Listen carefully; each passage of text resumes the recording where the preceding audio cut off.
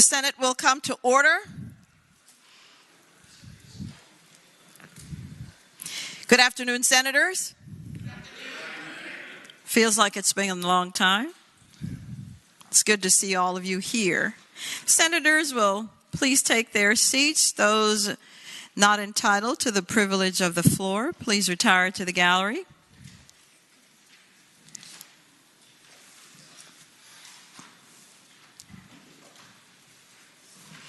The senators and all in attendance, please stand. We will be led in prayer this afternoon by the Reverend Milton Bunting of Ebenezer Baptist Church of Exmoor. And following the prayer, everyone will please remain standing, and we will be led in the Pledge of Allegiance to our flag of the United States of America by Nathan Hatfield, our Assistant Clerk in the Senate Clerk's office. Good afternoon. Good afternoon. Let us pray. O God, we beseech thee this afternoon on behalf of all persons who shall convene this day and in the days to come to discuss, debate, design, and declare the policies that shall guide us as a commonwealth.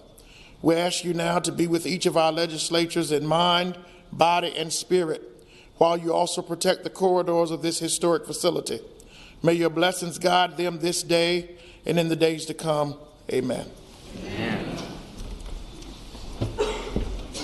I pledge allegiance to the flag of the United States of America and to the republic for which it stands, one nation, under God, indivisible, with liberty and justice for all.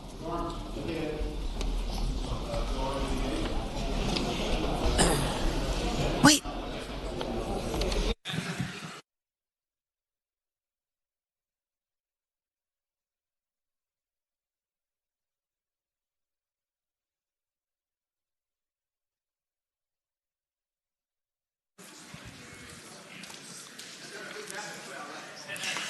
The clerk will call the roll. All those present, please vote aye.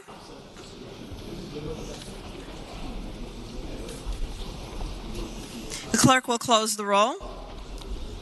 You have a quorum, Madam President. Senate Journal for Saturday, March the 12th, 2022.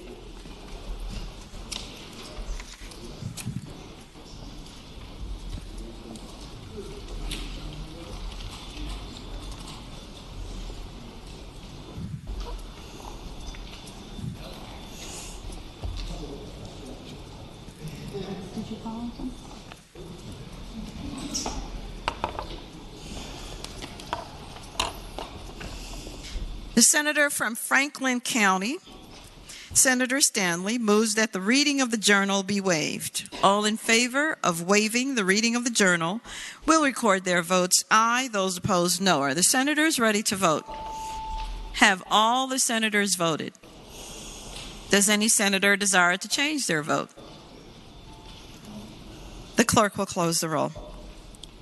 Ayes 34, noes 6. Ayes 34, noes 6. The reading of the journal is waived.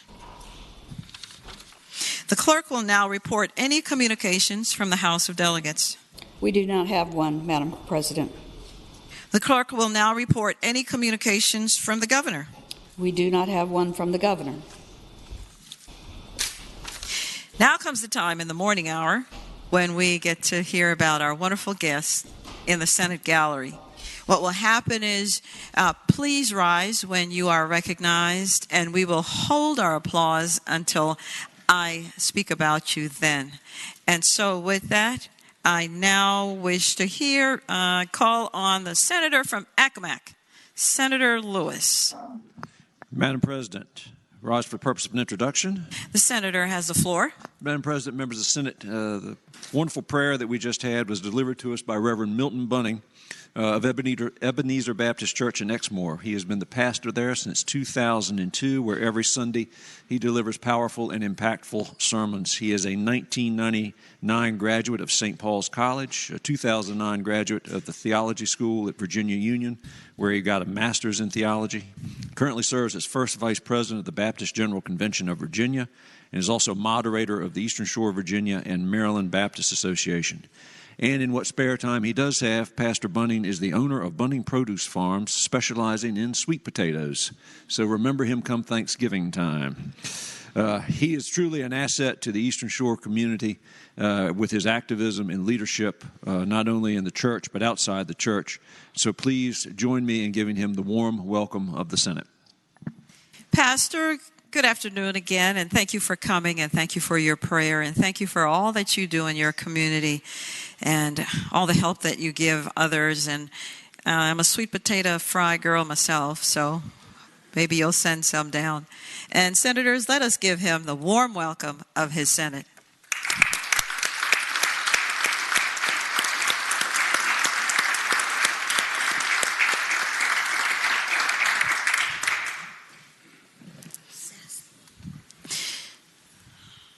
The chair now calls on the senior senator from Fairfax County, Senator Saslaw.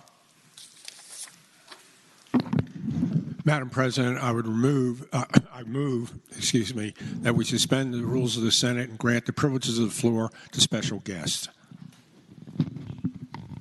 Without objection? Madam President. It is a recorded vote. For what purpose does the gentlelady from Fauquier rise? Madam President, I know this may be out of order, but I was wondering if I might make an introduction before we do the center aisle presentation so that the guests in the gallery might be able to continue their tour. Is that possible, Madam Clerk?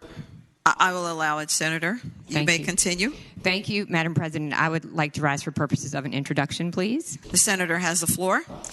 Thank you, Madam President. I have a very patient but excited group of people who are visiting here in the gallery today, and I know that this center aisle presentation is very important and will last some period of time and will take the time of the Senate, and I would love for them to have the opportunity to be introduced, and so if they can stay, but otherwise they can continue on with their field trip and the rest of their special tour. In the gallery today, visiting our Capitol, is the 7th grade class from the Hill School in Middleburg, Virginia.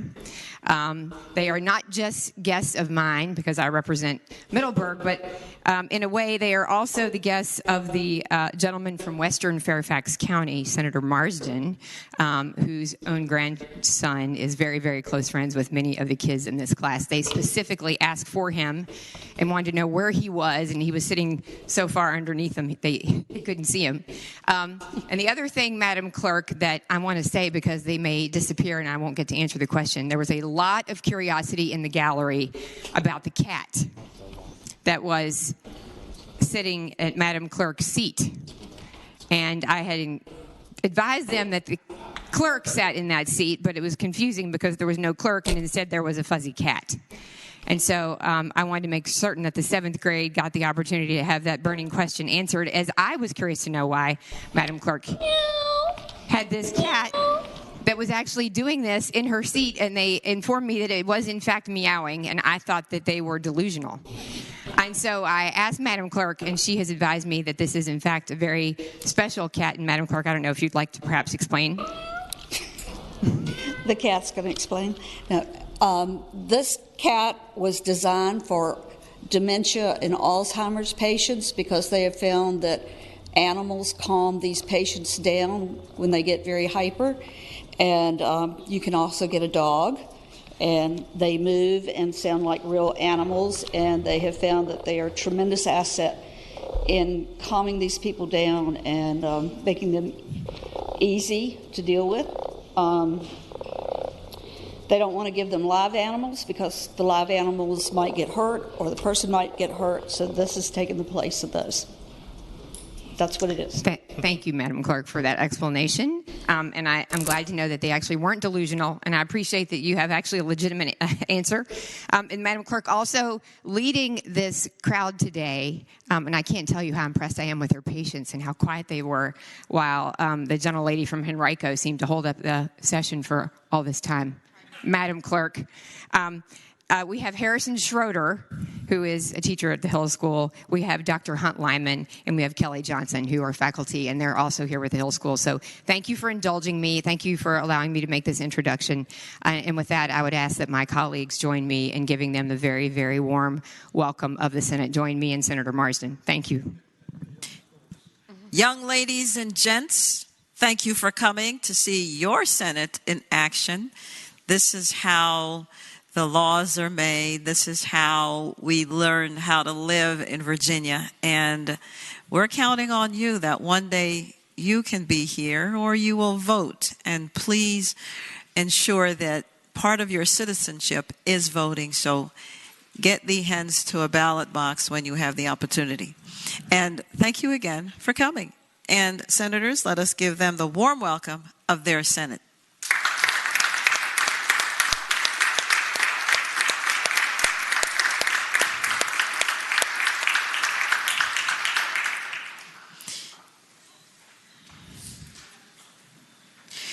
We still have the motion on the floor, and so the question is, shall the rules be suspended and the privileges of the floor granted to distinguished person?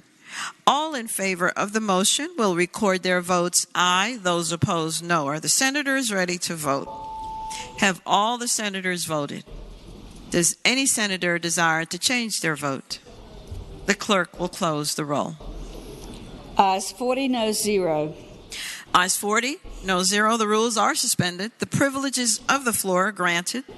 The chair recognizes the senator from Washington, Senator Pillion, for the purpose of presenting the distinguished guest.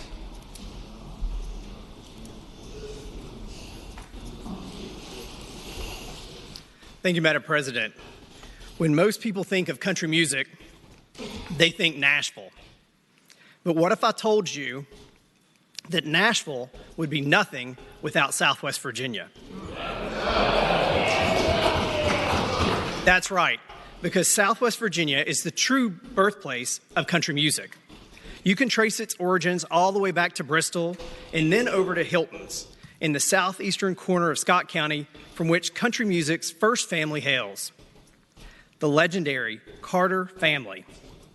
AP, Sarah, and Maybelle, whose first recordings in 1927 are credited with giving birth to the commercial music industry.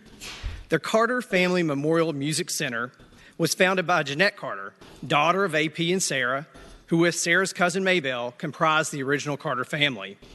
The Carter Family Memorial Music Center, lovingly known as the Carter Family Fold, is directed by Jeanette Carter's daughter, Rita Carter Forrester, whom we honor today with the Outstanding Virginian Award, our highest civilian honor.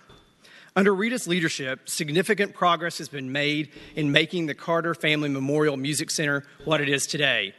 Having visited numerous times myself, I can tell you that it is modest but remarkable, and it remains true to its roots, which I think is a true point of pride for Rita.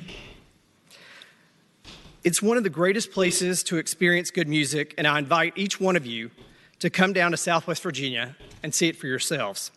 Quite literally, Rita's blood, sweat, and tears have gone into telling her family's rich history and preserving the Carter family legacy for the continued enjoyment and benefit of Virginians and country music fans everywhere.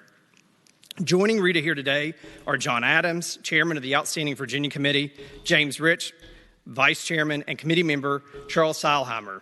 Additionally, we are pleased to welcome numerous guests, honored guests in our gallery. And Madam President, at this time, I would ask the clerk to read Senate Resolution 19, commending Rita Carter Forrester. Senate Resolution number 19, commending Rita Carter Forrester. Whereas Rita Carter Forrester, the granddaughter of two members of one of the most influential folk and country music bands of all times, the Carter family, has worked diligently to preserve the band's legacy and promote Southwest Virginia's contributions to the American musical landscape. And whereas presented by the Virginia General Assembly's Outstanding Virginian Committee in conjunction with the University of Virginia's Frank Batten School of Leadership and Public public policy, the Outstanding Virginian Award is considered the Commonwealth's highest civilian honor and is awarded to citizens such as Rita Carter Forrester, who have distinguished themselves through extraordinary civic service. And whereas the Carter family, originally comprised of Sarah Carter, her husband A.P. Carter, and her sister-in-law Maybelle Carter, became local legends playing at town events, church functions, and house parties in Scott County and throughout Southwest Virginia, and became one of the first groups to record commercially produced country music at the famed Bristol Sessions in 1927. And whereas known as the first family of country music, the members of the Carter family were highly admired for their exceptional talents, commitment to honing their craft as musicians, and prolific songwriting, and they influenced other performers in a wide range of genres for decades. And whereas in 1979, Jeanette Carter, daughter of Sarah and A.P. Carter, established the Carter Family Fold as a concert venue dedicated to performances of old-time country and bluegrass music, located in what is now Hilton's. The venue has helped preserve traditional music styles and support local artists while also welcoming nationally known performers like Johnny Cash. And whereas Rita Carter Forrester, Jeanette Carter's daughter, has continued to uphold the family legacy of musical preservation and became the executive director of the Carter Family Memorial Music Center, which includes the Carter Family Fold after her mother's death in 2006.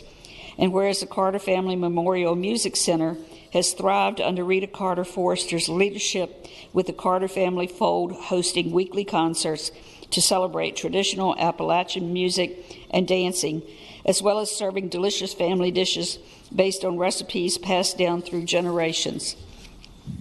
And whereas in 2009, Rita Carter Forrester presided over a major project to renovate and rededicate the Carter Family Museum, an unparalleled collection of Carter family memorabilia, and whereas the Carter Family Memorial Music Center also features the restored 1880s cabin where A.P. Carter was born, and the organization holds an annual Carter Family Memorial Festival in August. And whereas in addition to her work with the Carter Family Memorial Music Center, Rita Carter Forrester is a full-time employee of her alma mater, East Tennessee State University, as an administrative assistant. She often works long and late hours to ensure that the Carter Family Fold fulfills its mission to serve and enrich the community. And whereas Rita Carter Forrester has shared the joys of the Appalachian mountain lifestyle with visitors from around the Commonwealth, the nation, and the world, and ensured that fans of the Carter family and all music lovers have a place to learn about and appreciate the early roots of country music, now therefore be it resolved by the Senate of Virginia that Rita Carter Forrester hereby be commended on her selection as the 2022 Outstanding Virginian for her work to preserve the rich musical heritage of Southwest Virginia as Executive Director of the Carter Family Memorial Music Center. And be it resolved further that the Clerk of the Senate prepare a copy of this resolution for presentation to Rita Carter Forrester as an expression of the Senate of Virginia's admiration for her contributions to cultural life in the Commonwealth. If you will please join me in the well of the Senate.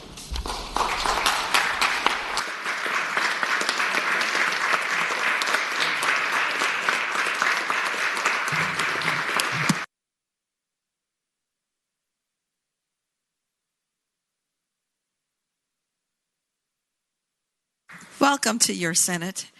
We thank your family for its contributions to our American culture, and I can tell you that having been born in Jamaica, we love country music too, so it's gone way international, and we thank you for preserving that. Thank you for all that you do for your community as well. And on behalf of the senators, we do present this to you. Thank you.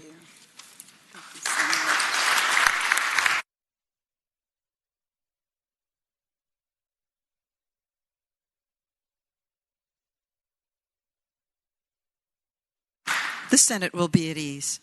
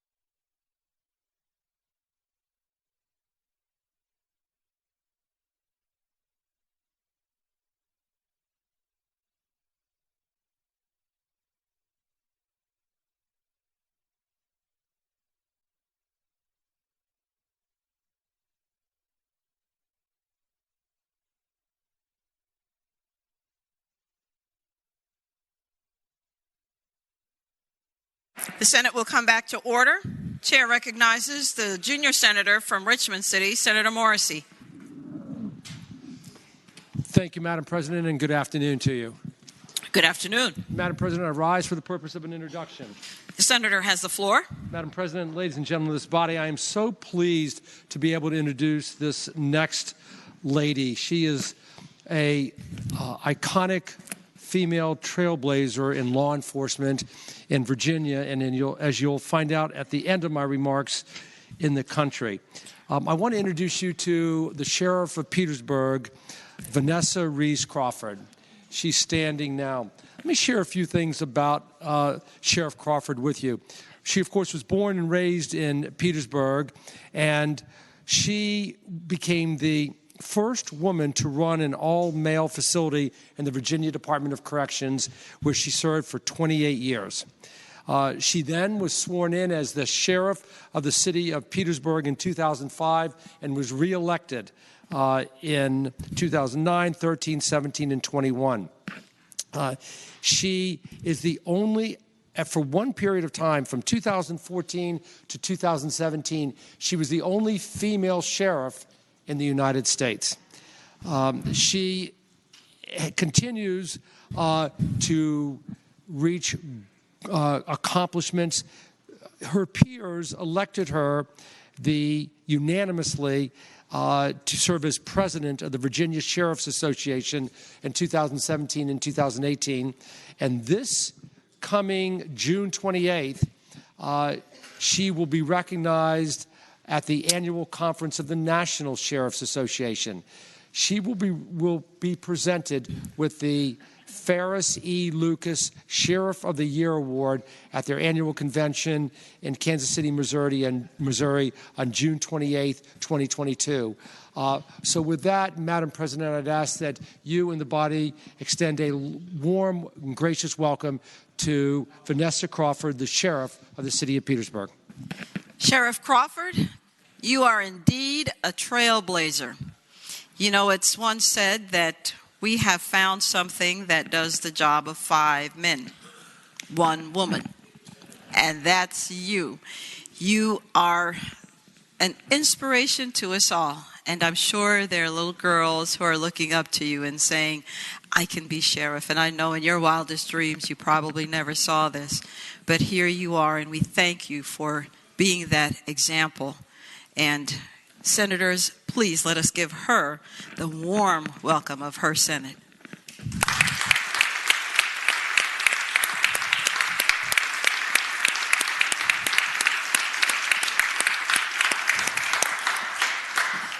In a field of men. Thank you, Sheriff. Chair now recognizes the gentlelady from Hampton, Senator Locke. Thank you, Madam President. I would ask that we extend a warm welcome to Daniel Lloyd, who is seated at the clerk's desk today. Daniel is a legislative staff member from the Arkansas House of Representatives, and he is spending the week here with our clerk staff. He was selected to participate in the American Society of Legislative Clerks and Secretaries Associate Exchange Program, and chose to visit the Virginia Senate to learn about our process and procedure. Daniel is from Little Rock, where he has been the legislative analyst and assistant reading clerk since 2017. In addition to helping constituents with state-related issues, he also monitors the voting machine and helps read bills across the desk. If everyone would please join me in welcoming Daniel to the Virginia Senate.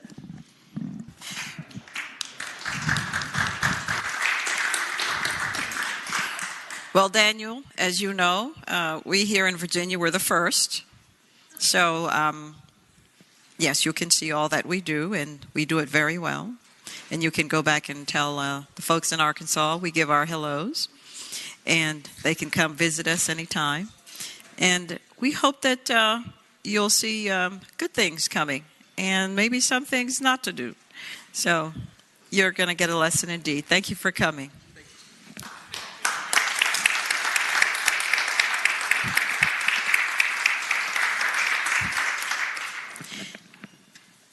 Chair recognizes the senator from Fauquier, Senator Vogel. Thank you, Madam President. I rise for purposes of a second introduction this morning. Senator may continue. Or this afternoon. Thank you, Madam President. I have present in the gallery this morning two people who are here today visiting, representing the Virginia Hemp Coalition. I think the members of the body are very familiar with the fact that we have some legislation before us today that is of great interest to the Virginia Hemp Coalition. And they're here. See, that's why they told me not to just say the two names, because there's a lot more joined the group.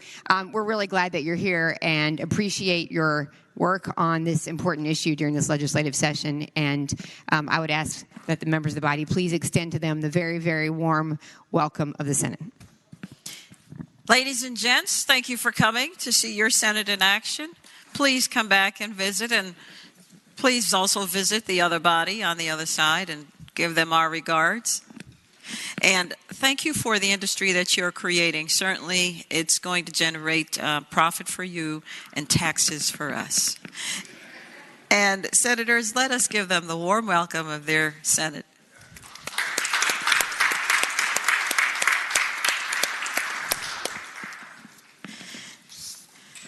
Chair recognizes Senator Chase, the gentlelady from Chesterfield. Thank you, Madam President. Good morning. And our guests, good afternoon, I should say. Good afternoon. And I rise for the purpose of an introduction. Senator has the floor. Thank you, Madam President. Today in the Senate gallery, we have several special guests, but one in particular that I really want to sing her praises today, and that would be of Carrie Brockwell. Carrie Brockwell is a sophomore at Appomattox Regional Governor School in Petersburg. And guess what? She was recently auditioned for the season 20 and won a position to appear on the hit television show American Idol in 2022, where some of America's most beloved artists have gone to the careers in the music industry. Now, she is skilled on the piano, guitar, and she sings, and she has performed at high-profile events in our hometown of Chesterfield County, like the investiture ceremony, and currently graces different stages at local restaurants and clubs in Chesterfield County. And I, particularly as a pianist myself, get particularly excited when we have artists who play the piano. So, Madam President, if you wouldn't mind extending the warm welcome of the Senate. Thank you. Thank you for coming. What do you sing? All genres? Well, all right then. You could give us a country rendition, but not today. We're so glad of your accomplishments and that you're going to represent Virginia. And we thank your family for helping you to be a part of your becoming great, because you cannot get there by yourself. And senators, let us give them the warm welcome of their Senate.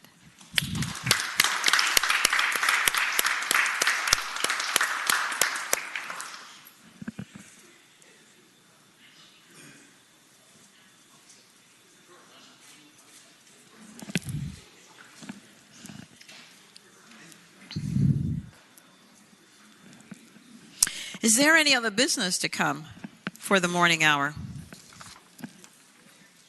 Hearing none, the clerk will call the calendar. Senate calendar for Wednesday, April 27, 2022. Senate bills with governor's recommendation. Senate Bill 4. Chair recognizes the gentleman from Roanoke County, Senator Suderline. Thank you, Madam President. It's good to see you today. I move that the Senate pass by the governor's amendments for Senate Bill 4 for the day. Without objection.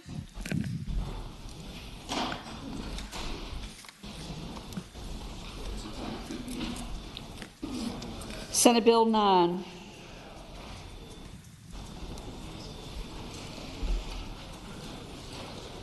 Chair recognizes Senator Peterson, the gentleman from Fairfax City. Thank you, Madam President. I think I'm senator now, but just I move that we accept the amendment and speak to the motion. The senator has the floor. Madam President, ladies and gentlemen of the Senate, I practice law in Fairfax County. Judge Penny Ascarati is a judge in Fairfax County. Johnny Depp is currently in her courtroom. Johnny Depp in 2015 was co-star with Kevin Bacon in the movie Black Mass, which means you all are 5 degrees from Kevin Bacon. Having said that, this is basically a technical amendment just adding Title 33.1 to the 30-day rule. Just simply says the government has to pay off judgments and settlements within 30 days. I hope you'll agree to it. Thank you.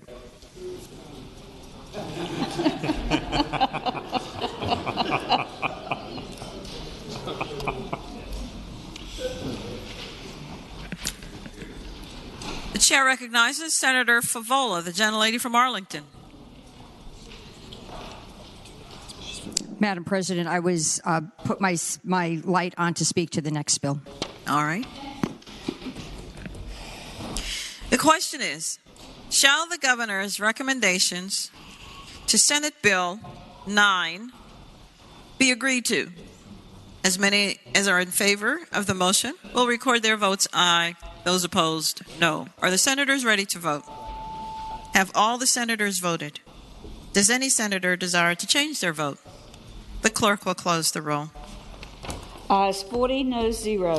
Ayes 40, no 0. The governor's recommendations are agreed to. Senate Bill 14.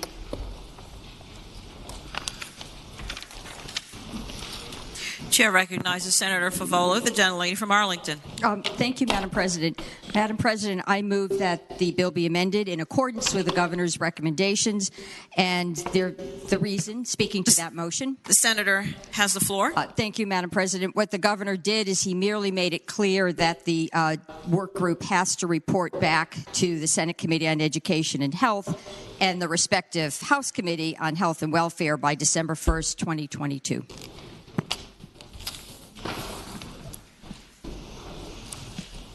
The question is, shall the governor's recommendations to Senate Bill 14 be agreed to?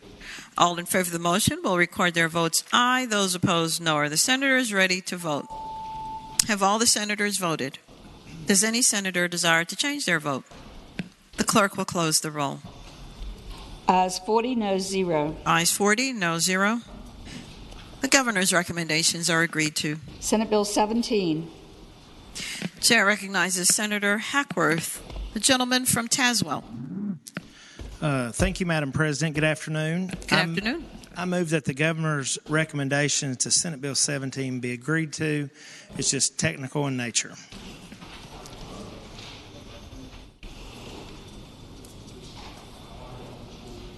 The question is, shall the recommendations of the governor for Senate Bill 17 be agreed to?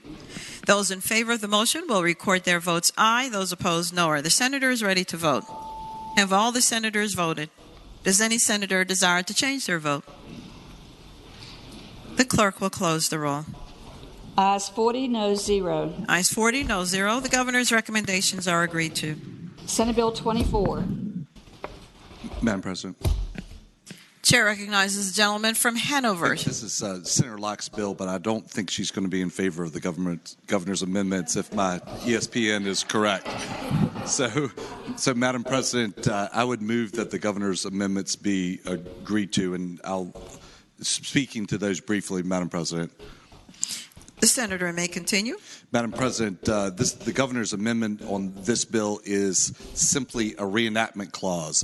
The rationale for the amendment is that the current pilot program for the eviction is in place until July 1 of 2023, and with the underlying provision of the bill, there will be also a report, and the Housing Commission would continue to study it, which would allow us to come back with any recommendations they would have in the meantime to be able to make additional determinations about the program and if changes needed to be made. So with that, Madam President, renew the motion that the governor's amendment be agreed to.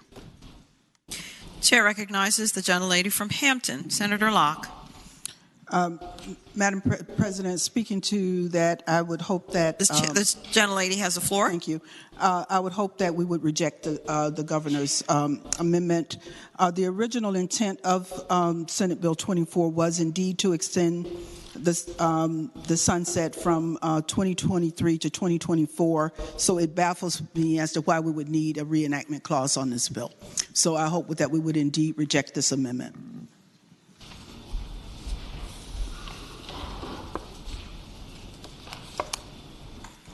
The question is, shall the governor's recommendations to Senate Bill 24 be agreed to? All in favor of the motion will record their votes aye. Those opposed, no. Are the senators ready to vote? Have all the senators voted? Does any senator desire to change their vote? The clerk will close the roll.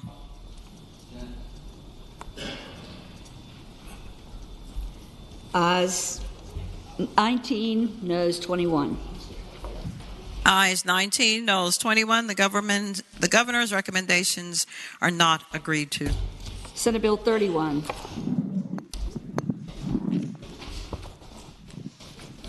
Chair recognizes Senator Marsden. Thank you, Madam President. Senate Bill 31 allows the Virginia Land Conservation Fund to make grants to state and federally recognized Indian tribes for conservation easements, and the law has always required that there be a local government that would be a sort of a co-owner of that. And we removed that requirement in the enrolled bill, but the governor, on the advice of some folks at Department of Conservation and Recreation, said that we should keep that that notion in place, that they need a local government partner in that. We didn't have a chance to discuss that with DCR as the bill went through the system, so I think it's appropriate that we accept the governor's recommendations here. We'll work on it for next year to see if there's any way around that to make the process a little bit simpler, but again, I reiterate my motion that we accept the governor's recommendations.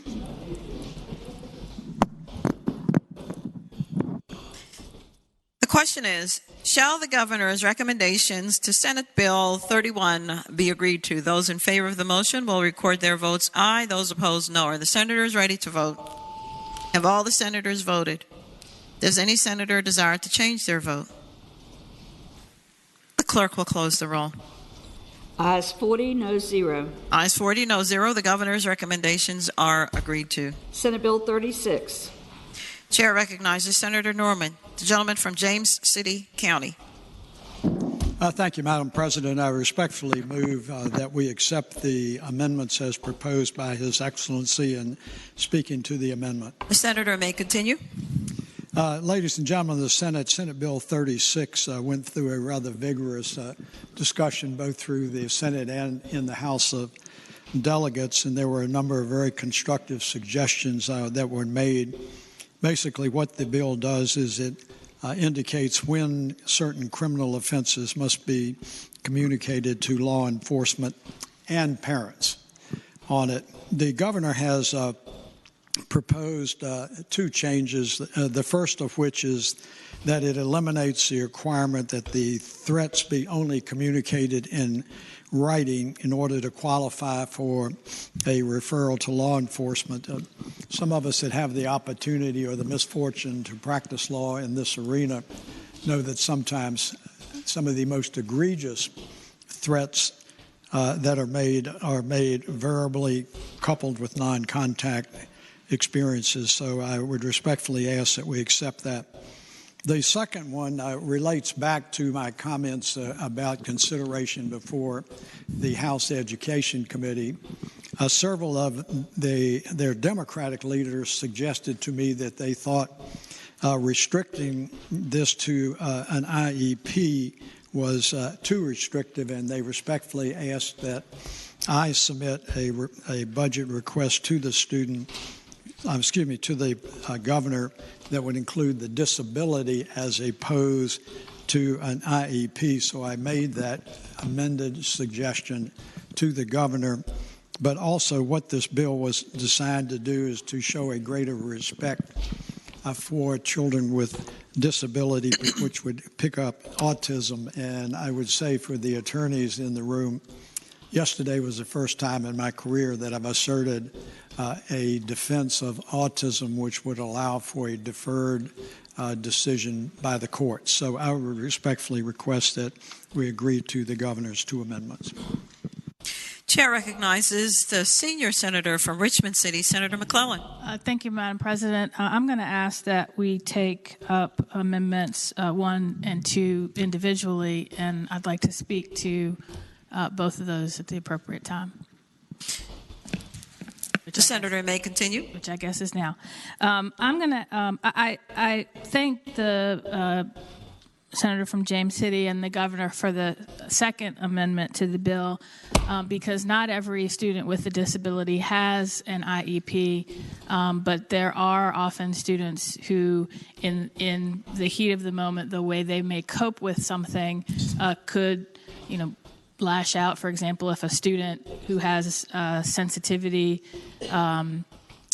sensitivity issues is touched, sometimes they involuntarily will lash out. And this definitely recognizes that. So I think the Second Amendment is one that makes the bill much better. The First Amendment, though, causes some concern for the following reasons. Remember that any incident that could constitute a crime can be reported. This deals with what is mandatory to be reported to law enforcement. And while oral threats can be very serious, oftentimes, particularly with elementary school students, and again with those students with disabilities that haven't yet been diagnosed, because those disabilities first manifest themselves in behavior. And so you think about the kindergartner, the first grader, who in the heat of the moment of an argument says, I'm going to kill you. They don't mean it. And a principal and an administrator can look at the facts of that and determine, is this something that needs to be referred to law enforcement or not? Second, all of our schools have threat assessment teams, which include law enforcement. So when there is a threat, that threat assessment team is going to evaluate the threat, written or oral, and if they determine it is a credible threat that needs law enforcement intervention, they can do so. The parent of the student involved will be informed, and if they feel, whether it's the parent who made the threat, of the student that made the threat, or the one that received it, if they feel it needs to be referred to law enforcement, they have the power to do that. If it's against a teacher, anyone can refer it to law enforcement. But we need to leave the discretion with trained individuals to say, is this something that happened in the heat of the moment and doesn't need to be mandatory reported?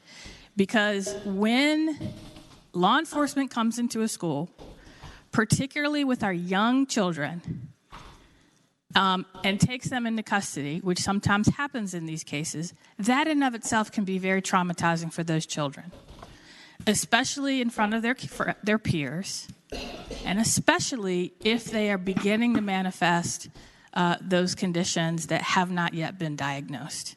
And we need to account for that in our laws rather than saying automatically everything needs to be referred to police. And for that reason, I ask that we reject Amendment number 1.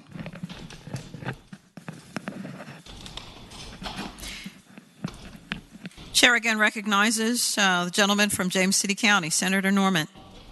Thank you, Madam President. If no one else desires to speak. I have no one, sir. You may continue. Thank you, Madam. This was also an interesting discussion in front of my friends on the Education Committee down at the House, and it's something of a legal nuance, and I don't want to be tutorial here, but in Virginia, we have a presumption that any child under the age of 9 is not capable of committing a criminal offense. So you can figure the grades that would cover under normal circumstances. Then the next bracket we hit, I think, is from that to age of 14, where there's a rebuttable presumption. And the junior senator from Richmond can correct me if I'm wrong, and I won't be the least offended. Is the bracket up to 14, where there's a rebuttable presumption that young people in that age cannot commit a criminal offense, but that can be overcome with certain circumstances and evidence. And then if you're over 14, then it is a consideration that you are capable of committing a criminal offense. So there's some nuances in there, and I will leave it at that.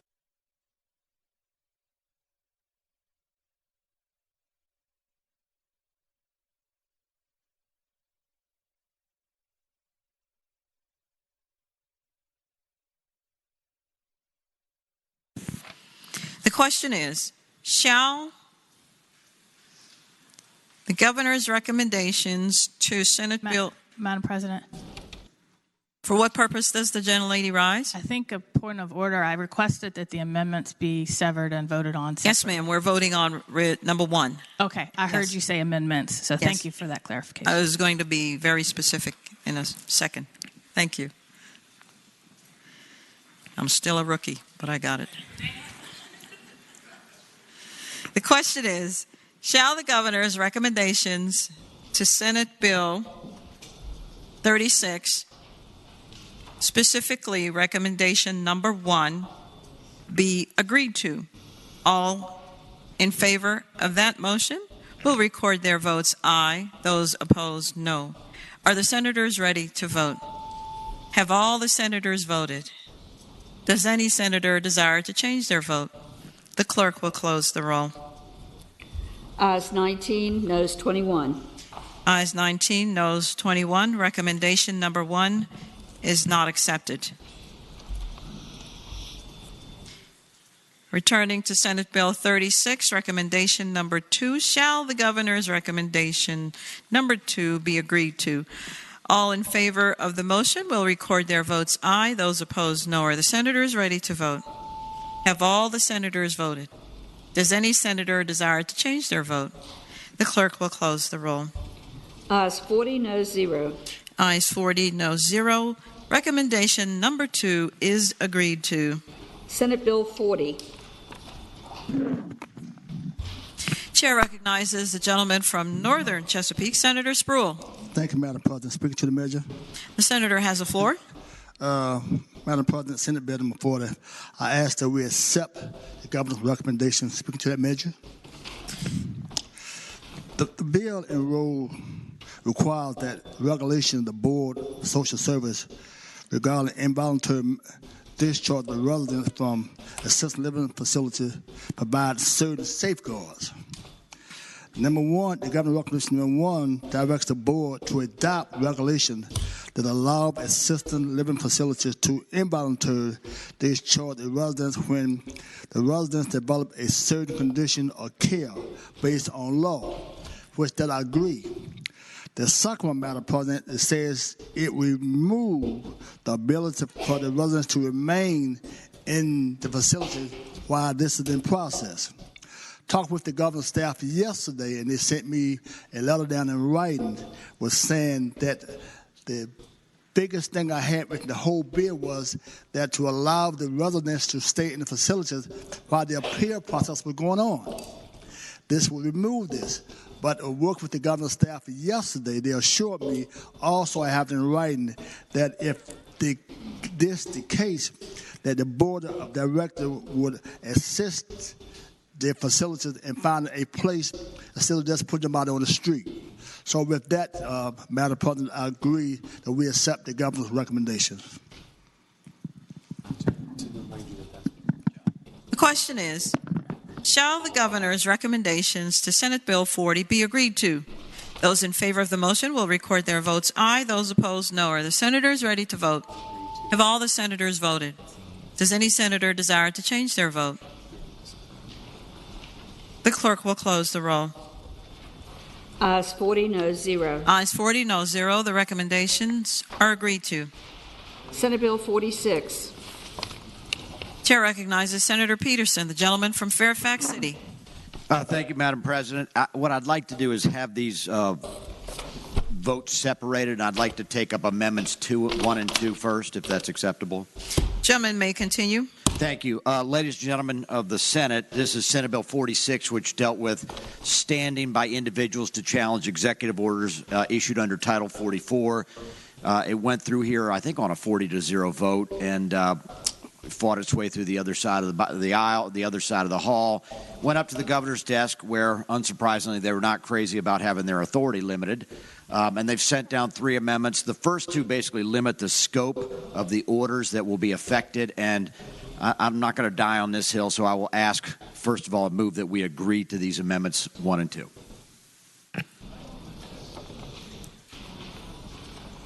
If I could make that motion. And then I'll speak to Amendment 3 after. Yes, sir. Okay. you want me to speak to Amendment 3 now? Or No, sir. I'm hearing some rumbling, so I'm waiting to see if anyone's coming into the queue. Otherwise,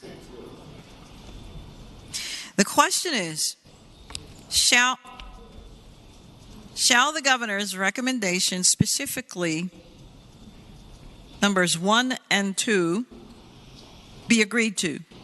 Those in favor of the motion will record their votes aye. Those opposed, no. Are the senators ready to vote? Have all the senators voted? Suderline. Has any senator desired to change their vote? Going once. The clerk will close the roll. Ayes 39, noes 1. Ayes 39, noes 1. Those recommendations, 1 and 2, are agreed to. All righty. Senator may continue. Thank you, Madam President. I will announce that the gentleman from Roanoke County has been terminated as my co-chair of the Civil Liberties Caucus, but we'll deal with that later. Amendment number 3 is a horse of a different color. You have a situation here where any executive order that is challenged by a citizen of this state will now have to come to Richmond City Circuit Court in order to take on the governor, which I'm a big believer in is we don't make special rules for ourselves, and I don't think the governor should be making a special rule for himself. If you own a business in Fairfax or Virginia Beach or Big Stone Gap, you should have every right to go into a circuit court and challenge that executive order. And so I ask that we reject amendment number 3.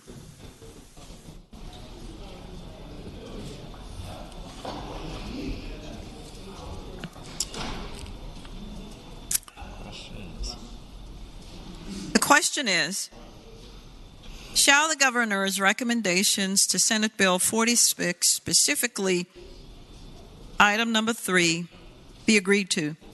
Those in favor of the motion will record their votes aye. Those opposed, no. Are the senators ready to vote? Have all the senators voted? Does any senator desire to change their vote?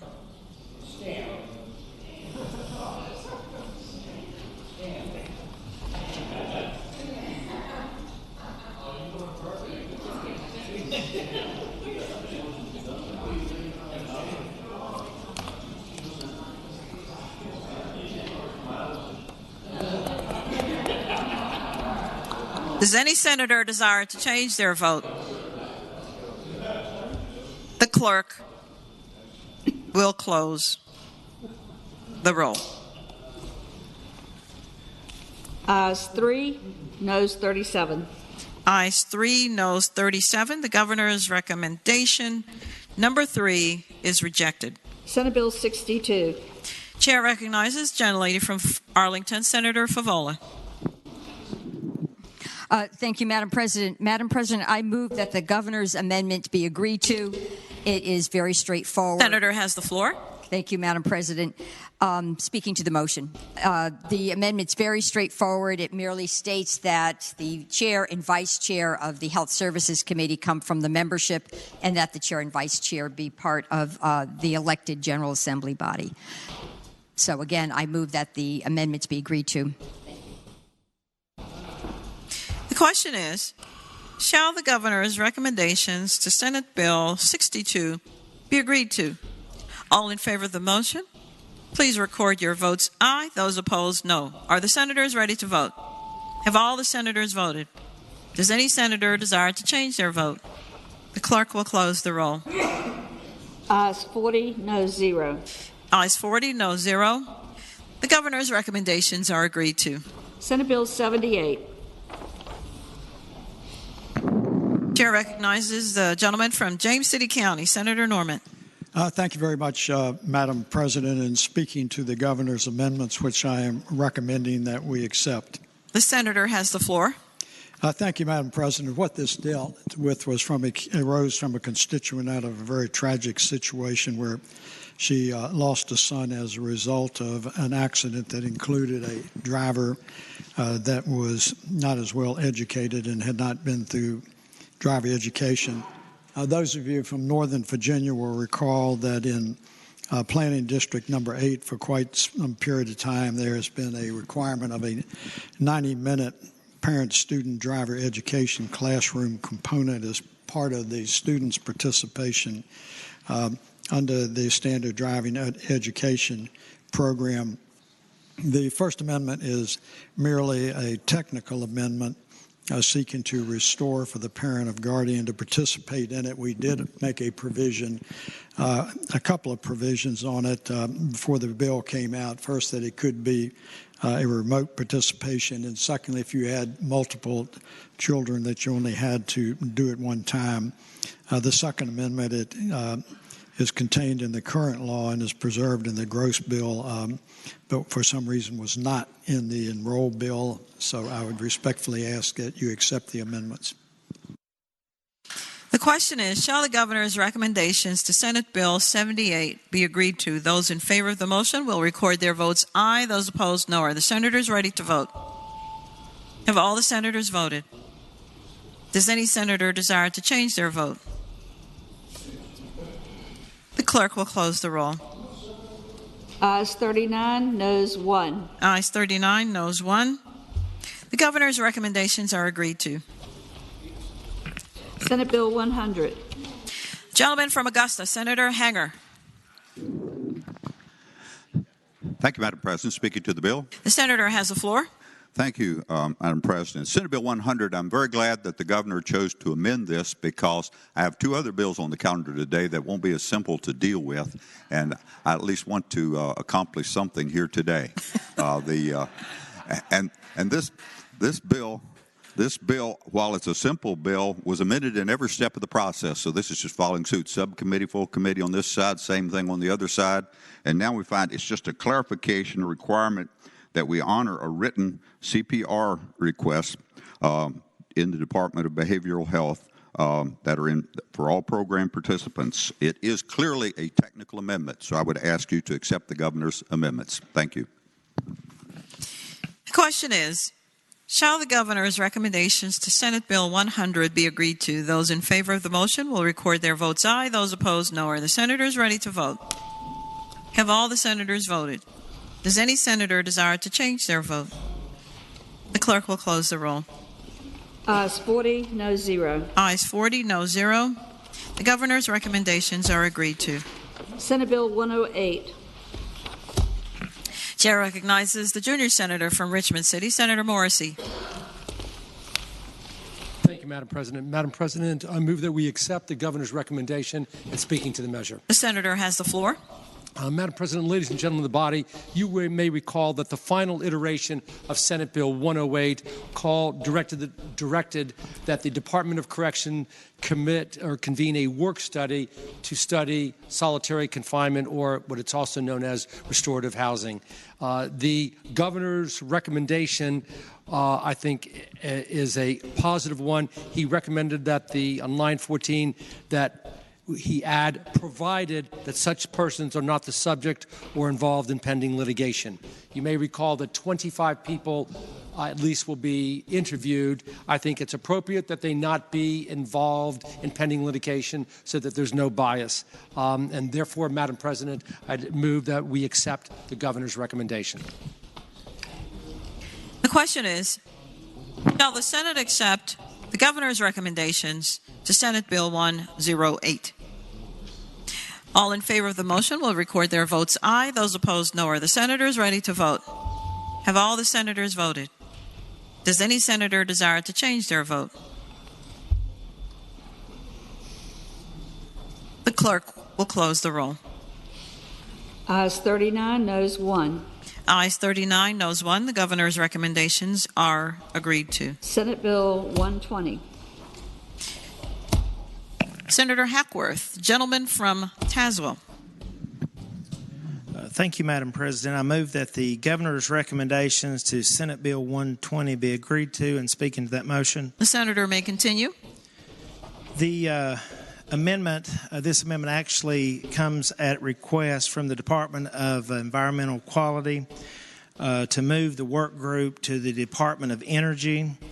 And that is because the Department of Energy will be be responsible for identifying the volume of waste coal piles, and they felt like that it would be more appropriate for the Department of Energy to also convene the work group to study the coal ash. And so with that being said, I ask that the motion for the recommendations to pass. Thank you.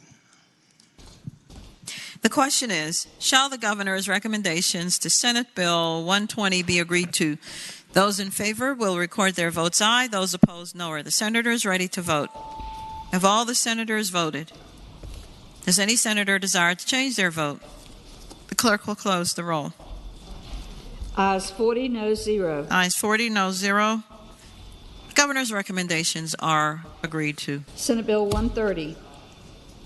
Chair recognizes again gentlelady from Arlington, Senator Favola. Thank you, Madam President. Madam President, I move that the governor's recommendation be agreed to, and speaking to that motion. Senator has the floor. Thank you, Madam President.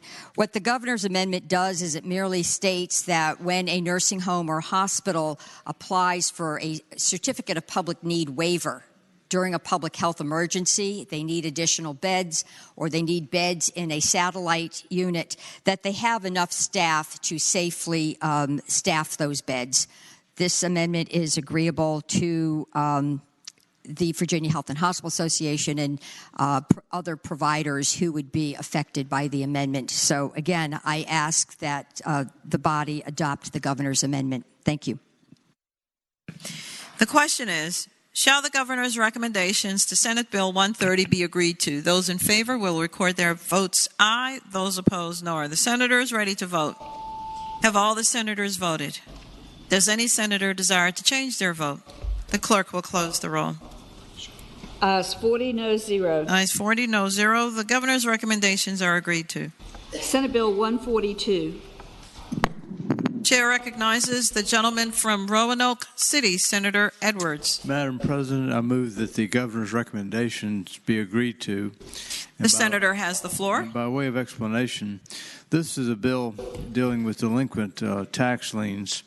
The bill, the enrolled bill, allows localities to have a special commissioner appointed to convey land with delinquent taxes to a land bank entity. The governor's amendment would increase the amount of taxes and liens that must be owed in order to be eligible for this land bank entity from 10% to 25%. With that explanation, I move that the recommendation of the governor be agreed to. The question is, shall the governor's recommendations be agreed to on Senate Bill 140? Those in favor of the motion will record their votes aye. Those opposed, no. Are the senators ready to vote? Have all the senators voted? Does any senator desire to change their vote? The clerk will close the roll. Ayes 40, no 0. Ayes 40, no 0. The governor's recommendations are agreed to. Senate Bill 143. Chair 143. Yes. Page 7. Senate Bill 143. Thank you, sir. I was looking at 163. Chair recognizes the gentleman again from Roanoke City, Senator Edwards. Madam President, this is Senate Bill 143. At my request, the governor is making a recommendation. We add an emergency clause on this bill dealing with the Court of Appeals of Virginia. You may recall that this bill was a cleanup bill. We passed the Court of Appeals last year. It's in effect now, but there's a cleanup based on some recommendations of the Boyd Graves Conference and the Virginia Bar Association. And so with that recommendation that we adopt the governor's recommendation to have an emergency clause so it can go to effect immediately, I move that the governor's recommendation be agreed to.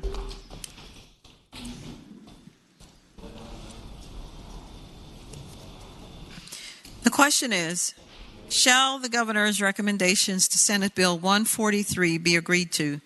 Those in favor of the motion will record their votes aye. Those opposed, no. Are the senators ready to vote?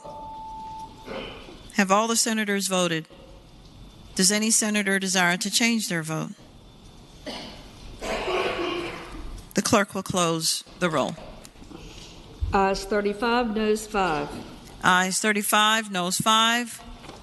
The governor's recommendations are agreed to. Senate Bill 163. Chair recognizes the gentleman from Lynchburg, Senator Peake. Thank you, Madam President. I would ask that we accept the governor's amendment to this bill. Speaking briefly. The senator has the floor. Thank you, Madam President.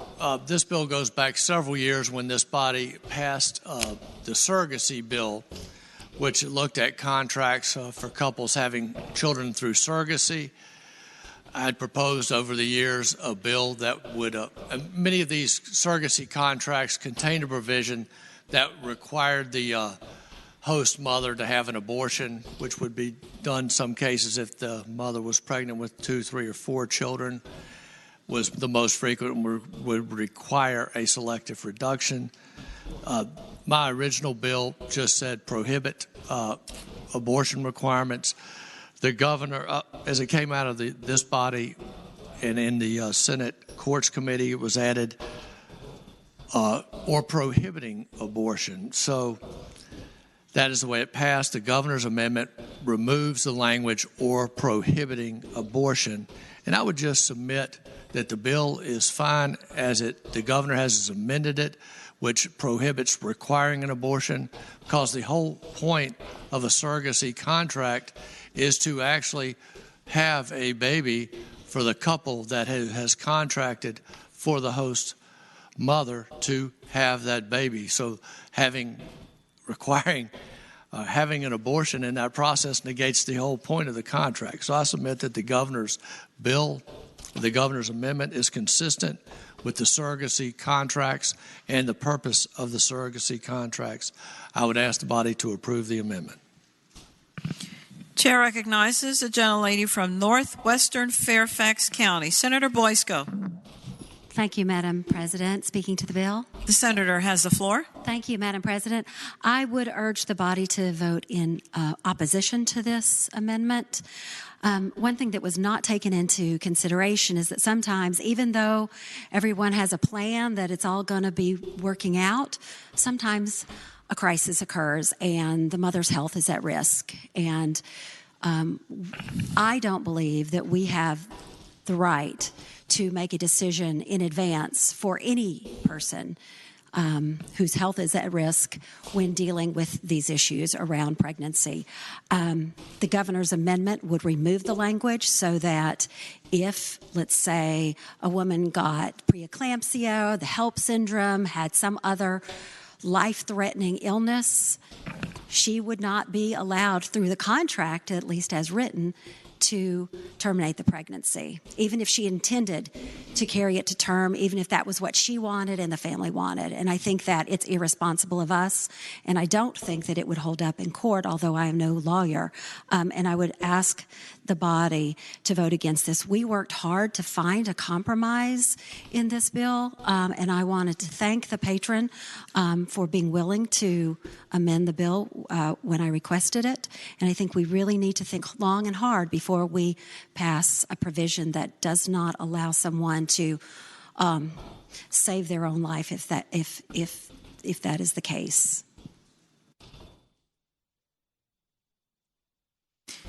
The question is, shall the governor's recommendations to Senate Bill 163 be agreed to?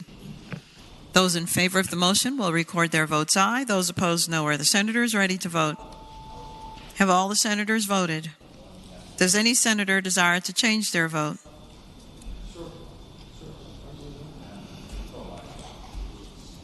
The clerk will close the roll. Ayes 19, noes 20. Ayes 19, noes 20. The governor's recommendation is rejected. Senate Bill 182. Chair recognizes the senior senator from Fairfax County, Senator Saslaw.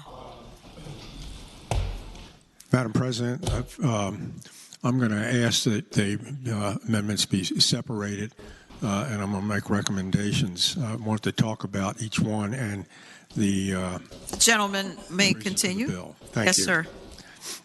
This bill was introduced at the request of Falls Church City and applies only to Falls Church City. The reason it was requested was in their original charter, they said in order to be on any city commission, you had to be a registered voter.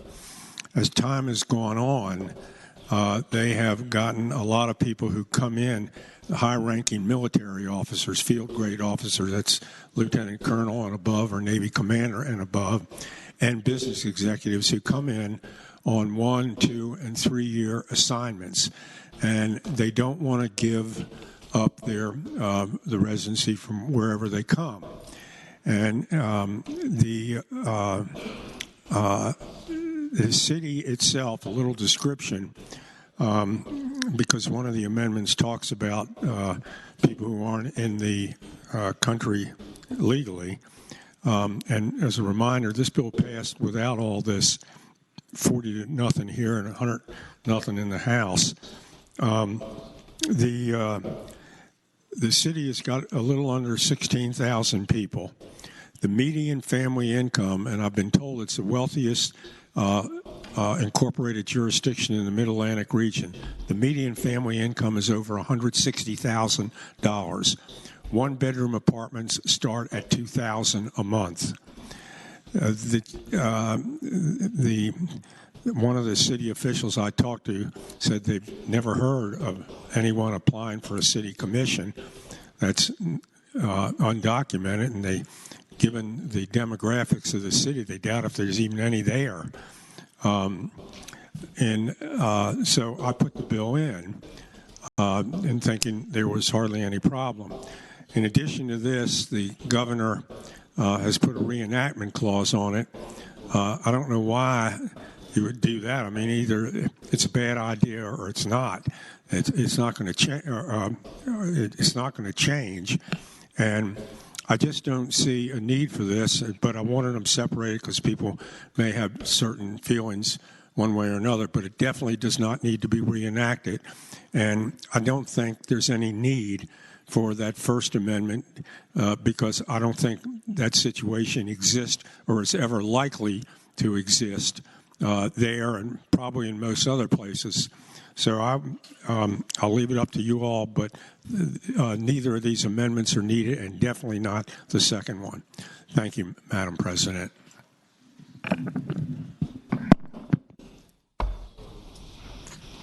We will take these up separately.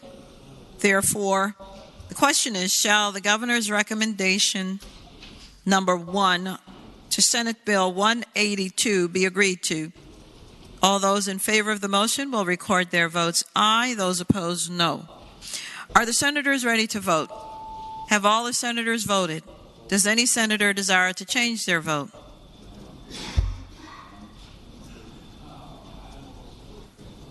The clerk will close the roll. Ayes 19, noes 21. Ayes 19, noes 21. The governor's first item recommendation is rejected. Now, for the second item on Senate Bill 182, shall the governor's recommendation be agreed to? Those in favor of the motion will record their votes aye. Those opposed, no. Are the senators ready to vote? Have all the senators voted? Does any senator desire to change their vote? The clerk will close the roll. Ayes 18, noes 22. Ayes 18, noes 22. That recommendation is also rejected. Senate Bill 192. Chair recognizes Senator Mason, the gentleman from Williamsburg.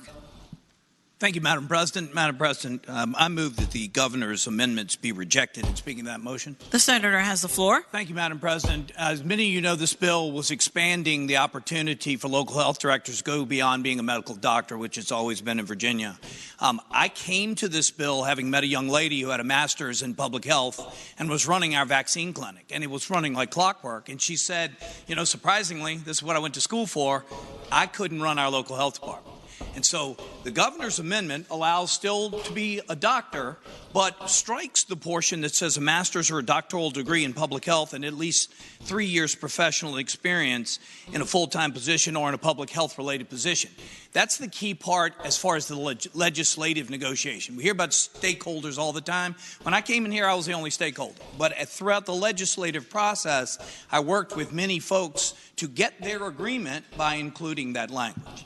And so I'd love to have had a conversation with the governor's office before, because this is much, much needed in our rural areas. And so he struck that middle part.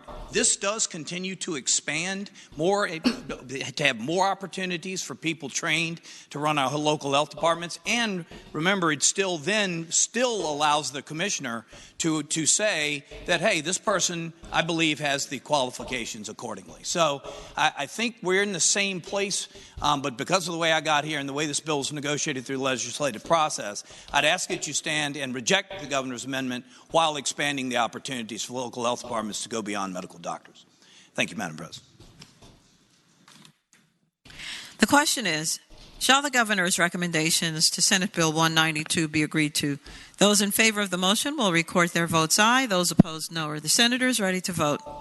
Have all the senators voted? Does any senator desire to change their vote? The clerk will close the roll. Ayes 19, noes 21. Ayes 19, noes 21. The governor's recommendations are rejected. Senate Bill 199. Chair again recognizes the gentleman from Williamsburg, Senator Mason. Thank you, Madam President. Madam President, I would move that we separate Amendment 1 and Amendment 2 of the governor's recommendations, and speaking to that motion. The senator has the floor. Thank you, Madam President. Madam President, you know, you get one every year that you just wonder how in the world you put so many brain cells into one piece of legislation. And this one, the conversation was when someone is not paid and left their belongings in self-storage, is putting it in the newspaper notice or not? Well, a week ago, there was a page of them in the Richmond Times-Dispatch that said A306B12. It didn't say Monty Mason. It didn't say my address. It didn't say anything informing whose stuff it was. And so we determined throughout the course of the discussion of the bill that this was not about informing. This was about the disposition of stuff that you've begged the person to pay or to come get. Right? So that's where we went. It ran into a roller coaster ride down the hall. So down the hall, we added that, you shall provide the name of someone else, just in case you can't be reached and you hadn't really exhausted all the effort. The governor's office says, well, you may provide the name of someone else. So that amendment number 1, Madam President, is just fine. And so I'd ask you to accept that. That way, the person, when they sign the contract, can decide yes or no whether they put a backup if they can't be reached or found before their contents are disposed of. The second amendment is the reenactment clause, Madam President, so I'd ask that you reject that because we've expended entirely too many brain cells on this discussion to this point, so let's let the chips fall where they may. So please accept amendment number 1 and reject amendment number 2. Thank you, Madam President.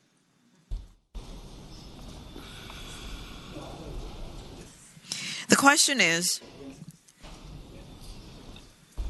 shall the governor's recommendation for Senate Bill 199, Amendment Number 1, be agreed to?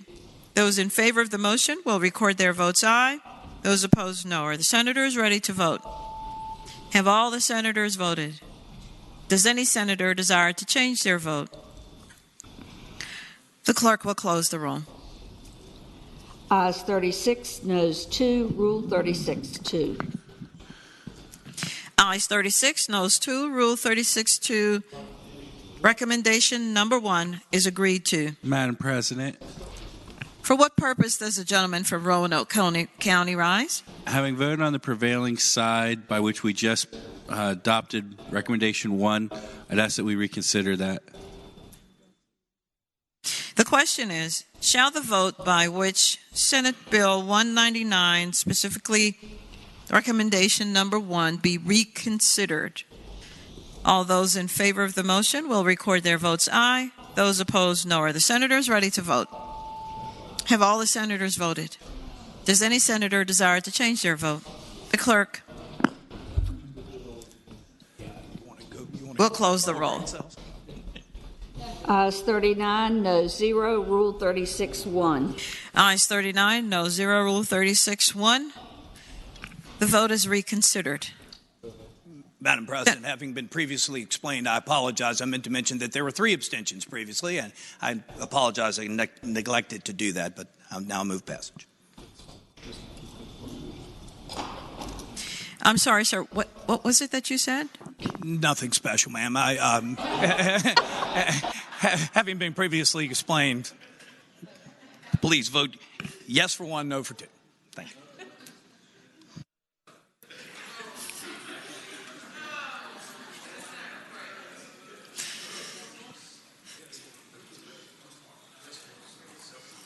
question is, shall the governor's recommendations to Senate Bill 199, Item 1, be agreed to? As many as are in favor of the motion will record their votes aye. Those opposed, no. Are the senators ready to vote? Have all the senators voted? Does any senator desire to change their vote? The clerk will close the roll. Ayes 35, noes 2, Rule 36-3. Ayes 35, noes 2, Rule 36-3. That recommendation of the governor's is agreed to. And again, shall the governor's recommendations to Senate Bill 199, recommendation number 2, be agreed to, with the recommendation that it be rejected? Those in favor of the motion will record their votes aye. Those opposed, no. Are the senators ready to vote? Have all the senators voted? Does any senator desire to change their vote? The clerk will close the roll. Ayes 15, noes 22, Rule 36-3. Ayes 15, noes 22, Rule 36-3. That recommendation is rejected. Senate Bill 216. Chair recognizes Senator McPike, the gentleman from Prince William. Thank you, Madam President. I move that the governor's amendments be adopted. And speaking to the motion. The senator has the floor. Thank you, Madam President. These are more technical amendments, fixing the grammatical issues and also reorganizing 2 subdivisions into relevant subdivision in the enrolled bill. So it's more of a technical fix, and again, move the adoption of the amendments. Thank you. The question is, shall the governor's recommendations to Senate Bill 216 be agreed to? Those in favor will record their votes aye. Those opposed, no. Are the senators ready to vote? Have all the senators voted? Does any senator desire to change their vote? The clerk will close the roll. Ayes 40, no 0. Ayes 40, no 0. Those recommendations are agreed to. Senate Bill 219. Gentleman from Prince William, Senator McPike. Thank you, Madam President. I move that the governor's amendments to Senate Bill 219 be adopted. And speaking to the motion. The senator has the floor. Thank you, Madam President. As you can see, this adds the emergency clause. I think the governor's office and the executive team are very interested in getting some of the reforms of the Virginia Employment Commission underway. This emergency clause helps to do that, and ask that the amendment be adopted. Thank you. The question is, shall the governor's recommendations to Senate Bill 219 be agreed to? Those in favor will record their votes aye. Those opposed, no. Are the senators ready to vote? Have all the senators voted? Does any senator desire to change their vote? The clerk will close the roll. Ayes 40, no 0. Ayes 40, no 0. Those recommendations are agreed to. Senate Bill 241. Chair recognizes Senator Hashmi, the gentlelady from Chesterfield County, the senior senator. Thank you, Madam President. I move that we adopt the governor's recommendation. And speaking briefly to that motion. The senator has the floor. This is a technical amendment recommended by our staff in DLS, and it just adjusts the nature of the appointment of our members to the Renal Disease Council. The question is, shall the governor's recommendations to Senate Bill 241 be agreed to? Those in favor will record their votes aye. Those opposed, no. Are the senators ready to vote? Have all the senators voted? Does any senator desire to change their vote? The clerk will close the roll. Ayes 40, no 0. Ayes 40, no 0. The recommendations are agreed to. Senate Bill 281. Chair recognizes the gentleman from Alexandria, Senator Eben. I move the governor's recommendations be agreed to. And speaking to that motion. The senator has the floor. The recommendations just make it clear that the buses are transit buses, so there's no. It's really a technical amendment. Move that we agree to it.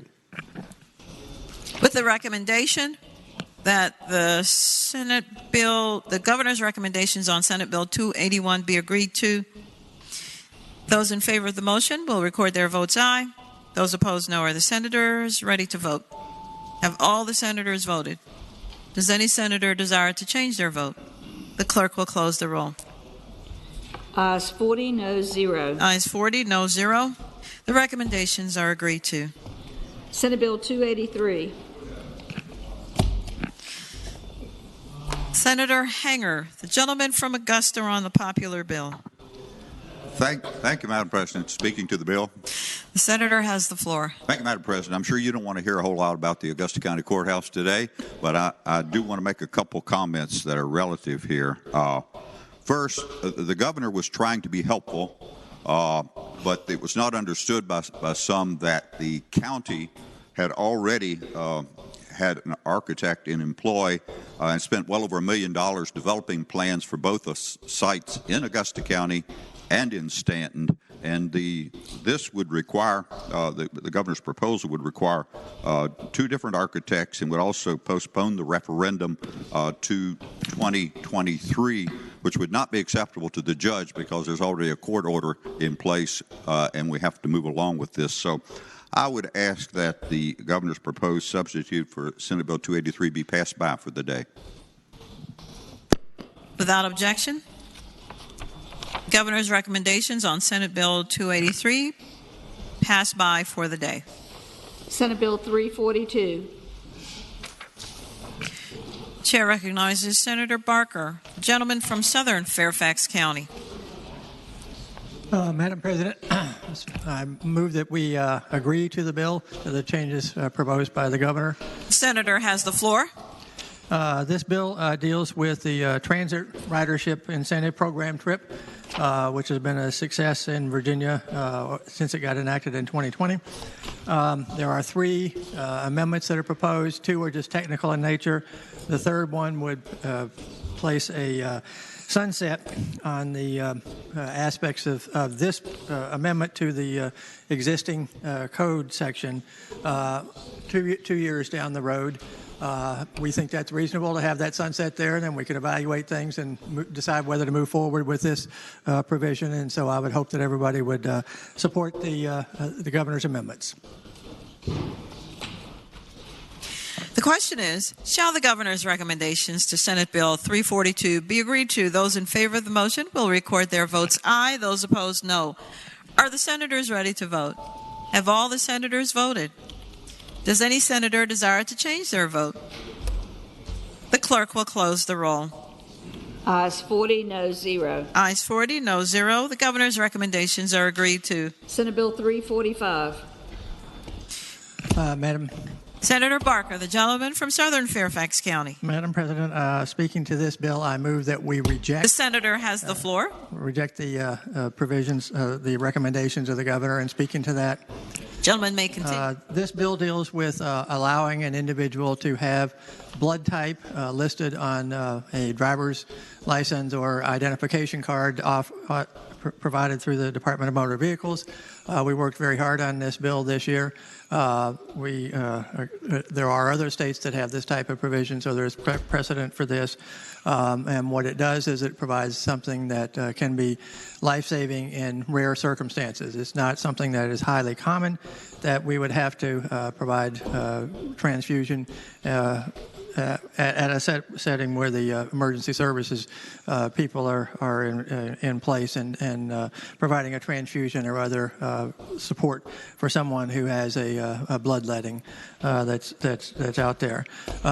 We actually, in going through and developing this legislation this year, we worked with the Department of Motor Vehicles. They are having a rewrite to the provisions for how they get the driver's licenses and the identification cards developed.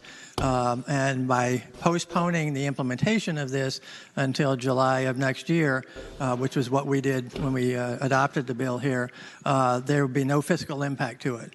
What has been proposed here by the governor is to have a reenactment, which would mean it could not be put into place prior to that and would clearly trigger a cost, an expense that is unnecessary at this time. And I would hope that people would join me in voting against the recommendations of the governor.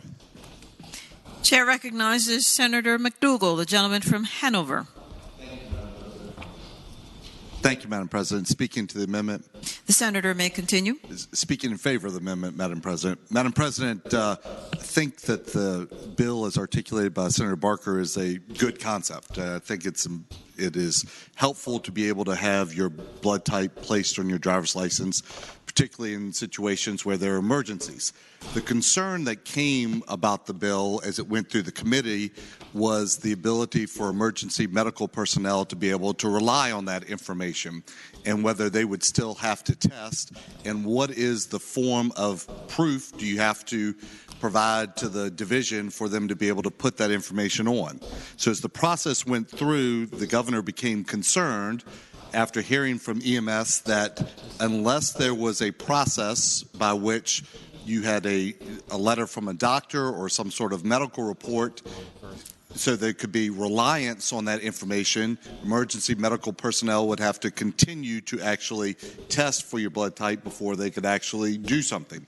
So while this is a good concept, the governor's concern was that the concept needed to be more fully developed in the manner of how that is placed on your driver's license and the supporting evidence, and thus the reason for the reenactment clause. So with that, Madam President, I would ask that the Senate agree to the governor's recommendation. Madam President. Senator Barker. Just to respond on that issue, that was an issue. Senator may continue. That was an issue that we dealt with during the discussion in committees and in action on the bill in both the Senate and the House, and we also checked with other states that have this type of legislation. It is something that is not implemented very often. It is fairly rare, but it can provide life-saving transfusions when these situations are critical and there's not opportunity or a time for a full type and cross of the blood type of the individual, and that therefore there's significant benefit to it, and particularly with people who are hemophiliacs or people who have other issues relating to clotting that would potentially put them in a position of being more likely to not survive if they don't have this type of information provided and the ability for a transfusion to be adopted there. So I would say that although it's not something that would be used a lot, it's something that may save lives in specific situations. And it also could be if early January this year we had people there were people in a rescue squad in the Fredericksburg area where there was a 24-hour delay and, traffic congestion that would also potentially help in those types of situations. With the recommendation that it be rejected, the question is, shall the governor's recommendations to Senate Bill 345 be agreed to? Those in favor of the motion will record their votes aye. Those opposed, no. Are the senators ready to vote? Have all the senators voted? Does any senator desire to change their vote? The clerk will close the roll. Ayes 19, noes 21. Ayes 19, noes 21. The governor's recommendation is rejected. Senate Bill 369. Gentleman from King George, Senator Stewart. Thank you, Madam President. I'd move that the governor's amendment be adopted. And speaking to that, Senator has the floor. Thank you, Madam President.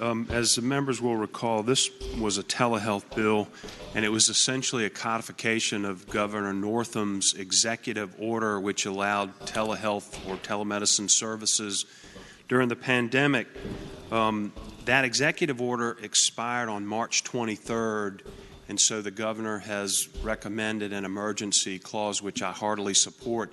And just for a small point in fact, I learned that currently there are over 700 patients that Johns Hopkins is serving through telehealth that have to be suspended until this law now takes effect. So that affects a great many of us on the eastern side of Virginia. So I hope that everybody would support the governor's amendment.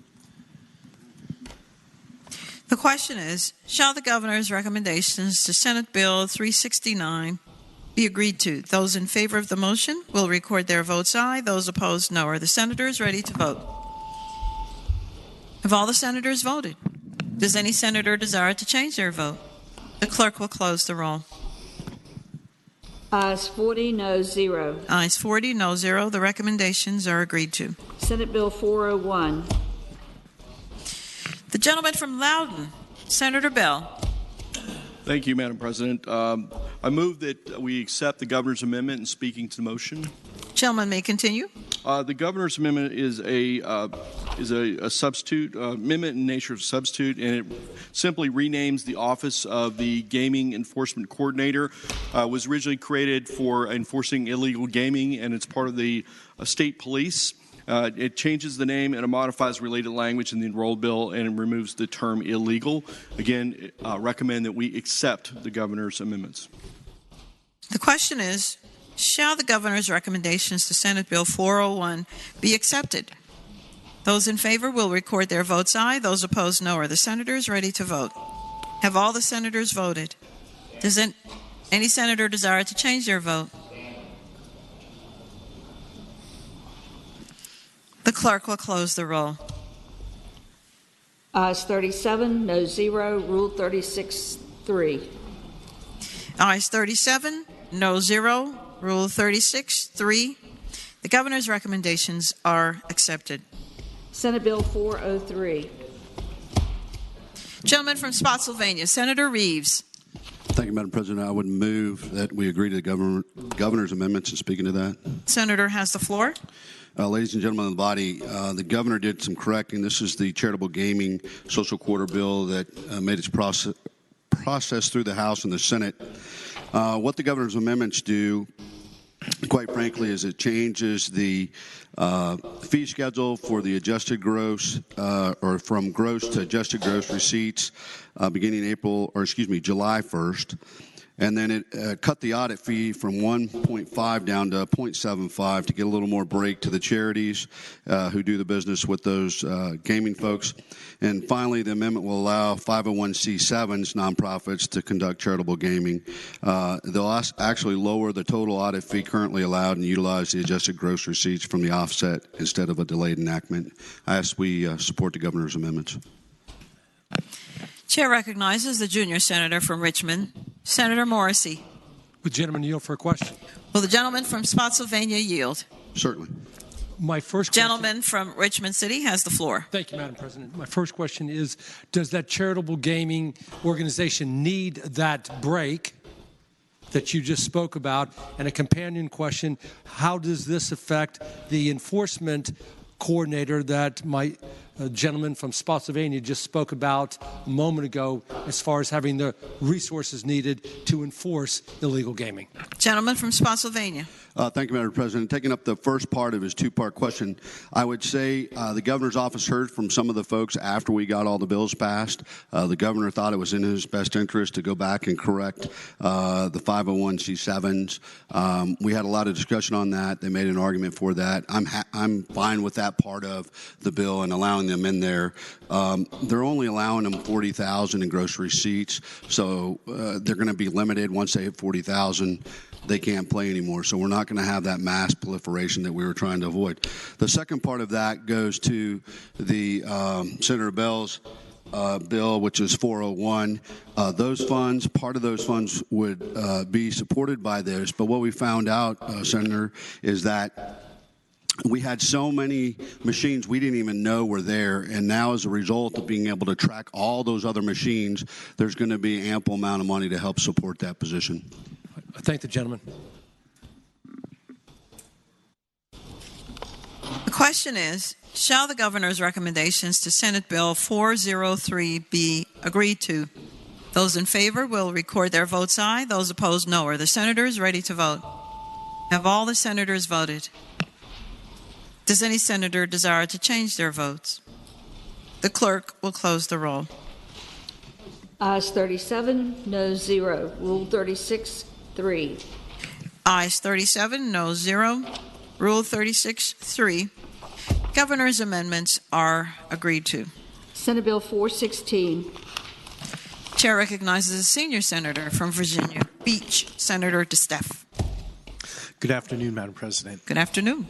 I request we pass Senate Bill 416's gubernatorial recommendations for his his recommendations by for the day.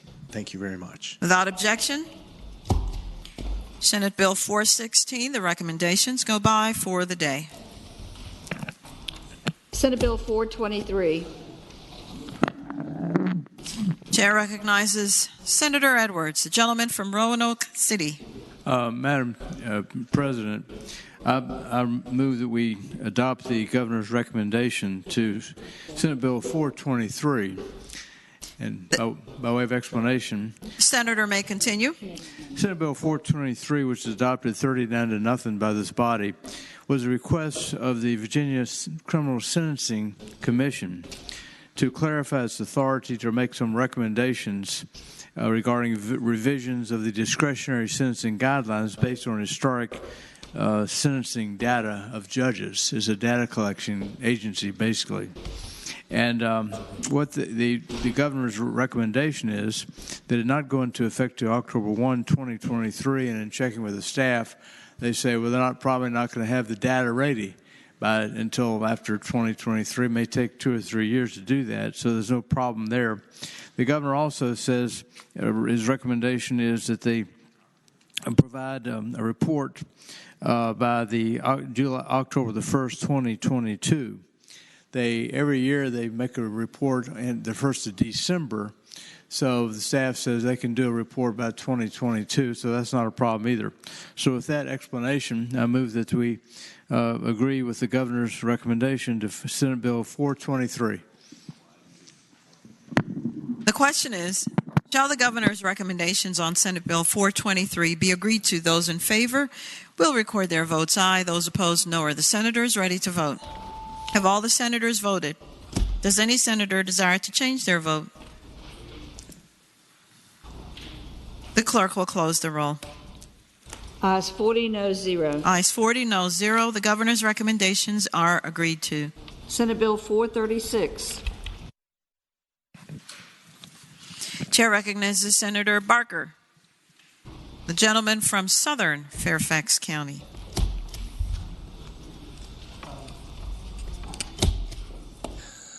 Madam President, I move that the governor's amendment here be accepted. And speaking to the measure. The senator has the floor. What this does is just a one-word addition. This is dealing with having the Commonwealth contract with a telehealth system in Virginia. It says in the bill that what the bill said was a non-governmental entity, and what he did was he added the word nonprofit as well. So it'd be both non-governmental and nonprofit. And I would hope that it'd be the pleasure of the body to adopt the governor's recommendations. The question is, shall the governor's recommendations on Senate Bill 436 be agreed to? Those in favor will record their votes aye. Those opposed, no. Are the senators ready to vote? Have all the senators voted? Does any senator desire to change their vote? The clerk will close the roll. Ayes 40, no 0. Ayes 40, no 0. The governor's recommendations are agreed to. Senate Bill 474. Chair recognizes the senior senator from Richmond City, Senator McClellan. Thank you, Madam President. With the recommendation that they be rejected, I move that the governor's recommendations be adopted. And speaking to that. The senator has the floor. Thank you, Madam President. Senate Bill 474 was a bill that would make it easier for indigent tenants to file an appeal in an eviction case on non-payment of rent by allowing the judge to waive the appeal bond, which judges have that discretion with other types of appeals for indigent litigants. What the governor's amendment does is actually put the financial burden back on the indigent tenants by requiring them to pay appeal bonds directly to the landlord, and that is unlike any other incidents where they have to file an appeal bond when they file the bond with the court. And so the bill actually, with the governor's amendment, would do nothing to provide that access to an appeal right to an indigent litigant who can't afford to pay the appeal bond. And for that reason, I ask that the amendments be rejected.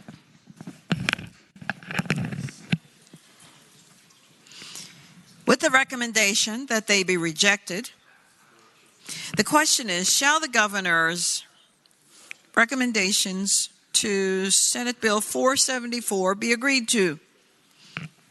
Are the senators ready to vote? Have all the senators voted? Does any senator desire to change their vote? The clerk will close the roll. Ayes 19, noes 21. Ayes 19, noes 21. The governor's recommendations are rejected.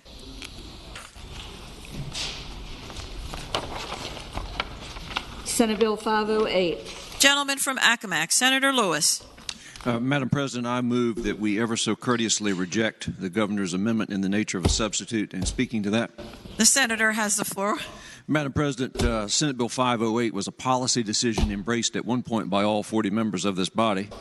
And Senate Bill 508 attempted to shift oversight of the Community Flood Preparedness Fund from the Department of Conservation and Recreation over to the Soil and Water Conservation Board, where it was believed there would be much greater transparency in the administration of that very robust fund, and also, frankly, more bandwidth in the administration of it and ability to push that money out into the community where it was meant to go and to start doing some good and resiliency efforts.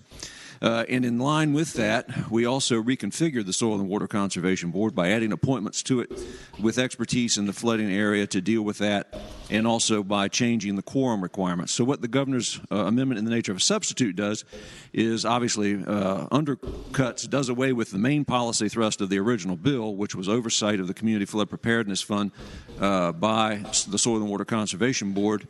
But unfortunately, it also, much to the consternation of our friends in the agricultural industry, leaves the board reconfigured with the same quorum requirements. So, and again, much to the agribusiness and farm bureau's distress. So, and this is an amendment in the nature of a substitute. It's all or nothing situation. And so, for those reasons, Madam President, I move that we reject the governor's amendment in the nature of a substitute. With the recommendation that it be rejected, the question is, shall the governor's amendment in the nature of a substitute for Senate Bill 508 be agreed to? Are the senators ready to vote? Have all the senators voted? Does any senator desire to change their vote? The clerk will close the roll. Ayes 0, noes 40. Ayes 0, noes 40. The governor's recommendation is rejected. Senate Bill 510. Chair recognizes Senator Suderline, the gentleman from Roanoke County. Thank you, Madam President. I move that the Senate agree with the governor's recommendation, Senate Bill 510, and speaking briefly. The senator has the floor.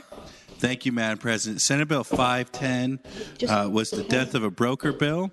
It's the legislation setting up the framework for when a very small real estate company's broker passes away and there is not a succession plan outlined there. It creates a legal framework and a default system for what would happen if nothing was put in place. The governor would like to see that instead of going into effect July 1, wait till January 1.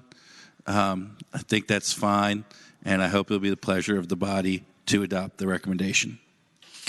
The question is, shall Senate Bill 510 with the governor's recommendations be agreed to? Those in favor will record their votes aye. Those opposed, no. Are the senators ready to vote? Have all the senators voted? Does any senator desire to change their vote? The clerk will close the roll. Ayes 40, noes 0. Ayes 40, no 0. The governor's recommendations are accepted. Senate Bill 538. The gentleman from Lynchburg, Senator Peake. Thank you, Madam President. Speak to the amendments. Senator has the floor. Thank you, Madam President. These are mainly procedural in nature. This is the non-payment of wages and contractor bill. We worked it out, and it left the body fairly unanimous at the time, I believe. And what the governor has done, they've made some changes based on Department of General Services that they have changed the language because they were concerned that the Commonwealth may be included as the general contractor. So this language, there's some commas. They changed it from construction contract so that the Commonwealth would not be held in this bill. It comes as a recommendation of the Secretaries of Finance and the administration to correct these errors. So I would ask that we agree to the governor's amendments. The question is, shall the governor's recommendations on Senate Bill 538 be agreed to? Those in favor of the motion will record their votes aye. Those opposed, no. Are the senators ready to vote? Have all the senators voted? Does any senator desire to change their vote? The clerk will close the roll. Ayes 40, no 0. Ayes 40, no 0. The governor's recommendations are agreed to. Senate Bill 550. The gentleman from Loudoun, Senator Bell. Thank you, Madam President. I move that we accept the governor's amendments and speaking to them. The senator has the floor. This is the bill concerning subcontractor payment. I want to thank, first off, everyone who worked on this bill. It took a lot of work, and I think we ended up with a much better bill at the end. What this amendment does is it removes contractor liability. There was some confusion in the language for that, and it removes that language. Changes payment terms from 45 to 60 days, and it has a delayed effective date to January 1, 2023. To my knowledge, all the involved stakeholders are okay with these changes, and I ask that you support the recommendations from the governor. The question is, shall the governor's recommendations on Senate Bill 550 be agreed to? Those in favor of the motion will record their votes aye. Those opposed, no. Are the senators ready to vote? Have all the senators voted? Does any senator desire to change their vote? The clerk will close the roll. Ayes 40, no 0. Ayes 40, no 0. The governor's recommendations are agreed to. Senate Bill 565. Gentleman from Eastern Fairfax County, Senator Somerville. Good afternoon, Madam President. Good afternoon.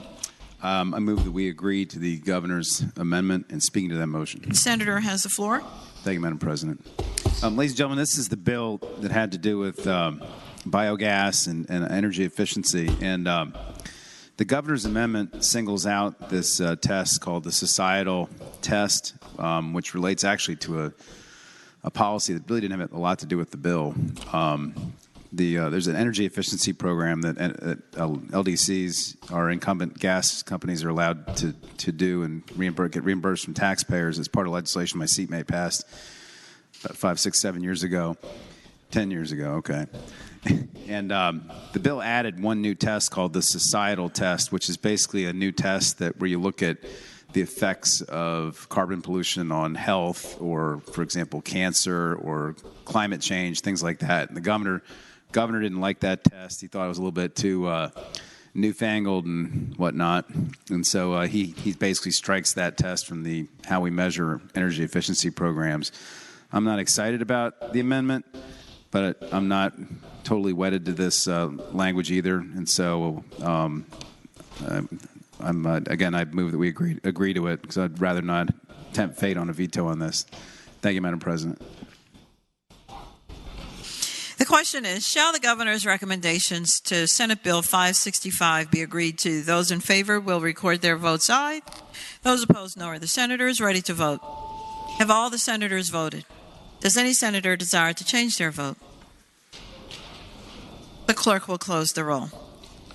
Ayes 32, noes 8. Ayes 32, noes 8. The governor's recommendations are agreed to. Senate Bill 575. Gentleman from Williamsburg, Senator Mason. Thank you, Madam President. Madam President, I move that we separate the amendments and take up amendments 1 through 3 in a block, and then amendment number 4 separately, please, ma'am. Yes, sir. The gentleman may continue. Thank you, Madam President. Madam President, I would move that we reject amendments 1 through 3, as in the governor had made the suggestion that this makes the program permissive.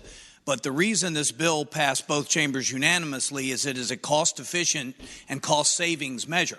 It requires that when you go to replace the fleet, you put it in a total cost of ownership model, and whichever model, whether it's an electric vehicle or a gas vehicle, comes out the most cost-effective and the cheapest to operate over the term, you pick that one.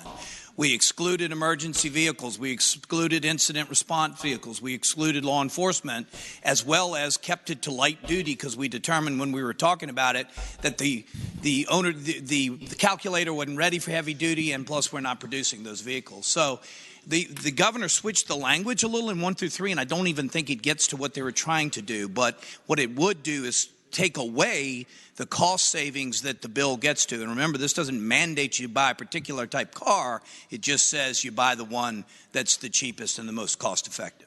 So I would move that we reject amendments 1 through 3 for those purposes. Amendment 4, the Attorney General saw something that he had concern over and sent it down. And as I read it, it's just the Department of General Services keeping an eye on the program for accountability measures. But the Attorney General had some issues with that. I have full faith that the fleet managers will follow the Code of Virginia, so we don't need to necessarily look behind them. Maybe in a couple of years, if we determine that it's not being done, we will. But Amendment 4 should be just fine and not burden them with doing that. So once again, please reject Amendment 1 through 3 and approve Amendment 4. Thank you, Madam President.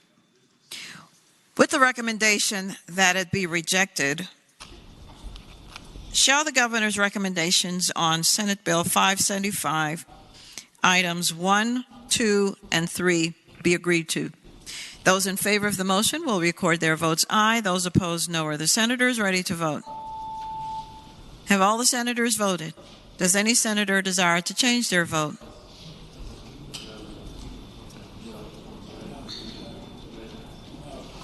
The clerk will close the roll. Ayes 19, noes 21. Ayes 19, noes 21.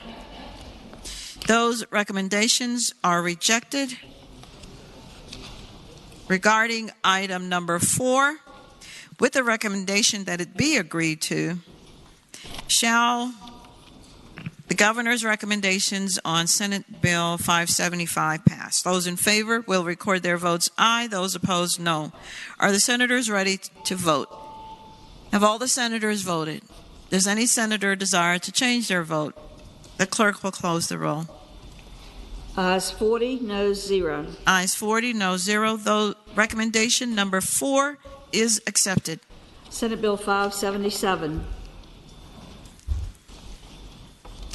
Chair recognizes the gentleman again from Williamsburg, Senator Mason. Thank you, Madam President. Madam President, with the recommendation that we accept the governor's amendment, I move that, and we'll speak to that motion, ma'am. Senator may continue. Thank you, Madam President. This was a background check bill that have 2 separate and distinct background checks: the criminal background check and then the social services background check. That is what's holding up the opportunity for people to hire in child psychiatric services. The senator from Mecklenburg and I have already sent a letter to Social Services and got a response on their process, how they're doing in the process, and what it's going to take to tighten that up. But in the short term, Madam President and members, this puts an emergency clause on the bill that makes it clear that these facilities can hire someone as long as that first criminal background check has been fully completed, while awaiting the second, but they cannot work on the campus or in the facility with children. So it just makes it clear that you can hire folks in a time that we've got a massive workforce development shortage. So once again, Madam President, I move we accept the governor's emergency clause and amendment. Thank you. The question is, shall the governor's recommendations to Senate Bill 577 be agreed to? Those in favor of the motion will record their votes aye. Those opposed, no. Are the senators ready to vote? Have all the senators voted? Does any senator desire to change their vote? The clerk will close the roll. Ayes 40, noes 0. Ayes 40, no 0. The governor's recommendations are agreed to. Senate Bill 591. Senator Hager, the gentleman from Augusta. Thank you, Madam President. I would ask that this bill go by temporarily so I can work on a strategy. Without objection, Senate Bill 591 goes by temporarily. Senate Bill 593. Chair recognizes the gentleman from Bedford, Senator Newman. Speaking to the amendment, Madam President. The senator has the floor. Madam President, I move that we accept the governor's amendment and speaking that motion. Yes, sir. May continue. Madam President, as some of you may recall, we set up in this bill a new form of officer, and it would be an auxiliary officer that would be able to take over in an ECO or TDO situation. Madam President, when the bill came through, there was an amendment that we all put on that I thought made it very clear that it would not apply to paperless ECOs. But the governor's amendment makes that abundantly clear that it would not apply to those ECOs. So with that, I support the governor's amendment. The question is, shall the governor's amendments on Senate Bill 593 be accepted? Those in favor of the motion will record their votes aye. Those opposed, no. Are the senators ready to vote? Have all the senators voted? Does any senator desire to change their vote?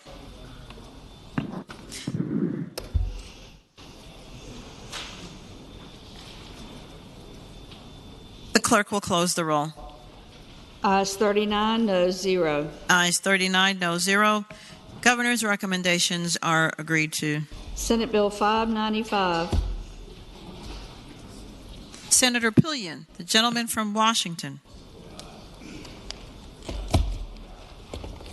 Here we go. Madam President, I move that we accept the governor's recommendations. Gentleman has the floor. This amendment comes at the recommendation of VDP to clarify some of the language and provide more flexibility based on the requirements of the MOU. Move the bill pass.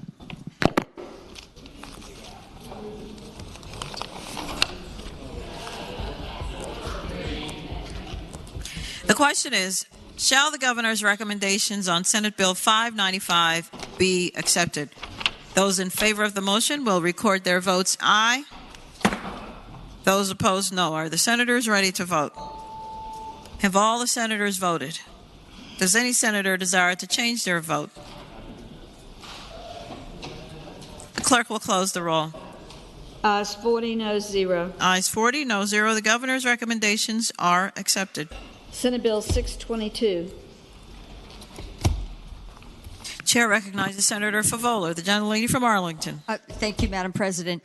Madam President, I move that the governor's recommendation be agreed to, and speaking to that motion. The senator may continue. Thank you, Madam President. What the governor has done is he essentially says that a credentialing agency for a recovery home, when they go in and monitor the space for a bed or sleeping area, that space must meet the credentialing agency's requirement or the Uniform State Building Code, whichever is more generous. That addition, we believe, will enhance the quality of the bill and ultimately the quality that somebody would experience in a recovery home. With that explanation, Madam President, I do hope it's the wish of the body to accept the governor's recommendation. The question is, shall the governor's recommendations on Senate Bill 622 be accepted? Those in favor of the motion, please record your votes aye. Those opposed, no. Are the senators ready to vote? Have all the senators voted? Does any senator desire to change their vote? The clerk will close the roll. Ayes 40, no 0. Ayes 40, no 0. Governor's recommendations are agreed to. Senate Bill 647.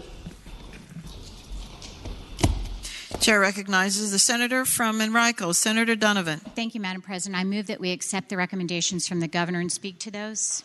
The senator has the floor. Thank you, Madam President. This is a little bit of clarifying language. This is the bill that basically gives the Commissioner of Health the ability to initiate vaccine protocols very similar to the bill we all passed last year, but it expired with a sunset clause. And so this will give the power to the Commissioner of Health, and the governor just speaks to limit that power so that it is more aptly described in a constrained way when it's a real health emergency. I hope you'll support the governor's recommendations. The question is, shall the governor's recommendations on Senate Bill 647 be adopted? Those in favor of the motion will record their votes aye. Those opposed, no. Are the senators ready to vote? Have all the senators voted? Does any senator desire to change their vote?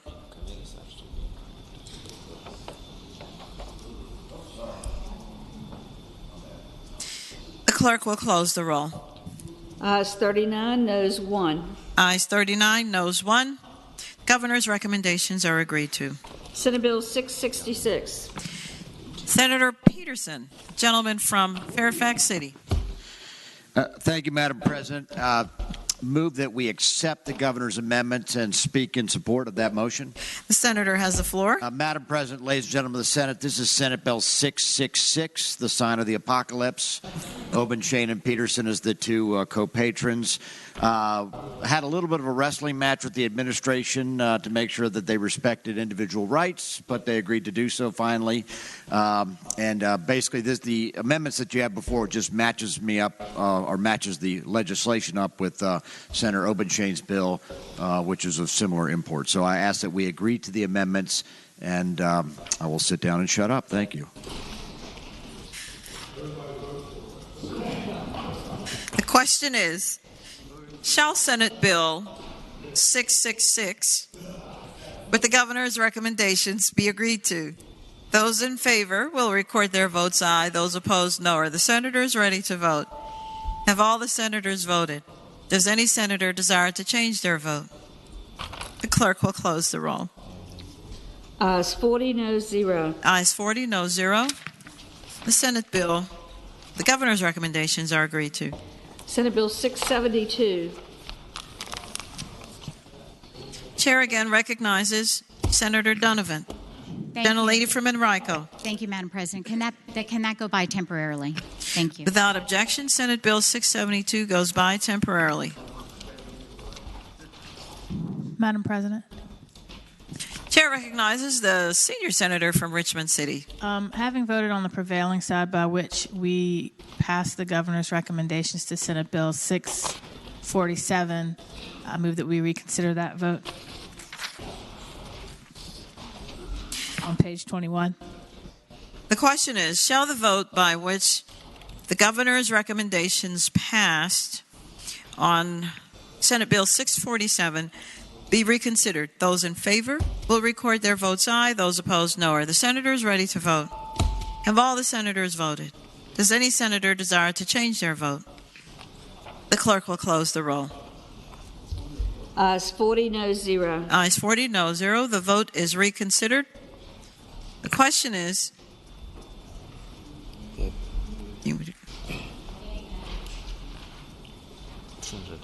Thank you, Madam President. I, as previously moved, I hope that we'll accept the governor's recommendations.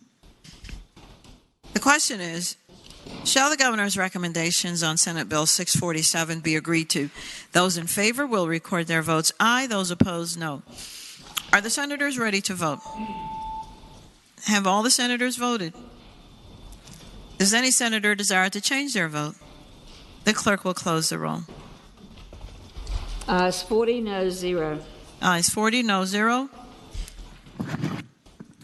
Senate Bill 647, the governor's recommendations are agreed to. Page 22, Senate Bill 694. Gentleman from Rockingham, Senator Obenshain. Madam President, I move that the governor's recommendations be agreed to. Speaking to those. The senator has the floor. Madam President, members of the Senate, these recommendations are largely technical. They extend to VDOT, one of the courtesies or one of the concessions that we made to local governments concerning temporary construction easements, and also makes clear that this is not retroactive. So with that, I would move that the amendments be agreed to. The question is, shall the governor's amendments on Senate Bill 694 be agreed to? Those in favor will record their votes aye. Those opposed, no. Are the senators ready to vote? Have all the senators voted? Does any senator desire to change their vote? The clerk will close the roll. Ayes 40, no 0. Ayes 40, no 0. The governor's recommendations are accepted. Senate Bill 733. Senator Ruff, the gentleman from Mecklenburg. Thank you, Madam President. I move that the governor's amendments be agreed to. Speaking to that, the senator has the floor. These are simply technical amendments that are made at the request of the insurance industry to clarify liability issues.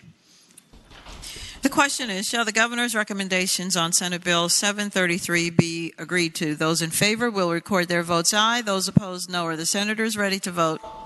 Have all the senators voted? Does any senator desire to change their vote? The clerk will close the roll. Ayes 40, no 0. Ayes 40, no 0. The governor's recommendations are agreed to. Senate Bill 741. Gentleman from Eastern Fairfax County, Senator Surville. Thank you, Madam President. I move that we agree to the governor's recommendations and speaking to that motion. The senator has the floor. Thank you, Madam President. Ladies and gentlemen of the Senate, Senate Bill 741 is the facial recognition bill, and the governor made two very minor amendments to the bill. If you recall, the bill requires the state police to promulgate a model memorandum to local law enforcement as to how to use facial recognition technology. And the governor suggested that the model memorandum have a standard protocol for local police departments who make requests to the Virginia State Police for facial recognition searches if they don't want to have the technology themselves. And then there's a second one that the model memo needs to have some language about training, but it's pretty minor stuff, and I would hope that we would pass the amendments. The question is, shall the governor's recommendations on Senate Bill 741 pass? Those in favor of the motion will record their votes aye. Those opposed, no. Are the senators ready to vote? Have all the senators voted? Does any senator desire to change their vote? The clerk will close the roll.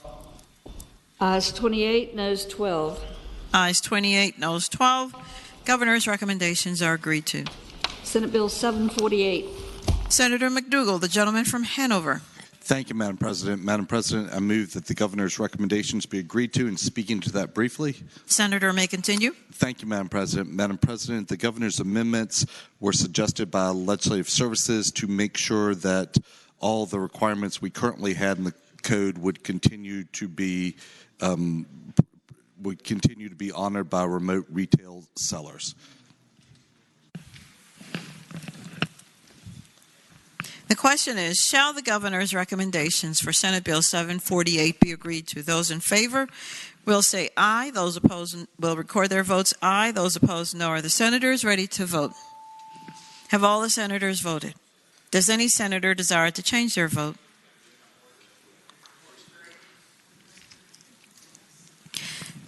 The clerk will close the roll. 40, noes 0. Ayes 40, no 0. The governor's recommendations are agreed to. Senate Bill 756. Senator Lewis, the gentleman from Accomack. Madam President, I move that we accept the governor's amendment in the nature of a substitute, and speaking to that motion. The senator has the floor. Madam President, members of the Senate, some of the remarks I'm going to make about Senate Bill 756 are also applicable to Senate Bill 508, which we just dealt with a few minutes ago, assuming the ultimate fate of Senate Bill 508. This bill Senate Bill 756 was a part of a suite of important resiliency legislation that worked its way through this year's General Assembly session. Specifically, what 756 did was set up a new revolving loan fund to provide gap funding and gap funding primarily to localities for their resiliency efforts. Whether it's for planning or whether it's for a local match, it was an important tool in the resiliency toolbox going forward. And it also provided oversight of that fund, shifted oversight of that fund from, or put oversight of that fund, since it is a new fund, with the Soil and Water Board, as we had with the Community Flood Preparedness Fund. This revolving loan fund is very well funded in both versions of the current budget and looks to be in good shape for staying there. So what this initiated with the administration was a series of discussions regarding concerns about involvement of DCR with both of these funds. And so what we agreed to was a suite of efforts by the administration through a letter from the director of DCR as to what they have committed to in regarding the increase of transparency regarding both the revolving loan fund and also the Community Flood Preparedness Fund. All grant loan applications will be placed online. Final scoring for all and approval of all decisions will be online. And among other things, there will be a 30-day public comment period before each new grant offering, again, to increase transparency. There are also commitments made about staffing and being able to increase the bandwidth of the Department of Conservation and Recreation to administer the Community Flood Preparedness Fund and also this brand new fund. The Senate Bill 508 just shifted oversight of an existing fund. This bill, however, created an entirely new fund, and it is very important that we not play chicken with it. So with that, Madam President, I move that we accept the governor's amendment in the nature of a substitute. The question is, shall the governor's recommendations to Senate Bill 756 be agreed to? Those in favor of the motion will record their votes aye. Those opposed, no. Are the senators ready to vote? Have all the senators voted? Does any senator desire to change their vote? The clerk will close the roll. Ayes 40, no 0. Ayes 40, no 0. The recommendations are agreed to. Senate Bill 769. Senator Reeves, the gentleman from Spotsylvania. Thank you, Madam President. Ashton, we move the governor's amendment and speaking to that. Senator may continue. Madam President, this has to do with the Unemployment Compensation Program Integrity bill that we got passed this year that I worked on with the senator from Fairfax. What the governor's amendments do basically, it adds back in language requiring the Department of Social Services, DSS, Medical Assistance Service, and the Department of Housing and Community Development to send data on individuals enrolled in any other public assistance program getting a new job.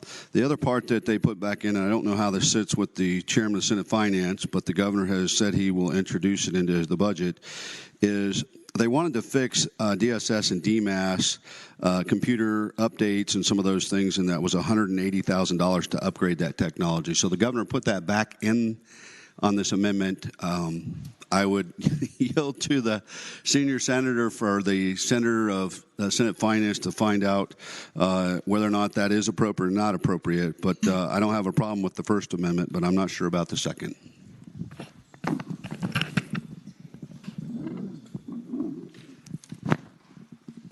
Does the Senate chair recognizes the gentlelady from Northern Fairfax County, Senator Howell? Thank you, Madam President. To respond to his question, I don't know the answer precisely as to what the implication is, but the budget will trump the code. I would thank the senator. So with that explanation, Madam President, I would say to approve both, and then I'm sure it'll get worked out in the budget from somewhere. That'd be my motion, Madam President.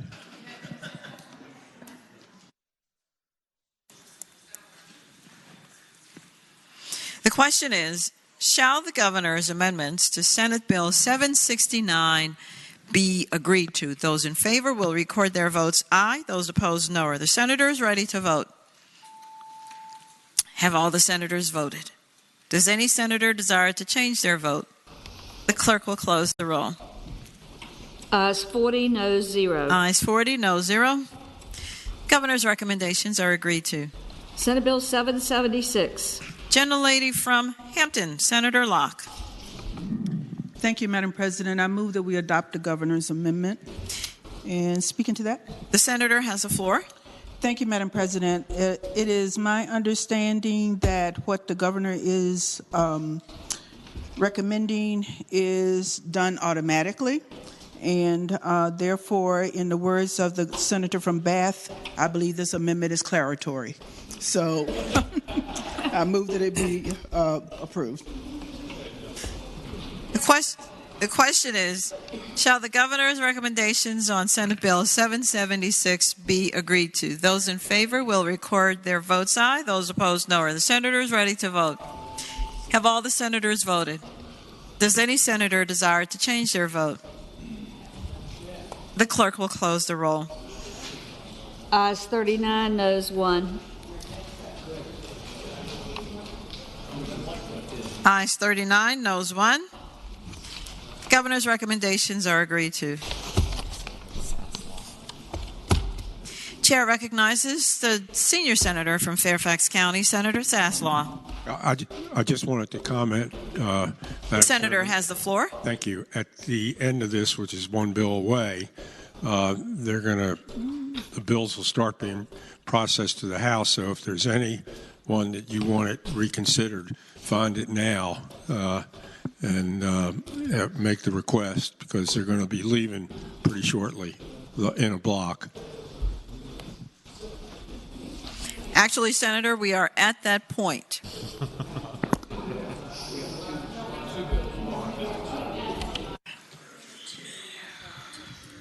That's right.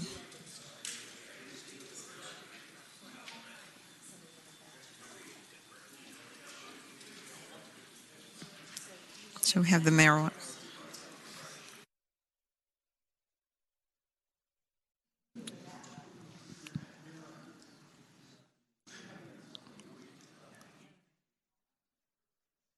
Madam President. Chair recognizes the gentleman from Bedford, Senator Newman. Madam President, quick parliamentary inquiry. The senator may continue. What will the status be of bills that go by for the day? Are they still in this chamber? Thank you, Madam. Yes, sir. Thank you, Madam President.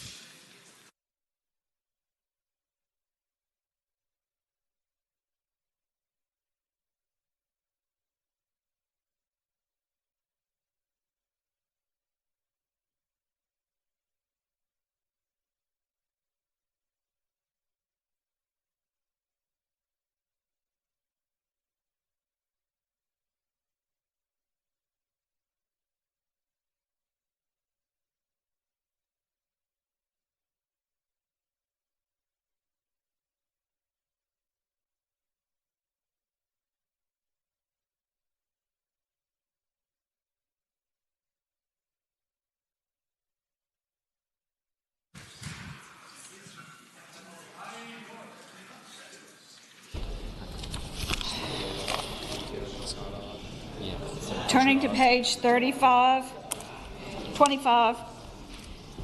Senate bills vetoed by governor. Senate Bill 250. Chair recognizes the gentleman from Eastern Fairfax County, Senator Surraville. Thank you, Madam President. I'd move the bill go by for the day and speaking to that motion. The senator has the floor. Thank you, Madam President. Ladies and gentlemen, this bill was a bill that about 14 people worked on coming up with a new fee schedule for landfills. And there was a Senate document published. It would save taxpayers about $3 million. There's industry consensus on this. It had bipartisan support. I'm just really mystified by the veto, but I recognize realities, and I'm really disappointed because this was a 2-year process. A lot of people worked hard to get a consensus on, and I guess we're going to talk about it again next year. So I guess I'd move the bill go by for the day. Without objection, Senate Bill 250 goes by for the day. Senate Bill 271. Chair recognizes Senator Eben, the gentleman from Alexandria. Thank you, Madam President. I move that SB 271 be passed in the enrolled form, notwithstanding with the objections of the governor. And speaking to that motion. The senator has the floor. Yeah, this bill passed unanimously in both houses. And NIH, it has to do with discrimination against living organ donors. And an NIH study demonstrated that people who donate organs experience discrimination by insurance companies solely based on their status as an organ donor. The General Assembly and the governor agreed to this public policy with the passage and signing of HB 421, which is identical. So I renew my motion. The question is, shall the bill pass in the enrolled form, Senate Bill 271, notwithstanding the objections of the governor? Those in favor of the motion will record their votes aye. Those opposed, no. Are the senators ready to vote? Have all the senators voted? Does any senator desire to change their vote? The clerk will close the roll. Ayes 21, noes 19. Ayes 21, noes 19. It fails. The bill fails. Senate Bill 278. Chair again recognizes Senator Eben, the gentleman from Alexandria. I move that SB 278 be passed in enrolled form, notwithstanding the objections of the governor. And speaking to that motion, The senator has the floor. this is the electric vehicle charging spot bill that passed the Senate 33-7 and the other body 71-28 after accepting a House compromise to reduce optional penalty to only a fine with no towing. And the governor has proposed amendments to the House version of the bill, but not to this one, so I assume he supports the concept. So I renew my motion.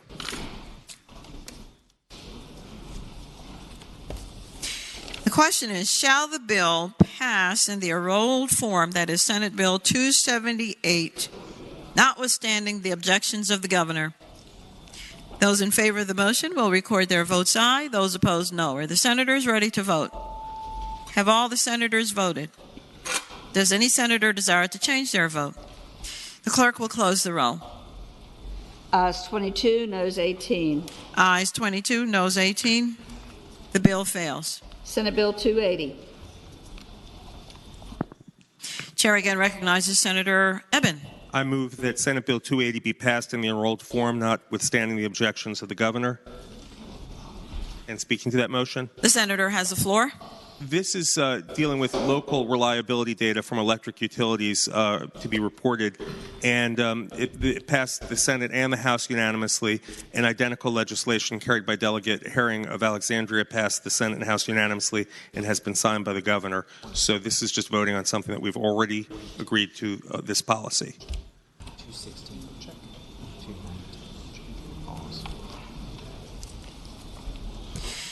Chair recognizes the gentleman from Prince William, Senator McPike. I'm good. Thank you, Madam President. Speaking briefly. The senator has the floor. Thank you. I hope the body takes a look at this, and I think you know what I'm talking about. When the governor signs a bill in one chamber but then vetoes in the Senate, I really hope that we take a body as a Senate approach and not a partisan approach to it. Just a suggestion. Thank you. The question is, shall the bill pass in the enrolled form, Senate Bill 280, notwithstanding the objections of the governor? Those in favor of the motion will record their votes aye. Those opposed, no. Are the senators ready to vote? Have all the senators voted? Does any senator desire to change their vote? The clerk will close the roll. Ayes 22, noes 18. Ayes 22, noes 18. The bill fails. Senate Bill 286. Chair recognizes the gentleman again from Alexandria, Senator Eben. I move that Senate Bill 286 be passed in the enrolled form, notwithstanding the objections of the governor. And speaking to that motion, The senator has the floor. This bill passed the Senate 38-2 and the House 89-8. The legislation, which was supported by the Virginia Realtors, who this bill would most impact, and according to local zoning officials, adds protections for homeowners who simply don't exist without this bill becoming law, warning buyers in historic districts to consider getting a survey plat done. Renew my motion. The question is, shall the bill pass in the enrolled form, notwithstanding the objections of the governor? As many as are in favor of the motion will record their votes aye. Those opposed, no. Are the senators ready to vote? Have all the senators voted? Does any senator desire to change their vote?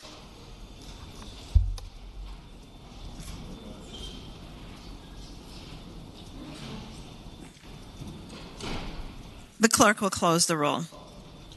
Ayes 21, noes 19. Ayes 21, noes 19. The bill fails. Senate Bill 288. The senator from Alexandria, Senator Eben. I move that Senate Bill 288 be passed in enrolled form, notwithstanding the objections of the governor. And speaking to that motion, The senator has the floor. The enrolled bill increases from 20 to 30% the Virginia individual and corporate income tax deduction for business interest disallowed after January 1st, 2022. HB 1006, which is identical as enrolled, was signed by the governor. This is your chance to cut taxes. Chair recognizes Senator Morrissey, the junior senator from Richmond City. Thank you, Madam President. Will the gentleman, the patron, yield for a question? Will the gentleman from Alexandria yield? I yield. Senator Morrissey. Thank you, Madam President. Just to be clear, if you were to vote no on this bill, then you would be in favor of increasing taxes in Virginia. Is that correct? That's right. Senator Eben. Thank you, Madam President. Yes, on you being increasing taxes on business or higher taxes on businesses. I thank the senator.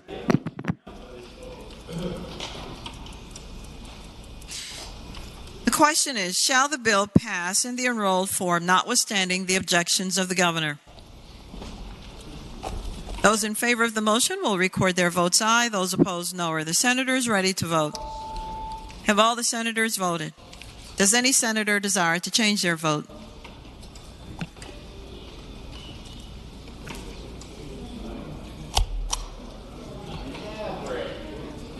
The clerk will close the roll. Ayes 26, noes 14. Ayes 26, noes 14. The bill fails. Senate Bill 297. The gentleman from Bath, Senator Deeds. Madam President, I move that Senate Bill 297 be passed in its enrolled form, notwithstanding the objections of the governor. I'd like to speak to that motion. The senator may continue. Madam President, ladies and gentlemen of the Senate, in 2005, we changed the law to say that if you are victimized by crime and you have a claim before the Victims of Crime Fund, and you give notice to your health care provider that you have that claim pending, they can't bill you any longer. Well, occasionally they still do bill you illegally. It's illegal to do that. And in one instance, at least, it caused one of my constituents financial harm. That's what this bill's about.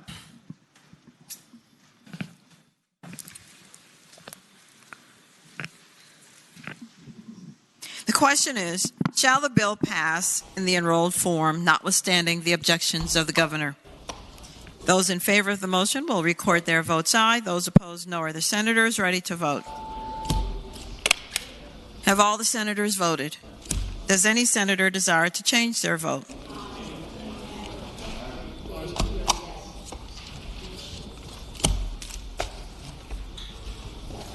The clerk will close the roll. Ayes 21, noes 19. Ayes 21, noes 19. The bill fails. Senate Bill 311. Gentleman from Alexandria, Senator Eben. I move Senate Bill 311 be passed in the enrolled form, notwithstanding the objections of the governor. And speaking to that motion. The senator has the floor. This legislation, which passed the Senate and the House unanimously and was supported by Virginia realtors, came at the request of a constituent of mine who faced serious financial issues as a consequence of existing gaps in protection for homebuyers. An identical bill carried by Delegate Coiner was signed by the governor.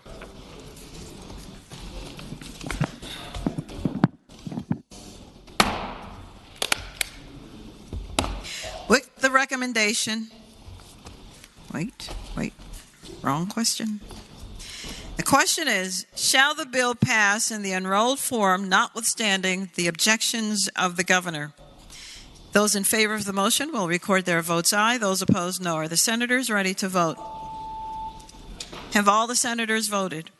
Does any senator desire to change their vote?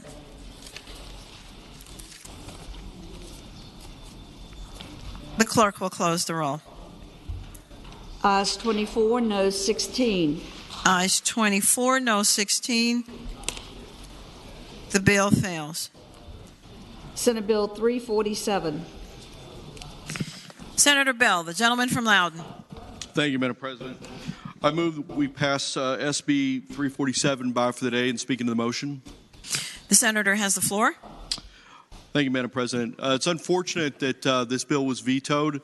This is a bill, frankly, that was a pilot program.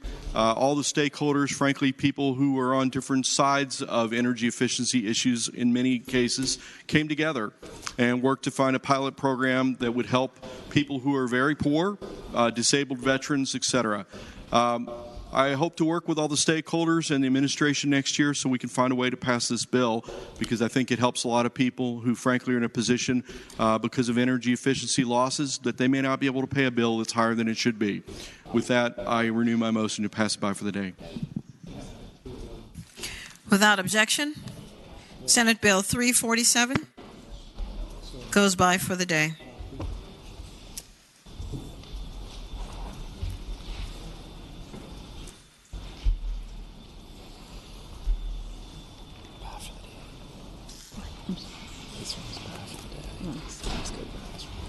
Senate Bill 389. Senator Eben, the gentleman from Alexandria. Thank you, Madam President. I move that Senate Bill 389 be passed in the enrolled form, notwithstanding the objections of the governor, and speaking to that motion. Senator has the floor. This is the bill that has to do with the outdated requirement that adult children support their parents or face up to a year in jail in Virginia.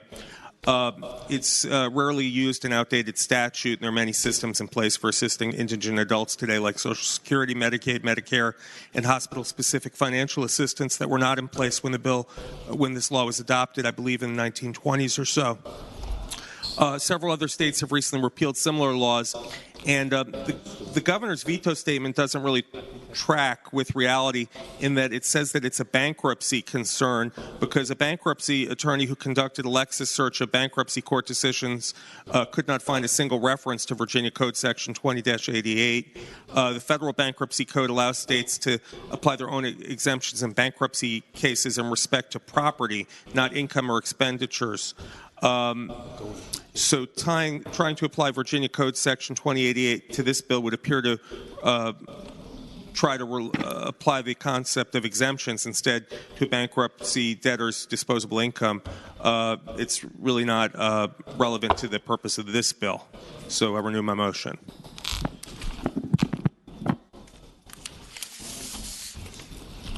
The question is, shall the bill pass in the enrolled form, notwithstanding the objections of the governor? Those in favor of the motion will record their votes aye. Those opposed, no. Are the senators ready to vote? Have all the senators voted? Does any senator desire to change their vote? The clerk will close the roll. Ayes 20, noes 19. Ayes 20, noes 19. The bill fails. Senate Bill 393. Chair recognizes Senator Eben, the gentleman from Alexandria. I move that Senate Bill 393 be passed in the enrolled form, notwithstanding the objections of the governor, and speaking to that motion. The senator may continue. This bipartisan bill from myself and the senator from James City County had to do with the Consumer Data Protection Act and allowing consumers to protect their data. This bill passed both the Senate and the House unanimously, and the House version, carried by Delegate Davis, was signed by the governor.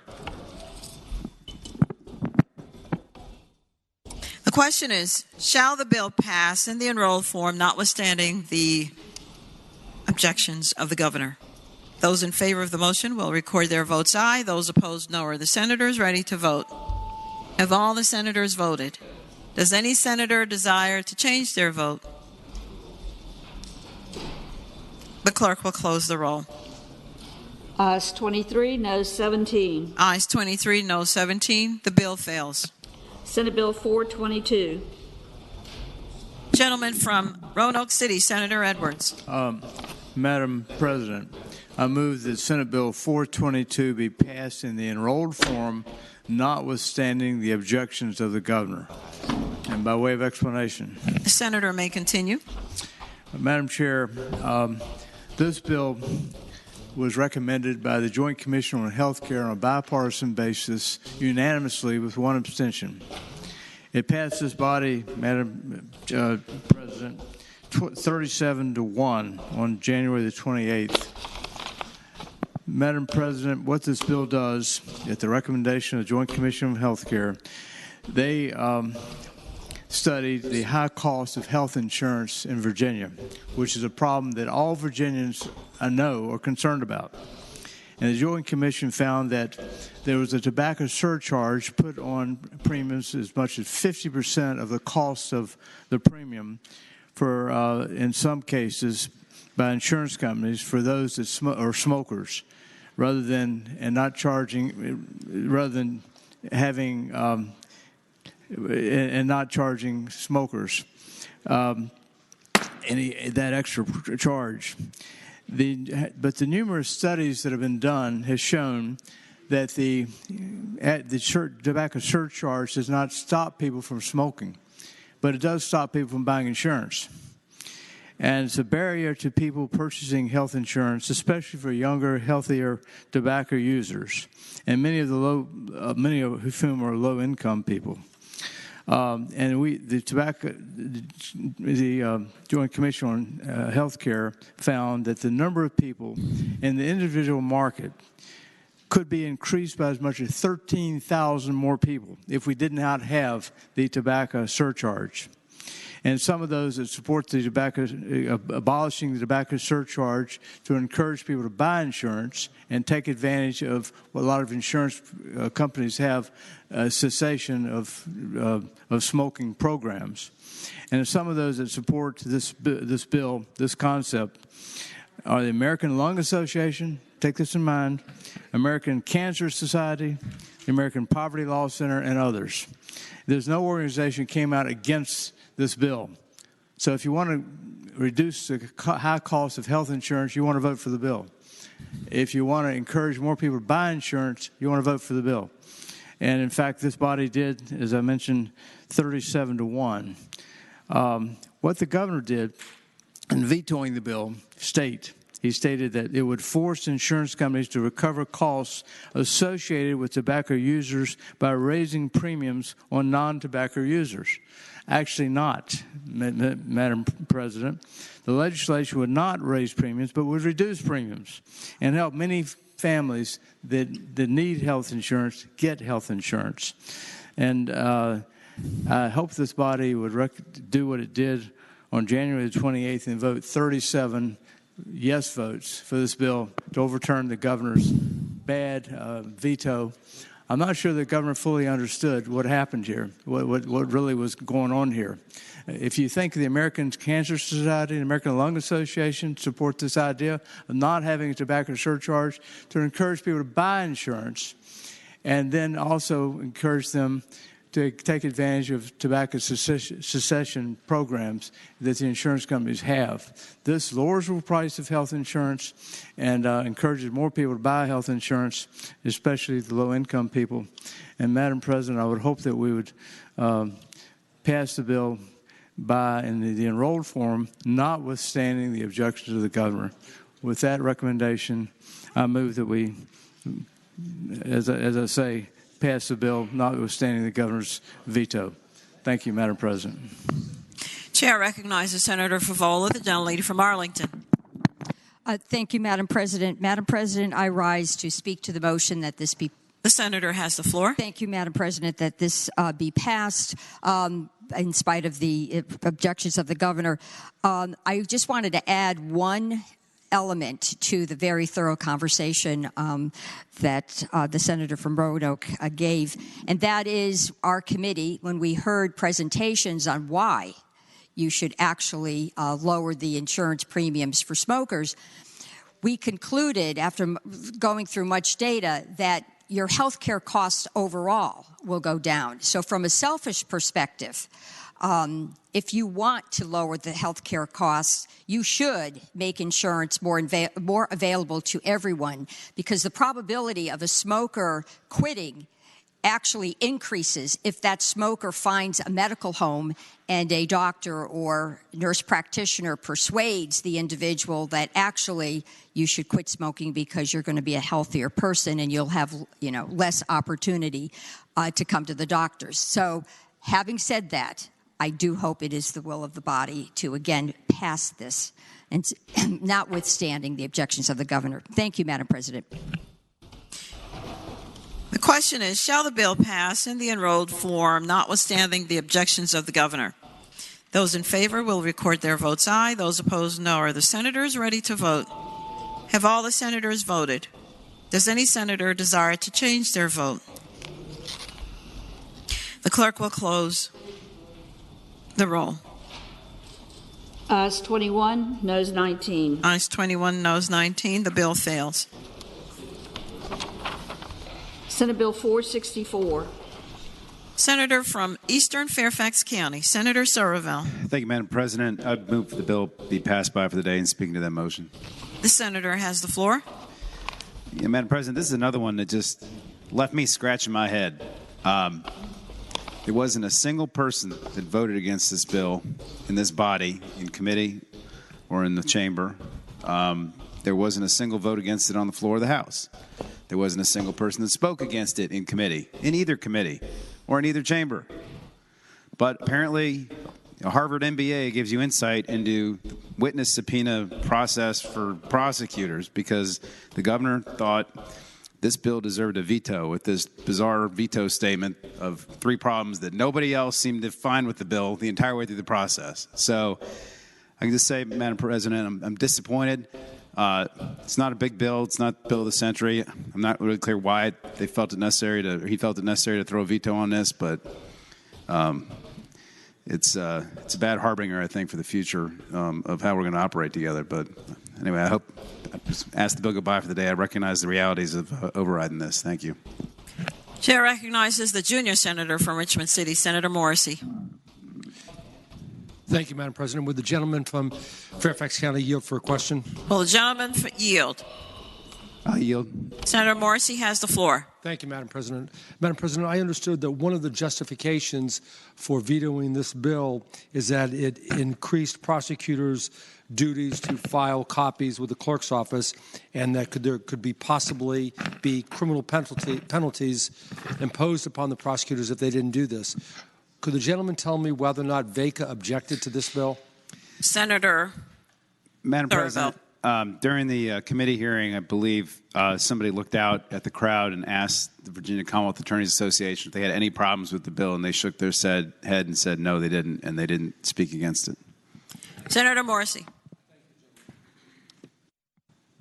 Without objection, Senate Bill 464 goes by for the day. Senate Bill 655. Senator Eben, the gentleman from Alexandria. Thank you. I move that Senate Bill 655 be passed in the enrolled form, notwithstanding the objections of the governor, and speaking to that motion. The senator has the floor. I would have understood it if the governor just were to veto this bill, but instead he says that he proposed amendments to other bills that accomplish the same purpose, which is not truthful. The governor said that he recommended amendments to those bills, but there's no such amendment to provide a pilot program for separation information for claimants. He did propose amendments to other bills for emergency clauses, but that was not the purpose of this bill. The question is, shall the bill pass in the enrolled form, notwithstanding the objections of the governor? Those in favor of the motion will record their votes aye. Those opposed, no. Are the senators ready to vote? Have all the senators voted? Does any senator desire to change their vote? The clerk will close the roll. Ayes 21, noes 19. Ayes 21, noes 19. The bill fails. Senate Bill 706. Gentleman from Western Fairfax County, Senator Marsden. Thank you, Madam President. I move that Senate Bill 706 be passed in the enrolled form, notwithstanding the objections of the governor, and I'd like to speak to that motion. The senator has the floor. Thank you, Madam President. We all remember January 3rd, the horrible traffic mess we had due to the snowstorm on Interstate 95, and the central core of the problem was a number of jackknife trucks. So I thought, as chairman of the Transportation Committee, I ought to explore some solutions. So I looked at one where maybe the problem would have been resolved a little bit if the trucks had stuck to the right lane. Well, I was disavowed of that notion by the trucking industry because they said while that might have prevented some of the problems, it also would have created another problem, which is a wall of trucks that made it difficult for cars to enter and exit the interstate. And that made sense. So we amended the bill, and we amended the bill on the recommendation of the trucking industry. They said, Senator Marsden, what the issue may have been here is that some of the truckers may have been using cruise control or using compression brakes, which are designed to save on the wear and tear on your regular brakes, but can be rather abrupt and difficult to use in those kinds of circumstances. And so one of the governor's reasons for vetoing the bill was that this was not a contributing factor according to the study that was done of the problems on January 3rd. Well, I checked with the state police, and the reason this wasn't a contributing factor is they didn't look at it. They didn't study it because it would have required going to the truck's computer systems that had jackknifed to make that determination. So you could name any number of things that weren't a contributing factor on that day, and one of them was the use of compression brakes because it was never checked. So it was not eliminated, it was just never checked. And the other reason that the governor stated was that it would be a burden on the trucking industry. Well, they were the ones who made the suggestion that this is likely a problem because it's a bad practice. And at the end of the day, Madam President, one of my goals was, if we could pass this bill, was to get it on the commercial driver's license test. And if you could get it on that test, it would make drivers aware that use of compression brakes and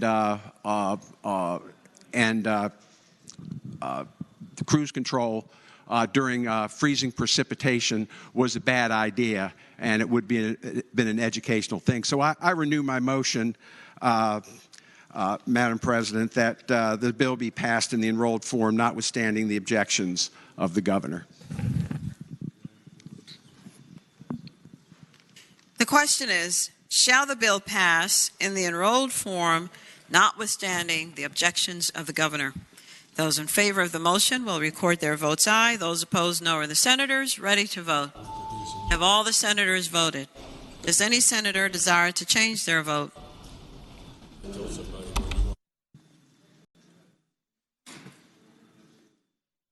The clerk will close the roll. Ayes 21, noes 19. Ayes 21, noes 19. The bill fails.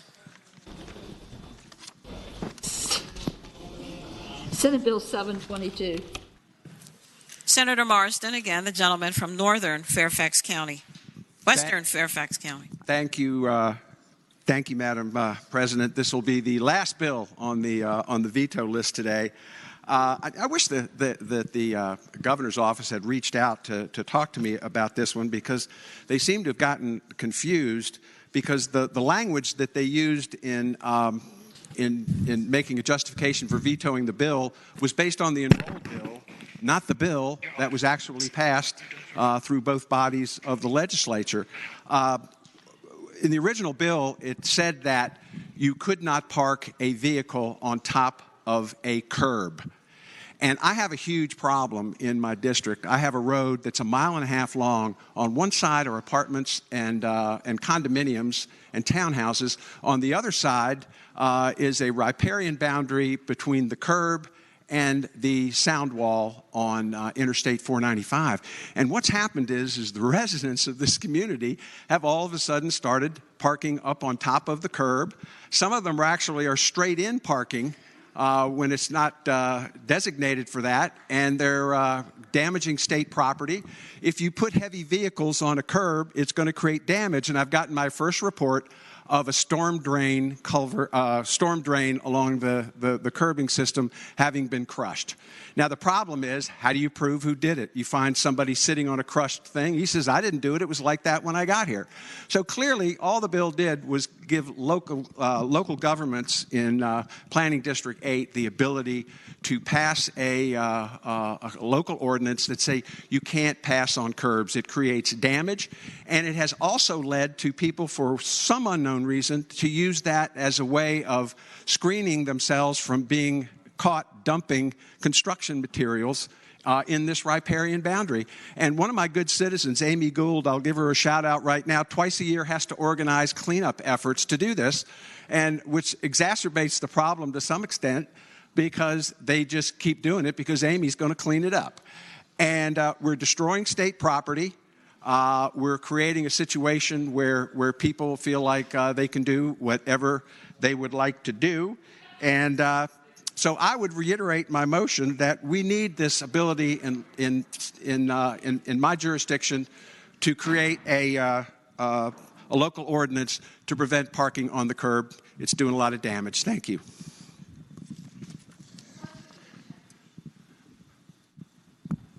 The question is, shall the bill pass in the enrolled form, notwithstanding the objections of the governor?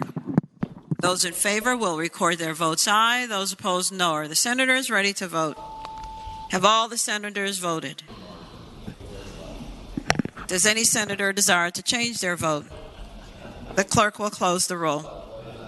Ayes 21, noes 19. Ayes 21, noes 19. The bill fails. Madam President. Chair recognizes the gentleman from Bedford, Senator Newman. Madam President, returning to page 28, having voted on the prevailing side by which we did not pass the bill over the governor's objections, I move that we reconsider that vote. What bill is that, sir? Senate Bill 311. Sorry, Madam President. It is Senate Bill 311. The question is, shall the vote be reconsidered by which Senate Bill 311 failed? Those in favor will record their votes aye. Those opposed, no. Are the senators ready to vote? Have all the senators voted? Does any senator desire to change their vote? The clerk will close the roll. Ayes 40, noes 0. Ayes 40, no 0. The vote is reconsidered. Senator Eben. Having previously explained Senate Bill 311, I move Senate Bill 311 be passed in the enrolled form, notwithstanding the objections of the governor. Chair recognizes the gentleman from James City County, Senator Norman. Thank you, Madam President. Speaking to the motion. The senator may continue. Madam President, I would respectfully ask that we sustain the governor's veto. I was the culprit at that, and in my moment of annoyance, I voted incorrectly.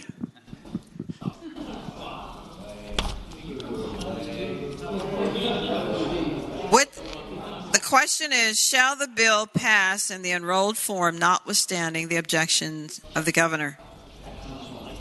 Those in favor will record their votes aye. Those opposed, no. Are the senators ready to vote? Have all the senators voted? Does any senator desire to change their vote? The clerk will close the roll. Ayes 22, noes 18. Ayes 22, noes 18. The bill fails. Returning to page 19. Senate Bill 591. Senate Bill 591. Chair recognizes the brave gentleman from Augusta, Senator Hanger. Thank you. Madam President, parliamentary inquiry. Senator may continue. The governor's proposed amendment was presented to us in the form of a substitute. Are any provisions of this, how do you say it, independent and severable? And I might know the answer to that, but I hope you go the way I want to. Been working this on with Senator McPike from Prince William. As I understand it, Senator, having been looking over this question, it is an amendment in the nature of a substitute. It is a whole bill. It is one amendment. No. So, Madam President. Okay. You want to answer? You just have to move. You have to move. I'll move that. You move the determination, right? And then, no. Okay. Okay. Well, I'm getting help here, Madam President. Yes, sir. I didn't say anything. And I didn't realize he was on my side even. I love the bipartisanship, Senator. I would like to move that the provisions of this substitute are severable. The question is, shall the Senate determine that the governor's recommendation is specific? Madam President. Chair recognizes Senator McPike, the gentleman from Prince William. Thank you, Madam President.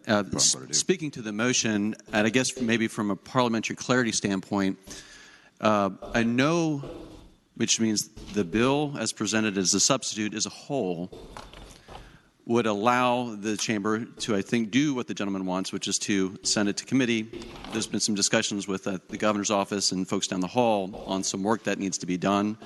So a red vote on this, meaning it is not severable, would by Constitution allow the body and send this bill to committee.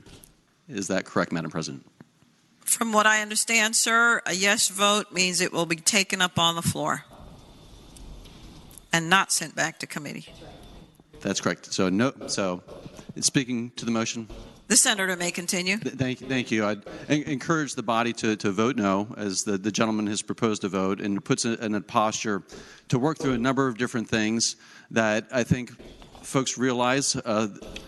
First off, the good thing is there's been some discussions with the governor's office. Unfortunately, that did not happen prior to the governor's substitute being before the body. I think a lot of us, at least in our caucus, recognize there's a lot of problems with the additional crimes that have been proposed. There are additional issues that need to be worked out that I think we need some work on. But I won't get into more details because I think the patron and others are in a little bit more in occurrence now on the need for additional work and address those in the budget. Thank you.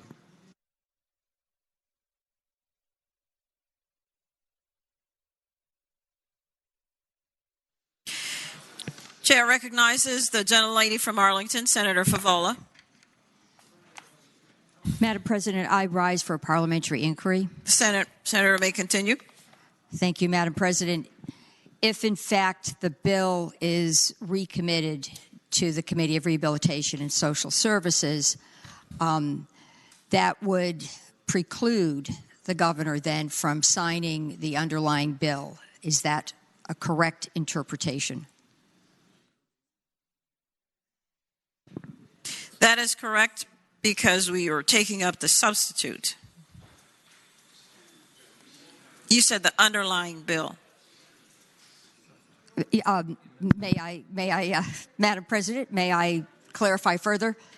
Yes, sir. Okay. Yes, ma'am. Yes. So my understanding is, listening to the motions, we may be leaning towards sending the substitute back to Rehabilitation and Social Services. If that were to happen... If that is a no vote.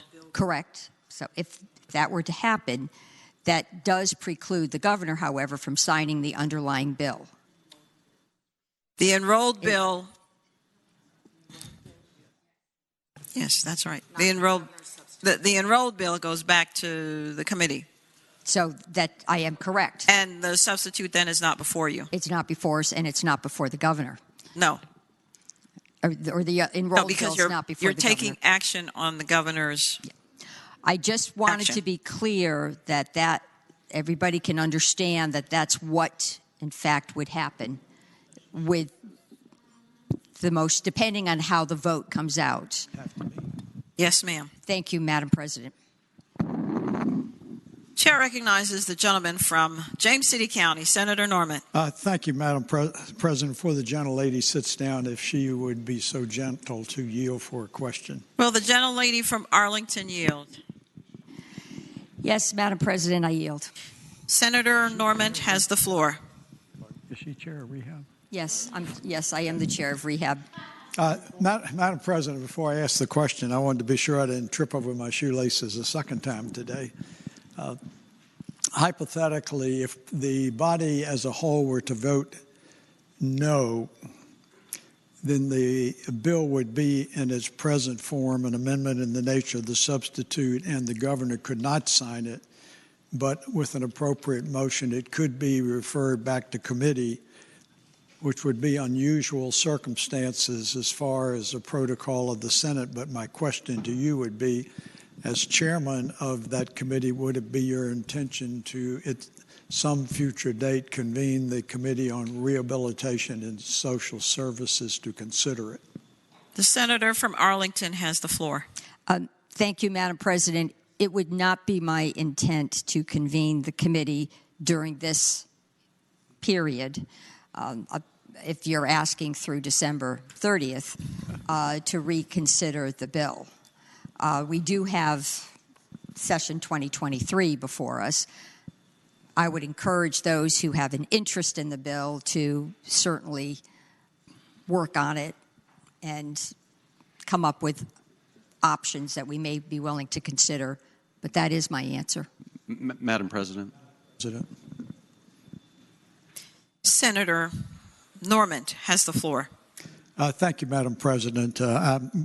After listening to that response, I was reminded how insightful the young lady is. Senator McPike. Thank you, Madam President. Just as a follow-up point to clarify for the body from a procedural perspective. The senator may continue. There are, as you may be reminded, we would need to vote for extending reconvene by what's allowable by 3 days in order to do and actually have productive construct around this. I don't think anybody in this chamber is interested in extending this session for 3 days. So from a practical standpoint, it is more effective to deal with it in terms of the budget and specific items that still need to be worked out and addressed. That affords us more time. And so as respect of the whole, there's a little bit too much work in extending the reconvene to do that. So thank you. The gentlelady from Enrico, Senator Donovan. Madam Chairman, Madam President, speak to the motion. The senator has the floor. Had intended to clarify if we were deciding with this vote to kill this bill or any action this year. And I understand now after the conversation that we indeed are. And I really do have a problem with that. And that is because one major sentinel reason is that we have heard the news reports about how many injuries and hospitalizations and jeopardy there has been for the premise of the underlying bill, which are these candied-shaped, means of marketing something that is very detrimental to children and to others and to elderly. And for this body to fail to take action this year, when by sending the bill back to committee where nothing can happen, and that's the intent, I think is really an egregious irresponsibility when we need to take action about these candies that children are thinking are innocent and they indeed are not. So I hope that the body will vote that this is specific and severable so that one form of this bill can be entertained and dealt with this year. Thank you, Madam President. Chair recognizes the senior senator from Richmond City, Senator McClellan. Parliamentary inquiry. The senator may continue. If the bill is sent back to committee, does the committee have the option to carry the bill over into special session?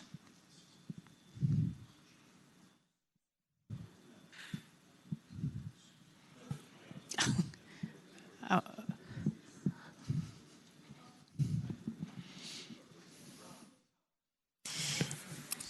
think I figured this one out, Senator, all by myself. Okay. And because it was not carried over as part of the resolution for the special session, then the answer would be no. Okay. Speaking to the motion. The senator has the floor. Thank you, Madam President. I understand that there is a lot of angst that there is not a bill to move forward at this time. But if we're being frank, this is an issue that is complicated enough that it probably needs more deliberation than a completely new substitute from the third floor. I think it is up to this body to work through the policy implications of whatever we are going to do related to marijuana and hemp legalization. And we still have the opportunity to do that through the budget, which is in special session. And I think we should be the ones to decide how we move forward on an issue that we have had 2 JLARC studies, a commission look at, and several committees. We should be the ones to finalize how this policy is going to move forward.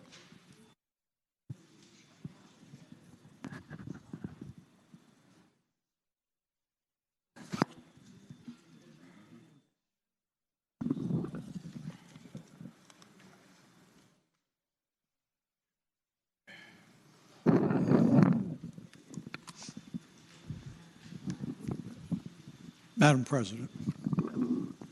Chair recognizes the gentleman from James City County, Senator Norman. Madam President, speaking to the remarks that were just made on a procedural approach. The senator may continue. Point number one, it is abundantly clear that this is an amendment in the nature of a substitute, and it is not separate and it is not severable. That is unequivocally accurate. Number two, this body under these circumstances does not have the jurisdiction or authority to carry a bill over to a special session. Number three, the budget bill is still alive and in discussions, and hypothetically something could be put in there to address it, provided that there is a vehicle that currently exists within the budget that would allow it to reasonably be inserted. We have been through this a number of times, and I, in fact, have been a culprit, historically speaking, and I own that. But if we start down that path again of inserting items into the budget that were either defeated in a form of legislation or inserting it in when there was nothing in either the House or the Senate budget to start out, we're literally about to create pandemonium. Chair recognizes the gentleman from Chesapeake, the senior senator. Thank you, Madam President. Just speak to the issue. The senator may continue. Thank you, Madam President. Ladies and gentlemen of the Senate, just to throw some black dye in some very muddy water, sending this back to the budget negotiations is an incredibly bad idea. We can't even get a regular budget out of here, much less throwing marijuana into it. I mean, you want to talk about a budget going up in smoke? This would do it. Please, let's either just put this thing away, but please don't stick it in the budget process. They have enough work to do trying to get money to our localities instead of working with all of this. Thank you. Chair recognizes the gentlelady from Fauquier, Senator Vogel. Thank you, Madam President. I'd like to associate my remarks with those made from the gentlelady from Richmond City, and I would just... The senator may continue. Thank you, Madam President. I apologize. I would just like to urge the members of this body to tread cautiously, and I don't want to speak for the patron, but I think it's my understanding that the patron is okay with this bill going back to committee. And given that that's the case, I think that while we are concerned about the issues related to the shapes of gummies and some of those issues that we know we need to and should address, I do not think that we should pass a bill that I know for a fact has issues that I'm not comfortable passing just because we feel like we have to get it done today. And I'm really, really uncomfortable with that. I know all of us in this room have heard from people in the districts that we represent about a number of issues that it raises. And certainly, if the patron himself is willing to have it go back to committee and be reconsidered, I would urge the members of the body to not be hasty. And I would agree that, rushing it through the budget process is also, I think, ill-advised. I think we have had bills before where we've had to wait patiently to get it right. And I would suggest that this is certainly one of those bills. Thank you, Madam President. Chair recognizes Senator Howell, the gentlelady from Northern Fairfax County. Thank you. Speaking to the proposal. Senator may continue. I don't think there's anybody here who feels more strongly than I do that we should legalize marijuana. It's been my position ever since the 1960s when I saw the damage that was done to so many people by being incarcerated and other problems for something that was really sort of a minor infraction. But I absolutely, adamantly oppose the idea of sending it back to the Finance Committee. First of all, we have been resisting legislating through the budget, and this would be the biggest legislation through the budget yet proposed. Secondly, how would we put it in budget conference when it's not in either budget? It can't be done, or it certainly shouldn't be done. So I would urge the body not to support that proposal. Thank you. Chair recognizes the gentlelady from Richmond City, Senator McClellan. Thank you, Madam President. I have another parliamentary inquiry. Senator may continue. Thank you, Madam President. Based on the procedural resolution adopted at the beginning of special session, am I correct that the governor can send down a bill on any item he wishes in the special session? The senator would be correct. Thank you, Madam President. Chair recognizes the gentlelady from Northwestern Fairfax County, Senator Boysko. Thank you, Madam President. Ladies and gentlemen of the Senate, we have a solution here. We passed the underlying measure unanimously in this body. I believe I have it here. The House amendment, okay. But the original bill that we passed here was unanimous, 33-7 on the final passage with the House amendment. We could reject the governor's amendment and pass the underlying bill. And I want to talk about a few reasons why I think we should do that. The gentlelady from Henrico County made an excellent point. The amendments that the governor put on were not based in science. He did not address a lot of the safety concerns. He drastically, one, changed the levels of the THC allowed to be sold, in the way it's measured is far outside of the industry standards for assurance of safety and reliability under this legislation. The changes from THC from milligrams per serving to the percentage of the total size is what creates a serious problem for the safety of those who use cannabinoid oils, which are in those gummies. For example, a person who bought a brownie with a 0.3% THC content, if that brownie was 90 grams and they used full spectrum hemp or full spectrum CBD, that brownie would result in a product that would contain 270 milligrams of THC. That is more than 27 times the allowed strength, which would be very, very unsafe. In the original bill, edible cannabis products would be permitted to contain no more than 50 milligrams of THC. This is the bill that we passed in this body. And, I can only imagine that perhaps the people who were suggesting to the governor that it should be changed, I don't know that they knew the details in this. Additionally, the substitute amendment did not include, and I'm going to probably butcher this, synthetic tetrahydrocannabinols in the definition of cannabis, but they only signaled out delta H THC. The senator will suspend. Ladies and gentlemen of the Senate, if you will please be more quiet. Thank you. The senator will continue.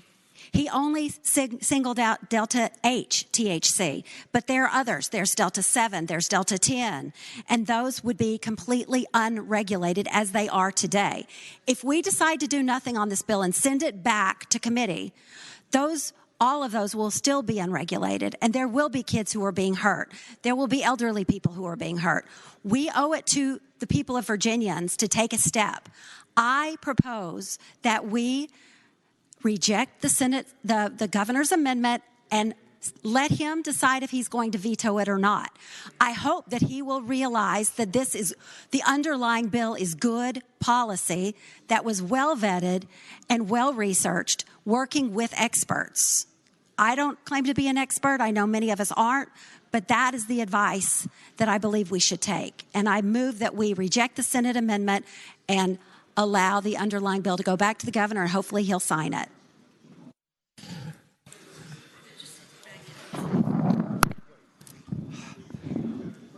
The senators will please take their seats. Hold on. The senators will please take their seats. Chair recognizes the senator from James City County, Senator Normant. Thank you, Madam President. There obviously are a couple of conversations going on in a soliloquy about this, and we started out with a parliamentary inquiry when we deteriorated into debating the substance of the bill. I would respectfully request, Madam President, that we stand in recess until 4:20, and that the what? And that at least the Senate Republicans retire to a normal prayer meeting where maybe this toke is for you and we can get some clarity on this.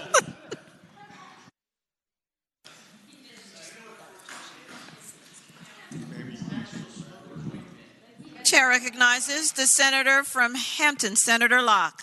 Thank you, Madam President. And upon recess, if the Senate Democrats would meet in the room in the back, and maybe they can get some clarity as well. Without objection, the Senate is in recess until 4:20 p.m.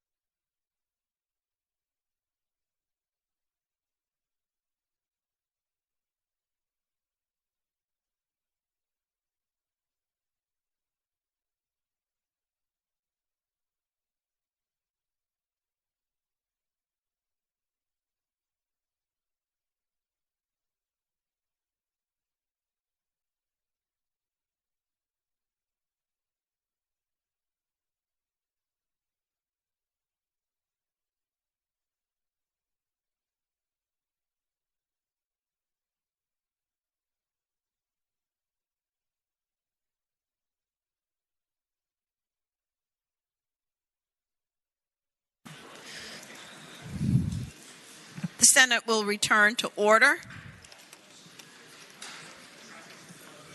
Chair recognizes the gentleman from Augusta, Senator Hanger. Thank you, Madam Chair. In regards to the motion on the floor, I ask permission to withdraw that motion. Without objection, the motion is withdrawn.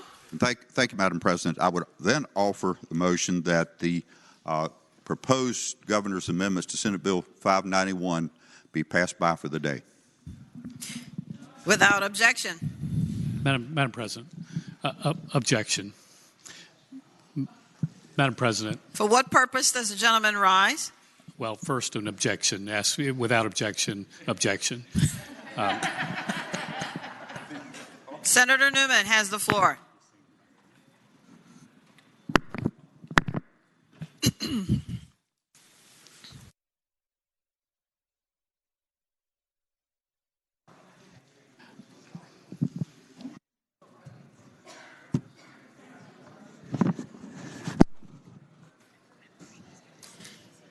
The question is, shall the bill go by for the day?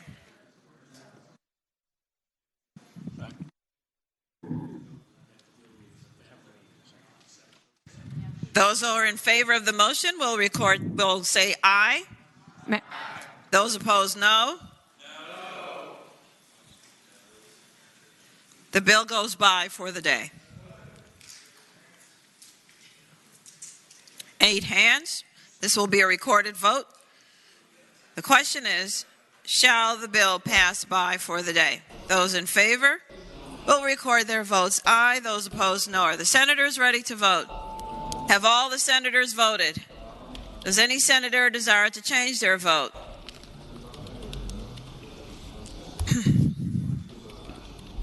The clerk will close the roll.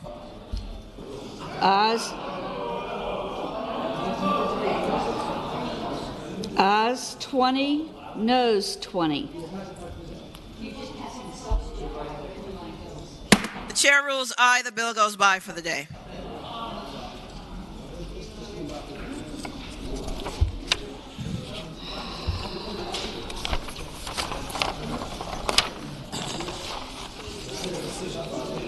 On page 21. 22.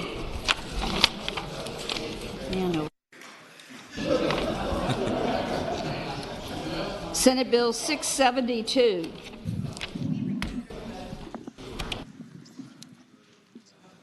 Chair recognizes the gentlelady from Enrico, Senator Donovan. Thank you, Madam President. I am so happy that at this moment in time I can move that we accept the governor's amendments instead of earlier plans. And these amendments are, it really gets the bill back to the way we had passed it out of the Senate, which allows testing in pharmacies. Let's be very clear, because there's been a lot of misunderstanding about this. There is no prescribing and there is no diagnosing by pharmacists. There is a statewide medical doctor designed algorithm that allows them to dispense under certain circumstances and when tests are positive, and allows them to do vaccinations and other things. And this is in the best interest of our citizens. Think about 10 o'clock at night on a Saturday and you think you might have the flu. What do? You know you have to get Tamiflu within 72 hours, because if you don't, you're going to have a worse course of the flu. So you're left with, at 10 o'clock at night, pretty much the ER, and that's it. Haven't we spent a lot of time talking about how our ERs are overrun and how that's the most expensive health care we can have in the state of Virginia? So here's an alternative. You have a statewide algorithm where you can go to a 24-hour pharmacy at a much reduced cost, get a flu test, get your Tamiflu dispensed, get better, and be at work sooner in the work week. This is what we should be doing in Virginia. 42 states allow testing in their pharmacies, 17 the exact 3 tests that are in this bill. The Senate knows this is the right thing to do. We've done it before. The governor's amendments made it back to what we had passed. I hope the House will see the light as this goes their way. But today I just ask you to support the governor's amendments. Thank you. No, it's full. The question is, shall the governor's recommendations to Senate Bill 672 be agreed to? Those in favor of the motion will record their votes aye. Those opposed, no. Are the senators ready to vote? Have all the senators voted? Does any senator desire to change their vote? The clerk will close the roll. Ayes 40, no 0. Ayes 40, no 0. Governor's recommendations are agreed to.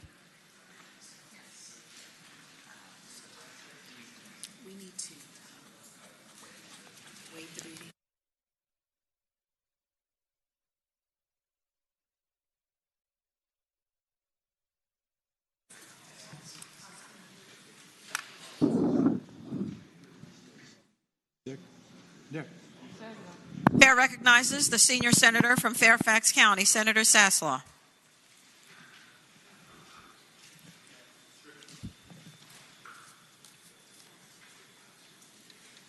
House communication.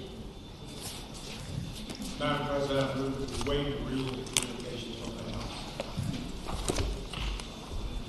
The question is, shall the reading of the communication from the House of Delegates be waived? Those in favor of the motion will record their votes aye. Those opposed, no. Are the senators ready to vote? Have all the senators voted? Does any senator desire to change their vote? The clerk will close the roll. Ayes 36, noes 4. Ayes 36, noes 4. The reading of the communications from the House of Delegates is waived. The Senate will be at recess so that we at ease until we can catch up with the paperwork from the House.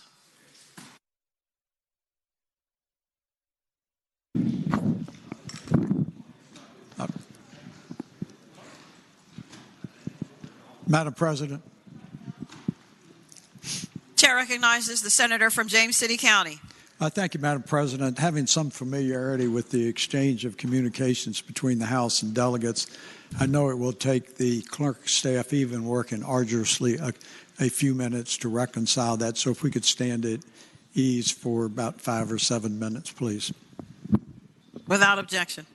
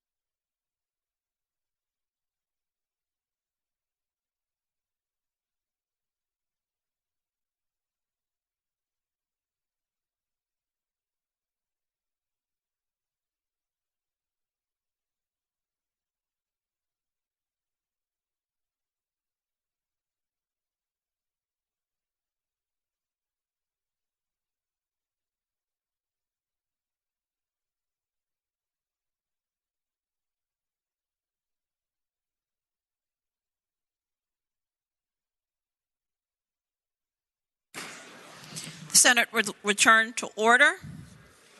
Madam Clerk? You could call on Senator Hanger. He's not in here. Chair recognizes Senator Hanger, the gentleman from Augusta. He's in the hallway.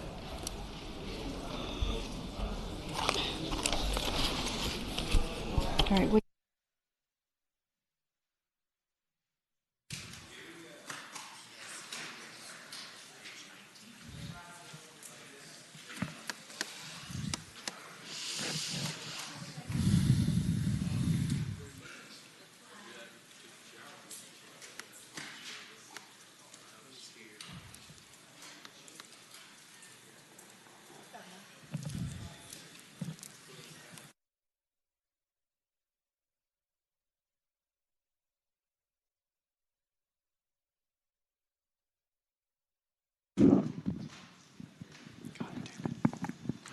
Madam President. Chair recognizes Senator from James City County. Madam President, I would ask that we stand at ease for 5 minutes and the Senate Republican caucus please gather over in the corner. Without objection, the Senate is at ease.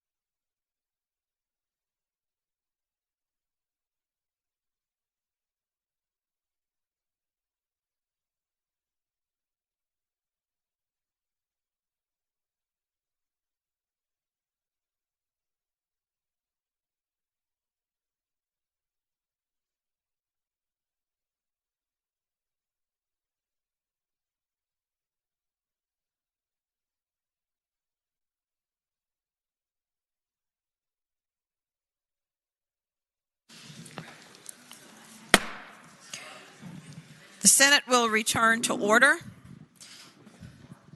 Chair recognizes the gentleman from Augusta, Senator Hanger. Thank you, Madam President. Having voted on the prevailing side whereby Senate Bill 591 was passed by for the day, I ask that we reconsider that vote. The question is, shall the vote by which Senate Bill 591 was passed be reconsidered? Those in favor of the motion will record their votes aye. Those opposed, no. Are the senators ready to vote? Have all the senators voted? Does any senator desire to change their vote? The clerk will close the roll. Ayes 40, noes 0. Ayes 40, no 0. The vote is reconsidered. Senator Hanger. Thank you, Madam President. As it relates to Senate Bill 591, which is now before us, I would move that the Senate determine that the governor's recommendations is specific and severable. The question is, Madam President. Chair recognizes the senator from Bedford. Madam President, parliamentary inquiry. If the desire was for the bill to go back to committee so that more work can be done on the bill, the proper vote would be no. Is that correct, Madam President? Yes, sir, it is. Thank you, Madam President. The question is, shall the Senate determine the governor's recommendation is specific and severable? All in favor of determining that the governor's recommendation is specific and severable will record their votes aye. Those opposed, no. Are the senators ready to vote? Have all the senators voted? Does any senator desire to change their vote? The clerk will close the roll. Ayes 0, noes 40. Ayes 0, noes 40. The governor's recommendation is not specific and severable. Madam President. Chair recognizes the gentleman from Augusta. Parliamentary inquiry. Senator may continue. Does that, based on our rules, then send the bill back to the Rehabilitation and Social Services Committee? You are correct, sir. The bill automatically returns to that committee. Thank you, Madam President.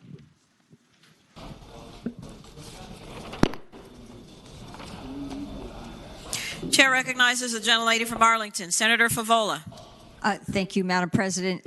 Madam President, this is a parliamentary inquiry. I thought the vote before us was on the question of segregable, and that is a separate question from sending it back to the committee, is it not?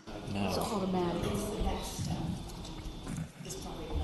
You might recall, Senator, that the senator from Richmond City, the senior senator, had asked certain questions related to that, and I said to her that if we voted no, it would go to committee. If we voted yes, it would stay on the floor. And so I had answered that question prior, and I answered it again just before the vote when the senator from Bedford asked that question. And so I said at that time, right before this vote, that it automatically goes back to committee because it's part of the process. Yeah. Okay. Madam Chair. I will take a break for 30 seconds and I'll be back.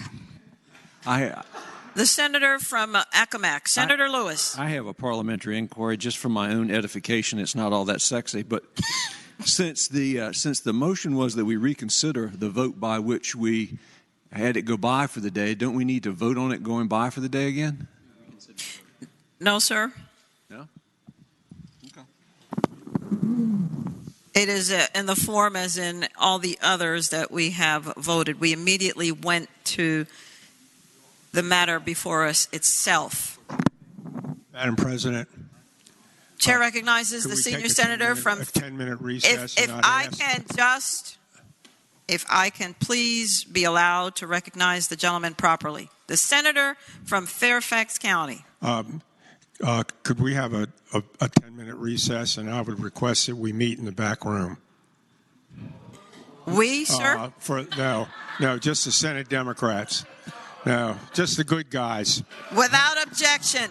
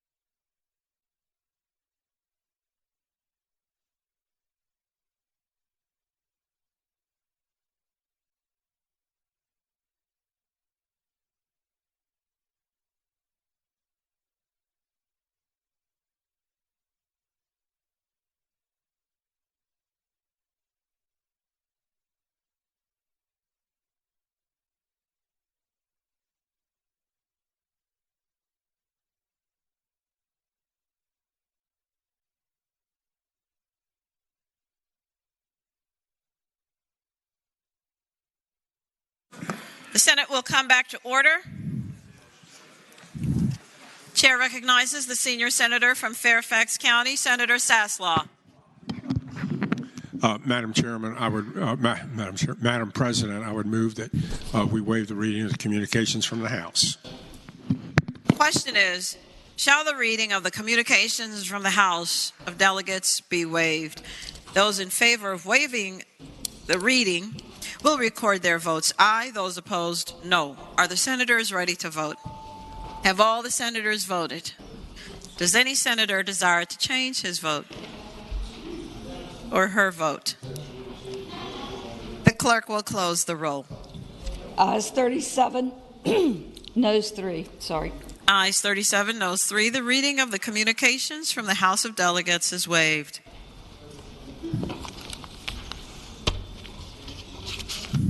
Turning to page 32, House bills with governor's recommendations. House Bill 4.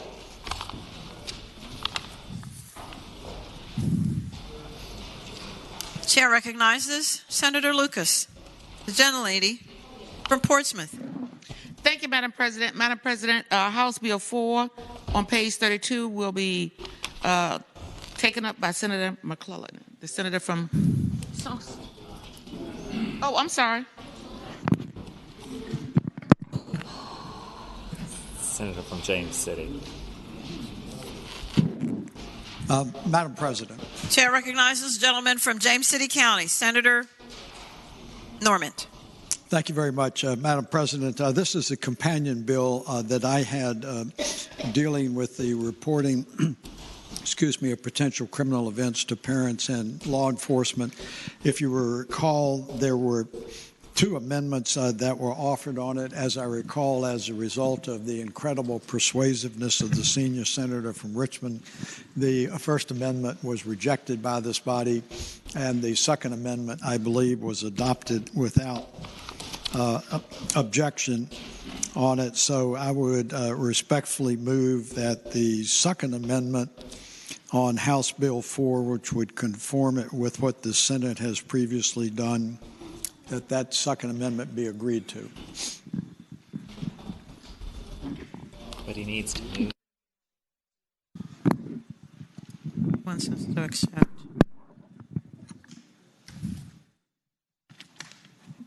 Madam Speaker.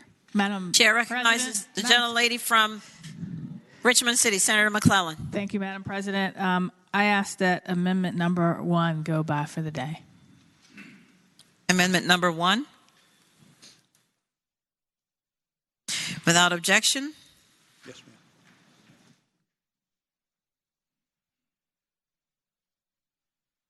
The question is, shall the governor's recommendations to House Bill 4,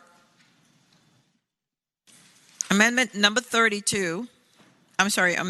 2, be agreed to? As many as are in favor of the motion will record their votes aye. Those opposed, no. Are the senators ready to vote? Have all the senators voted? Does any senator desire to change their vote? The clerk will close the roll.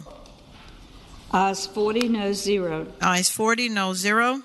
Amendment number 2 on House Bill 4 is agreed to.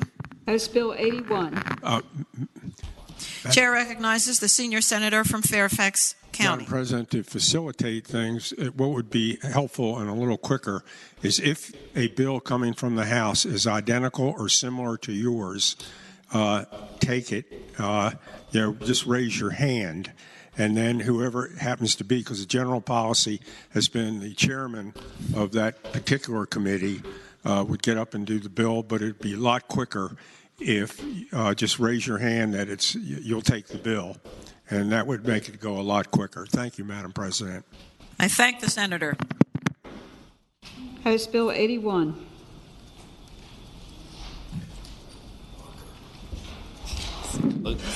Madam President. Chair recognizes the gentlelady from Portsmouth, Senator Lucas. House Bill 81 is similar to Senate Bill 436, if you want the patron of that bill to take it up. George. Last name? Oh, Senator Barker, I'm sorry. Chair recognizes Senator George Barker. Yes, thank you. I move that we adopt the recommendation of the governor, which is exactly what we did on the Senate bill that I had there. So. And what did we do, sir?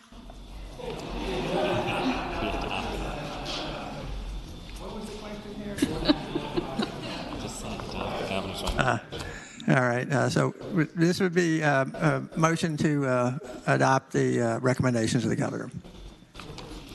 The question is, shall the governor's recommendation on House Bill 81 be agreed to? Those in favor of the motion will record their votes aye. Those opposed, no. Are the senators ready to vote? Have all the senators voted? Does any senator desire to change their vote? Clerk. Senator George Barker. The clerk will close the roll. Ayes 40, noes 0. Ayes 40, no 0. Governor's recommendations are agreed to. House Bill 95. I'll take it because I don't think there was a companion bill. Chair recognizes the senior senator from Fairfax County, Senator Saslaw. This bill requires financial institutions to cooperate with any investigation by the Department of Social Services, dealing with alleged adult abuse or exploitation. And it requires the release of all financial records relevant to such investigation and made available to the local Department of Social Services. What the governor's amendment does is it just says that, yes, you got to make them available, but only to the extent allowed under the Federal Right to Financial Privacy Act. So I would move that we accept the amendment. The question is, shall the government's recommendations to House Bill 95 be accepted? Those in favor of the motion will record their votes aye. Those opposed, no. Are the senators ready to vote? Have all the senators voted? Does any senator desire to change his vote or her vote? The clerk will close the roll. Ayes 40, noes 0. Ayes 40, no 0. The governor's recommendations are agreed to. House Bill 125. Chair recognizes the gentleman from Alexandria, Senator Eben. I move that the governor's amendment in the nature of a substitute be accepted. And speaking to that motion, the senator has the floor. The governor's amendment doesn't change the spirit of the bill, but rather removes some subsumed penalty categories and related superfluous language. So with that, I move that we accept the amendment in the nature of a substitute. The question is, shall the governor's recommendations on House Bill 125 be accepted? Those in favor of the motion will record their votes aye. Those opposed, no. Are the senators ready to vote? Have all the senators voted? Does any senator desire to change their vote? The clerk will close the roll. Ayes 40, noes 0. Ayes 40, no 0. Governor's recommendations are agreed to. House Bill 142. Chair recognizes Senator Marsden, the gentleman from Western Fairfax County. Thank you, Madam President. House Bill 142 deals with the Transit Ridership Incentive Program, and the governor's amendment merely sunsets the bill in July of 2024. The underlying bill changed a maximum of 25% going to the TRIP fund to a minimum of 25%. And that will allow enough time for data to be gathered to make decisions in the future about the TRIP funding. And so I've spoken with the patron on the House side, and we recommend that the governor's recommendation be accepted.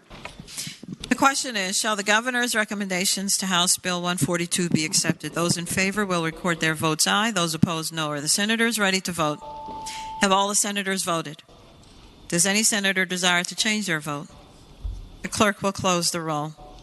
Ayes 40, noes 0. Ayes 40, no 0. Governor's recommendations are accepted. House Bill 158. Chair recognizes Senator Suderline, the gentleman from Roanoke County.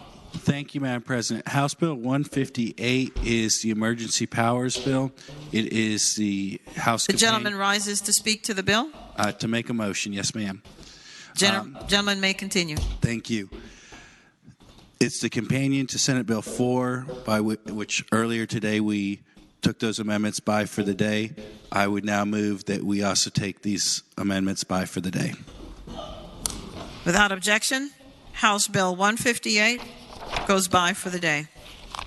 House Bill 186.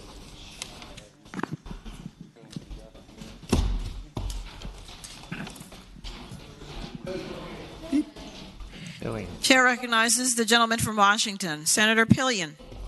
Madam President, I move that we accept the governor's recommendations. And speaking to that, The senator has the floor. House Bill 186 is identical to Senate Bill 595 that we accepted this morning unanimously. So I move that we, adopt the governor's recommendations. It's identical to the bill that I had this morning that we adopt. Yes, sir, but we'd like a little bit more. Sure. I explained them this morning. I know it's been a long time, but I'll be glad to do it again. This amendment comes at the recommendation of VDP to clarify language and provide more flexibility and requirements of the MOU. The question is, shall the governor's recommendations to House Bill 186 be agreed to? Those in favor of the motion will record their votes aye. Those opposed, no. Are the senators ready to vote? Have all the senators voted? Does any senator desire to change their vote? Senator Obenshain? The clerk will close the roll. Ayes 40, noes 0. Ayes 40, no 0. The governor's recommendations are agreed to. House Bill 192. House Bill.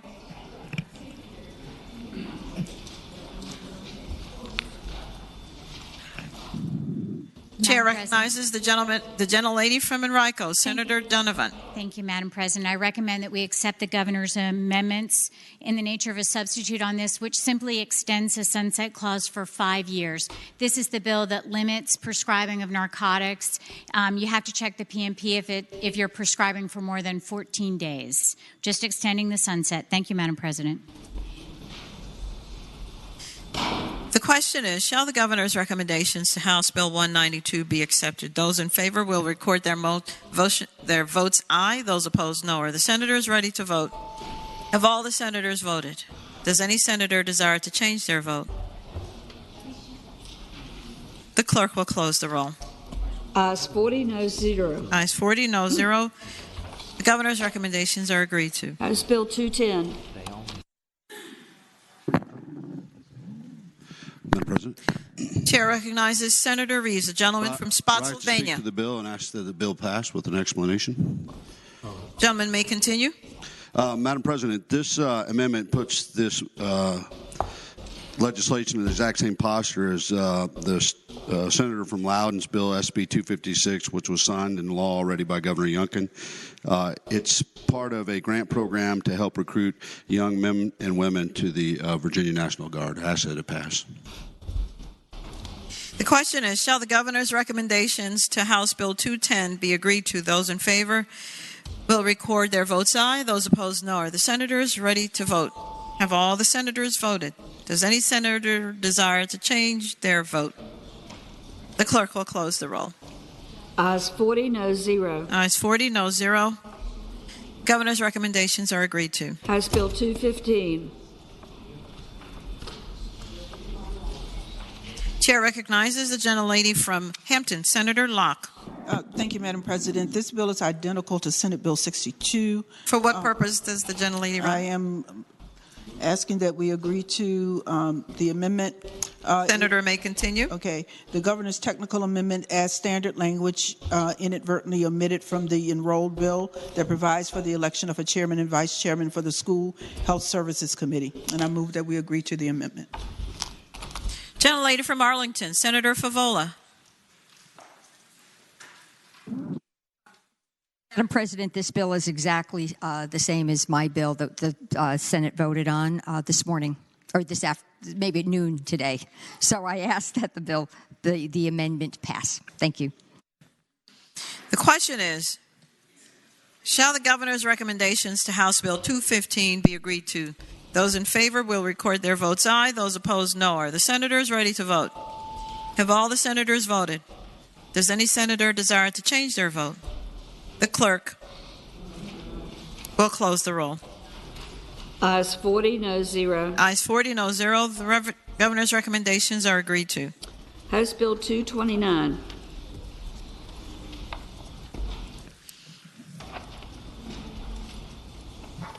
Madam President. Chair recognizes the gentleman from the senior senator from Chesapeake. Thank you, Madam President. I move that the governor's amendments be adopted. And speaking briefly to that. The senator may continue. Thank you, Madam President. This bill seeks to address the important goal of analyzing health risks and improving overall health that have been unfortunately overlooked during the COVID-19 pandemic. The public policy decisions for creating strategies to address social determinants of health should be made by the General Assembly. This amendment simply strikes the requirement that strategies to address these issues be included in the information that's published on the website, and we should utilize that information already being analyzed, make public data regarding it, and encourage individuals to discuss with their doctor the best path to address their individual needs. This absolutely is in the purview of the General Assembly, so I ask that we adopt the amendment. The question is, shall the governor's recommendations on House Bill 229 be agreed to? Those in favor of the motion will record their votes aye. Those opposed, no. Are the senators ready to vote? Have all the senators voted? Does any senator desire to change their vote?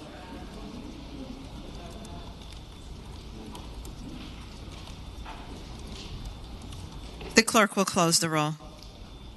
Ayes 32, noes 8. Ayes 32, noes 8. The governor's recommendations are accepted. House Bill 258.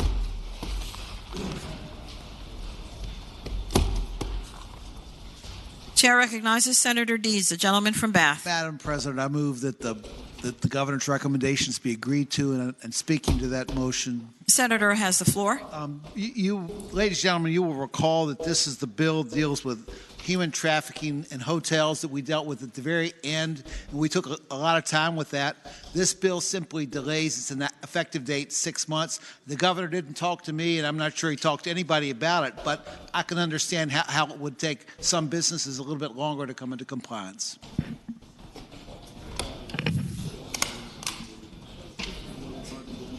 The question is, shall the governor's recommendations to House Bill 258 be agreed to?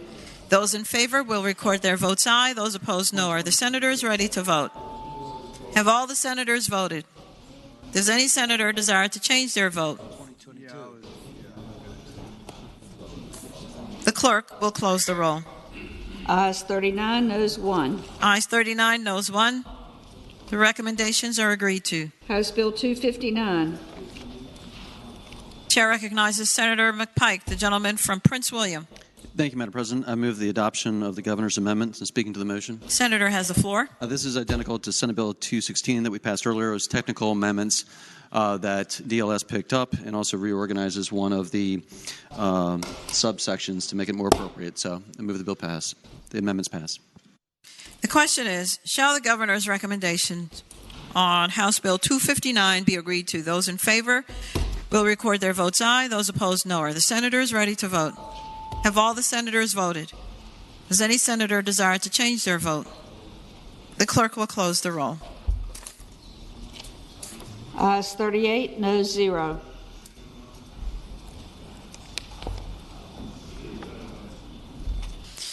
Ayes 38, no 0. The amendments are agreed to.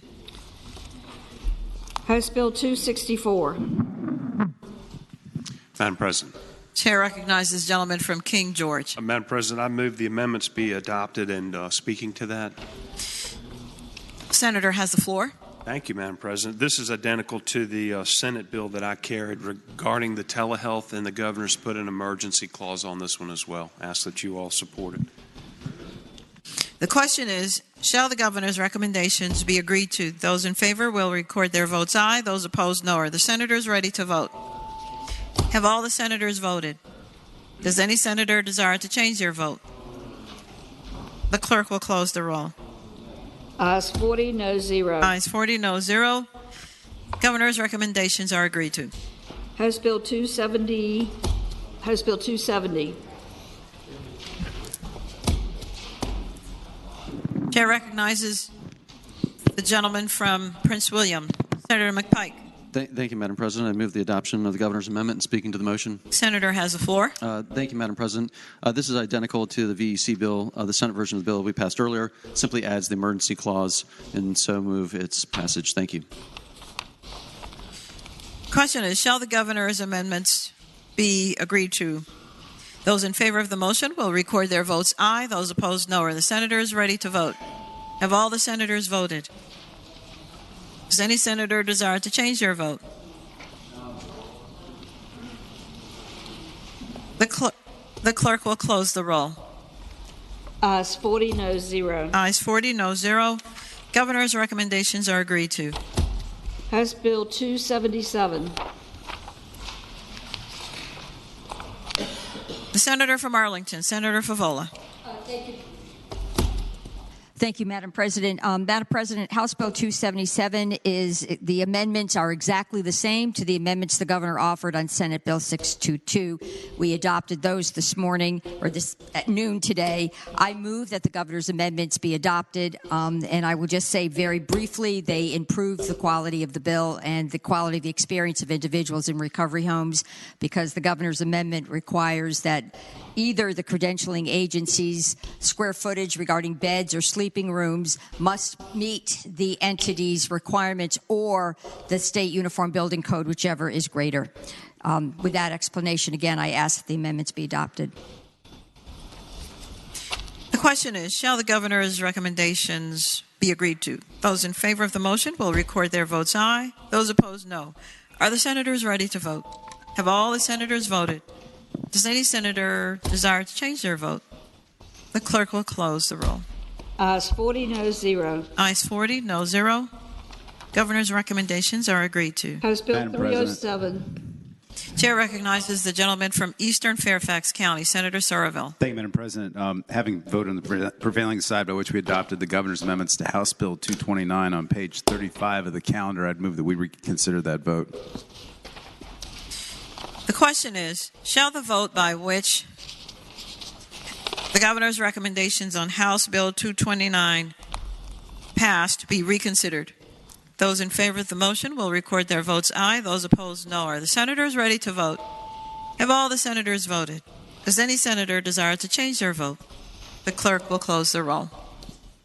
Ayes 40, no 0. Ayes 40, no 0. The vote is reconsidered. Madam President, Chair recognizes Senator Somerville. I would ask for that bill to go by temporarily. Without objection, House Bill 229 goes by temporarily.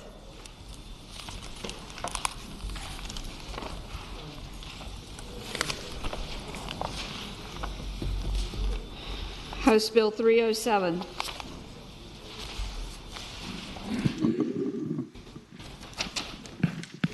Chair recognizes the senator from Southern Fairfax County, Senator Barker. Thank you, Madam President. I move that the recommendations of the governor be adopted, and speaking to that, Senator has the floor. This bill deals with charges or exceptions to charges for FOIA requests of local governments or state governments when in two circumstances. One is in the bill, what it does is has an exception for paying for copies of things relevant to your particular piece of property that you own, and also for scholastic records for students from either the parent or the guardian or the student himself or herself, if they're at least 18 years old. What the governor did was he eliminated the exception for property when you're trying to get information that's related to your specific piece of property, and you would continue to be charged for the copies of those provisions, but it does maintain the not charging individuals or parents for scholastic records from schools within the public sphere to be able to have the records of a particular student there, as long as it's someone from your own family. And so I would hope that we would be able to adopt these amendments to the bill. question is, Madam President. Chair recognizes the gentleman from Loudoun, Senator Bell. Thank you, Madam President. Could this bill go by temporarily? Sure. Without objection, House Bill 307 goes by temporarily.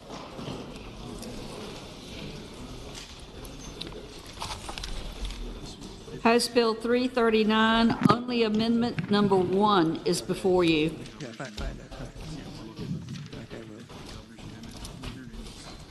Chair recognizes the senior senator from Fairfax County, Senator Saslaw. Madam President, members of the Senate, this is identical to the Falls Church bill that I had earlier. They've already, along with us, they've already struck amendment number 2, which was the reenactment clause. What they didn't strike, but we did, it was a 22 to 18 vote about you had to be in the country legally. And as I said before, given the situation that exists, and this bill only applies to the city of Falls Church, given the situation that exists in that city, it is extremely unlikely that this is ever going to occur. So I would ask that we do as we did with my bill and reject the amendment. The question is, shall the governor's recommendation to House Bill 339, recommendation number 1, be accepted? Those in favor of the motion will record their votes aye. Those opposed, no. Are the senators ready to vote? Have all the senators voted? Does any senator desire to change their vote? The clerk will close the roll. Ayes 20, noes 20.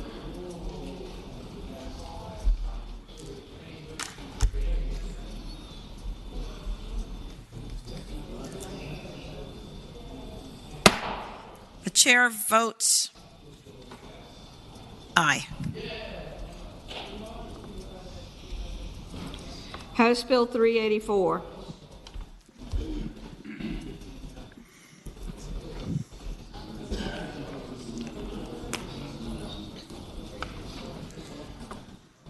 Chair recognizes the gentleman from Southern Fairfax County, Senator Barker. All right. Thank you, Madam President. I move that we reject the governor's amendment to House Bill 384.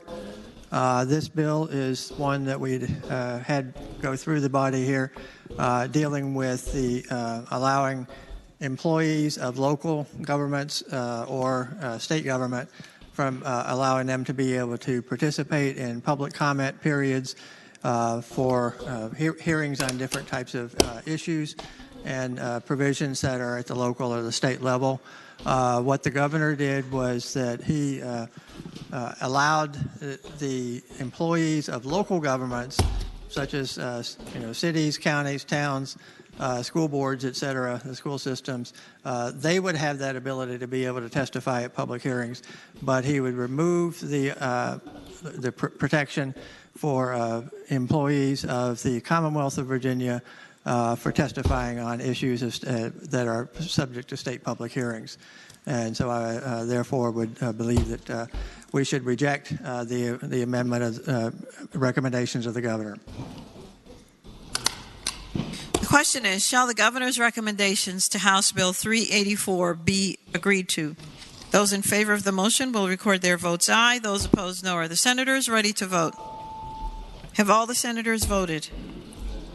Does any senator desire to change their vote? The clerk will close the roll. Ayes 19, noes 21. Ayes 19, noes 21. The governor's recommendations fail. House Bill 385 is not before us. House Bill 419.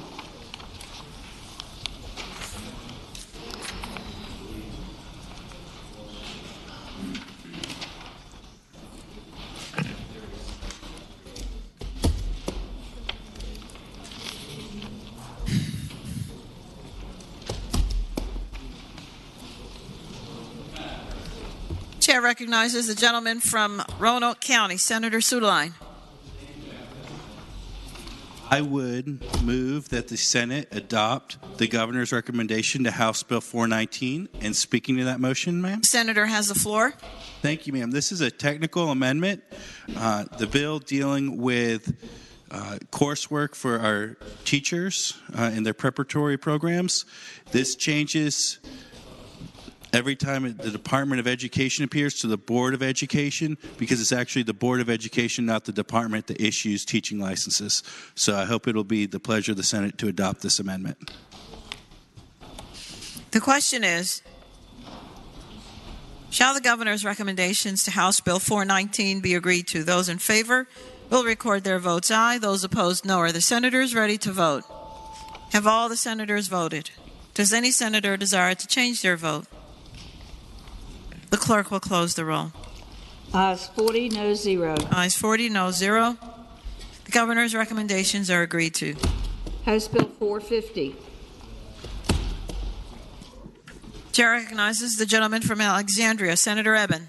Thank you. I move the adoption of the governor's recommendation and speaking to that motion. The senator has the floor. This is the electric vehicle charging infrastructure bill. Governor weakens the penalty from $50 to $25 and also prohibits electric vehicles that are not charging from being parked in these spaces. I think we may have to come back and fix this next year, but we would rather start with this than nothing at all. With that, I renew my motion.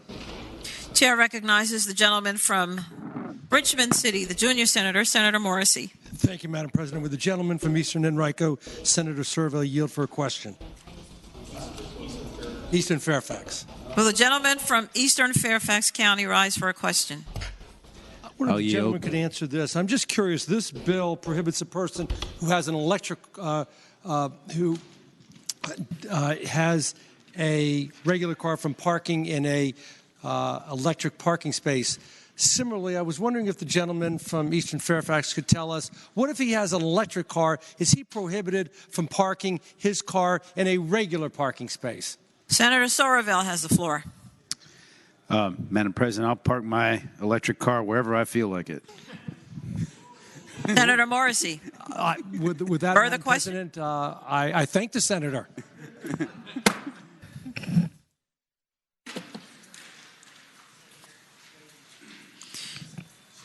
The question is, shall the governor's recommendations on House Bill 450 be accepted? Those in favor will record their votes aye. Those opposed, no. Are the senators ready to vote? Have all the senators voted? Does any senator desire to change their vote?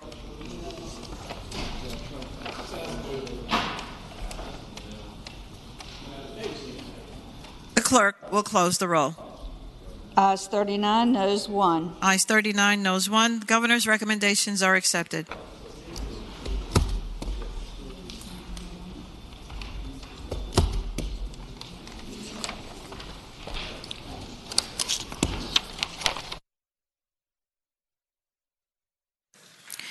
Chair calls on the gentleman from James City County, Senator Norman.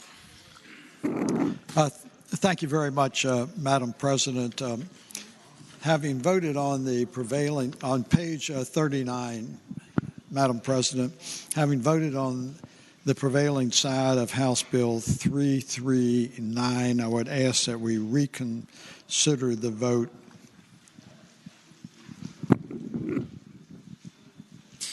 The question is, shall the vote by which House Bill 339 passed be reconsidered?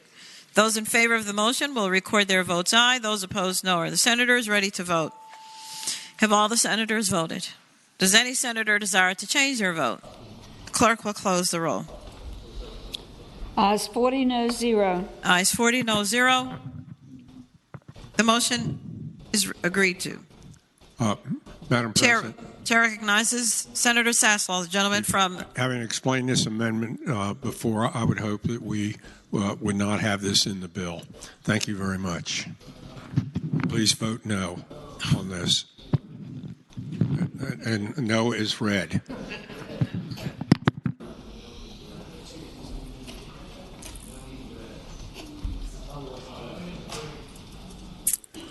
The question is, shall the governor's recommendations to House Bill 339 be agreed to? Those in favor of the motion will record their votes aye. Those opposed, no. Are the senators ready to vote? Have all the senators voted? Does any senator desire to change their vote?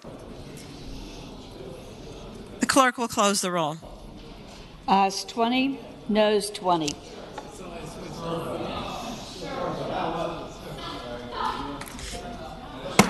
The chair votes to accept.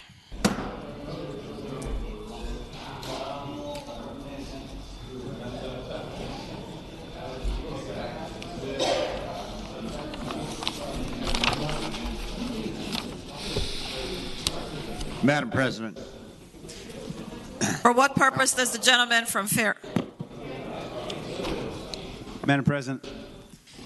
For what purpose does the gentleman from Eastern Fairfax. Yes, rise. Thank you, Madam President. Having voted on the prevailing side, by which we just adopted the governor's amendment to House Bill 339 because I was messing around with my phone trying to get the login and was distracted, I would ask unanimous consent that we reconsider the vote. It's the right thing to do. The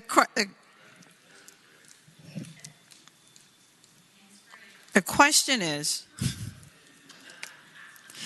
shall the vote by which House Bill 339 passed be reconsidered? Those in favor of the motion will record their votes aye. Those opposed, no. Are the senators ready to vote? Have all the senators voted? Does any senator desire to change their vote?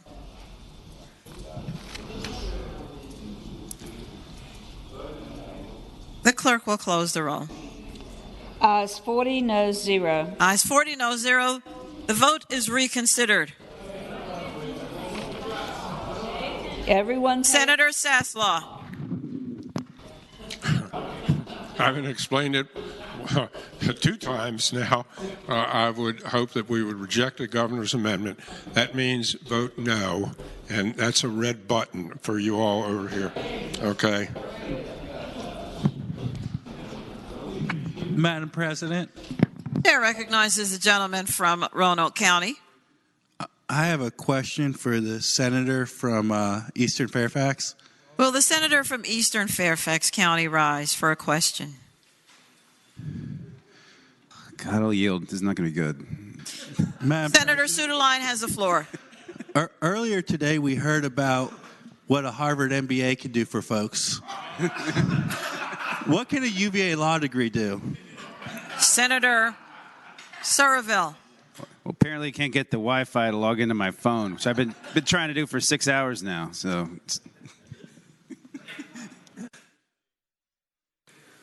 the question is, shall the governor's recommendations to House Bill 339 be agreed to? Those in favor of the motion will record their votes aye. Those opposed, no. Are the senators ready to vote? Have all the senators voted? Does any senator desire to change their vote on this very popular bill?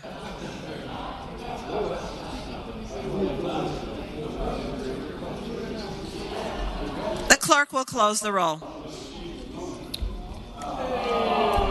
Ayes 18, noes 22. Ayes 18, noes 22. The governor's recommendations are rejected.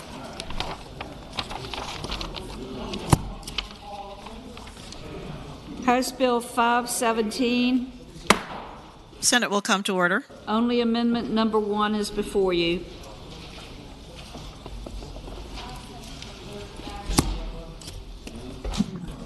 Madam President, I'm deferring to the senator from Accomack. Chair recognizes the gentleman from Accomack, Senator Lewis. Number 1. Madam President, House Bill 517, the amendment, I believe we only have one of those amendments in front of us. Is that correct? One. Amendment number 1, Madam President, is just clarifying, and the governor's amendment clarifies that VDEM handles post-emergency or hazard issues. So it's just purely a clarifying amendment, and I would move that the governor's amendment pass. The question is, shall the governor's amendment on House Bill 517, amendment number 1, be agreed to? Those in favor of the motion will record their votes aye. Those opposed, no. Are the senators ready to vote? Have all the senators voted? Does any senator desire to change their vote? The clerk will close the roll.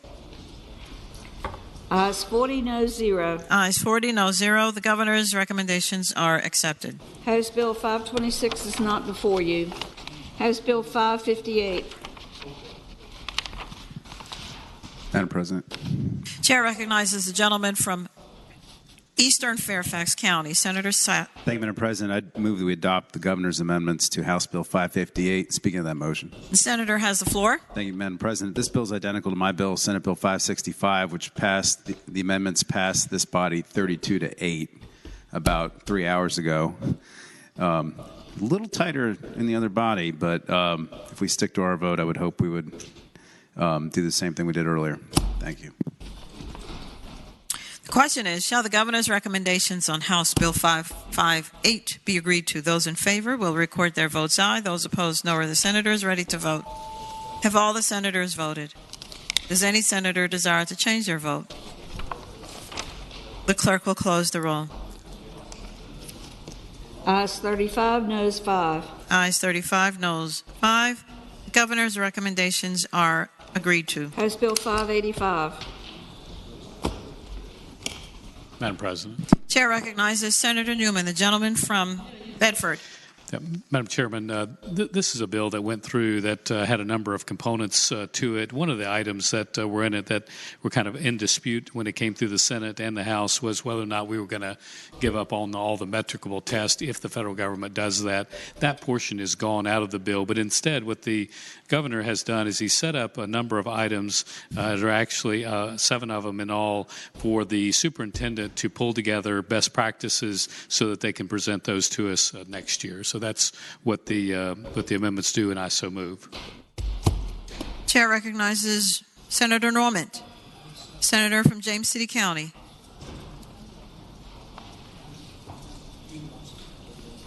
The question is, shall the governor's recommendations to House Bill 585 be agreed to? Those in favor will record their votes aye. Those opposed, no. Are the senators ready to vote? Have all the senators voted? Does any senator desire to change their vote?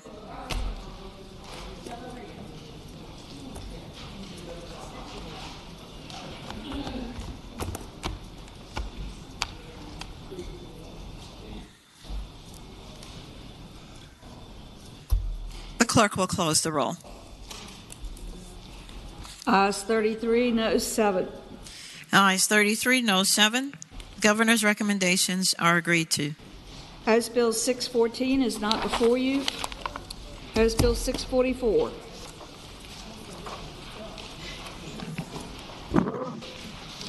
Madam President. Chair recognizes Senator Barker, the gentleman from Southern Fairfax County.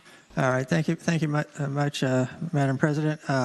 I move that we reject the governor's amendments on 644. This is taking existing legislation, existing code, where it provides that the terms of sale or lease or sublease of property that the Commonwealth has to be written out and executed. The bill was designed to have to make this subject to the written approval of the governor. And the amendment, the set of amendments, there were 2 amendments that were proposed by the governor. And what they do is they take away what was the purpose of the bill, is my understanding, because he proposes to eliminate the language that says there has to be a written approval for the governor for the actions to be taken on surplus property. And so I would hope that we would reject that, since that was the purpose of the bill. So. With the Madam President. Chair recognizes Senator Newman, a gentleman from Bedford. Would the gentleman yield for a quick question? Sure. Senator Barker will yield. I'd be happy to yield. So. Senator Newman has the floor. Madam President, I'd ask the gentleman, did the patron of the bill support the amendments? I have notes that seem to indicate that she was good, but I'm not sure if you had other indications. Senator Barker has the floor. I've not received any communication from the patron of the bill. I just read through the bill as it was came out of the General Assembly, and what the language was that the governor proposed to change, and the summary by the staff, Rebecca Schultz, with Legislative Services. So. Okay. Chair. I'll yield. Chair recognizes the gentlelady from Enrico, Senator Donovan. Madam President, I would ask if the senator would yield for a question. Will Senator Barker yield? Certainly. Senator Donovan has the floor. Thank you, Madam President. I'm looking here at the calendar we have on our docket, and it looks like these governor's recommendations passed 100 to none. So I would move that we accept the governor's recommendations. I have no knowledge. So Madam President? Yeah. Chair recognizes Senator Bell. Can we take this one by temporarily? Without objection, Okay. House Bill 644 goes by temporarily.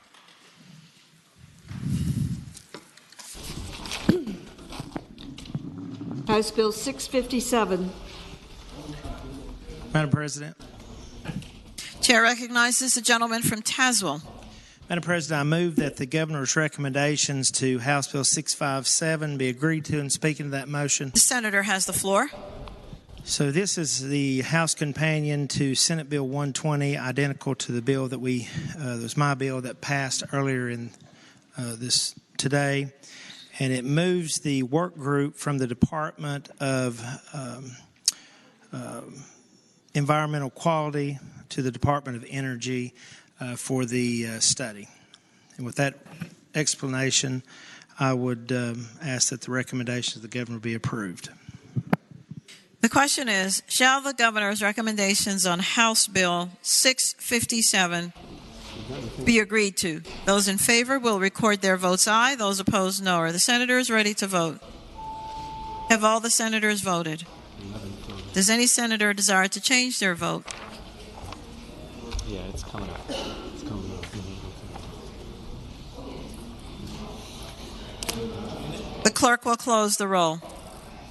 Ayes 39, noes 1. Ayes 39, noes 1.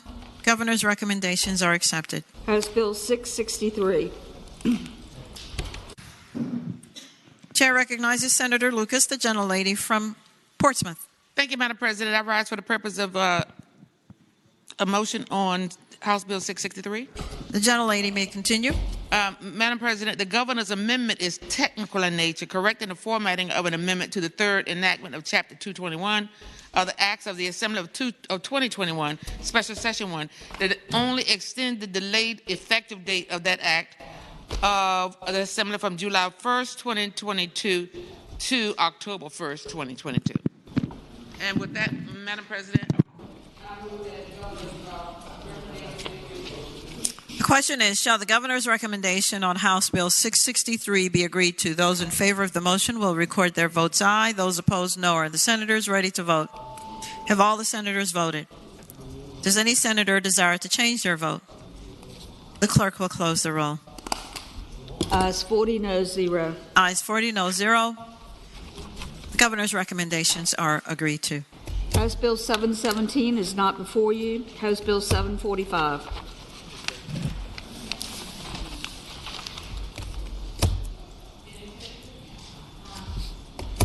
Chair recognizes the gentlelady from Enrico, Senator Donovan. Thank you, Madam President. I recommend that we agree to the governor's recommendations and speak to them. Senator has the floor. Madam President, this is a bill that was not in the Senate, but it speaks to respiratory therapists and their pending licensure and making sure that we have access to more of them. And in this amendment, the governor just adds an emergency clause. That's right, I am correct. He adds an emergency clause, which we can all agree to. This has to do with our healthcare workforce and making sure we have access to more. You know, this passed the Senate with resounding support when it went through. So as it comes back to us, it just makes it more of a pressing issue with an emergency clause. The question is, shall the governor's recommendations on House Bill 745 be agreed to? Those in favor of the motion will record their votes aye. Those opposed, no. Are the senators ready to vote? Have all the senators voted? Does any senator desire to change their vote? The clerk will close the roll. Ayes 40, noes 0. Ayes 40, no 0. The governor's recommendations are agreed to. House Bill 746.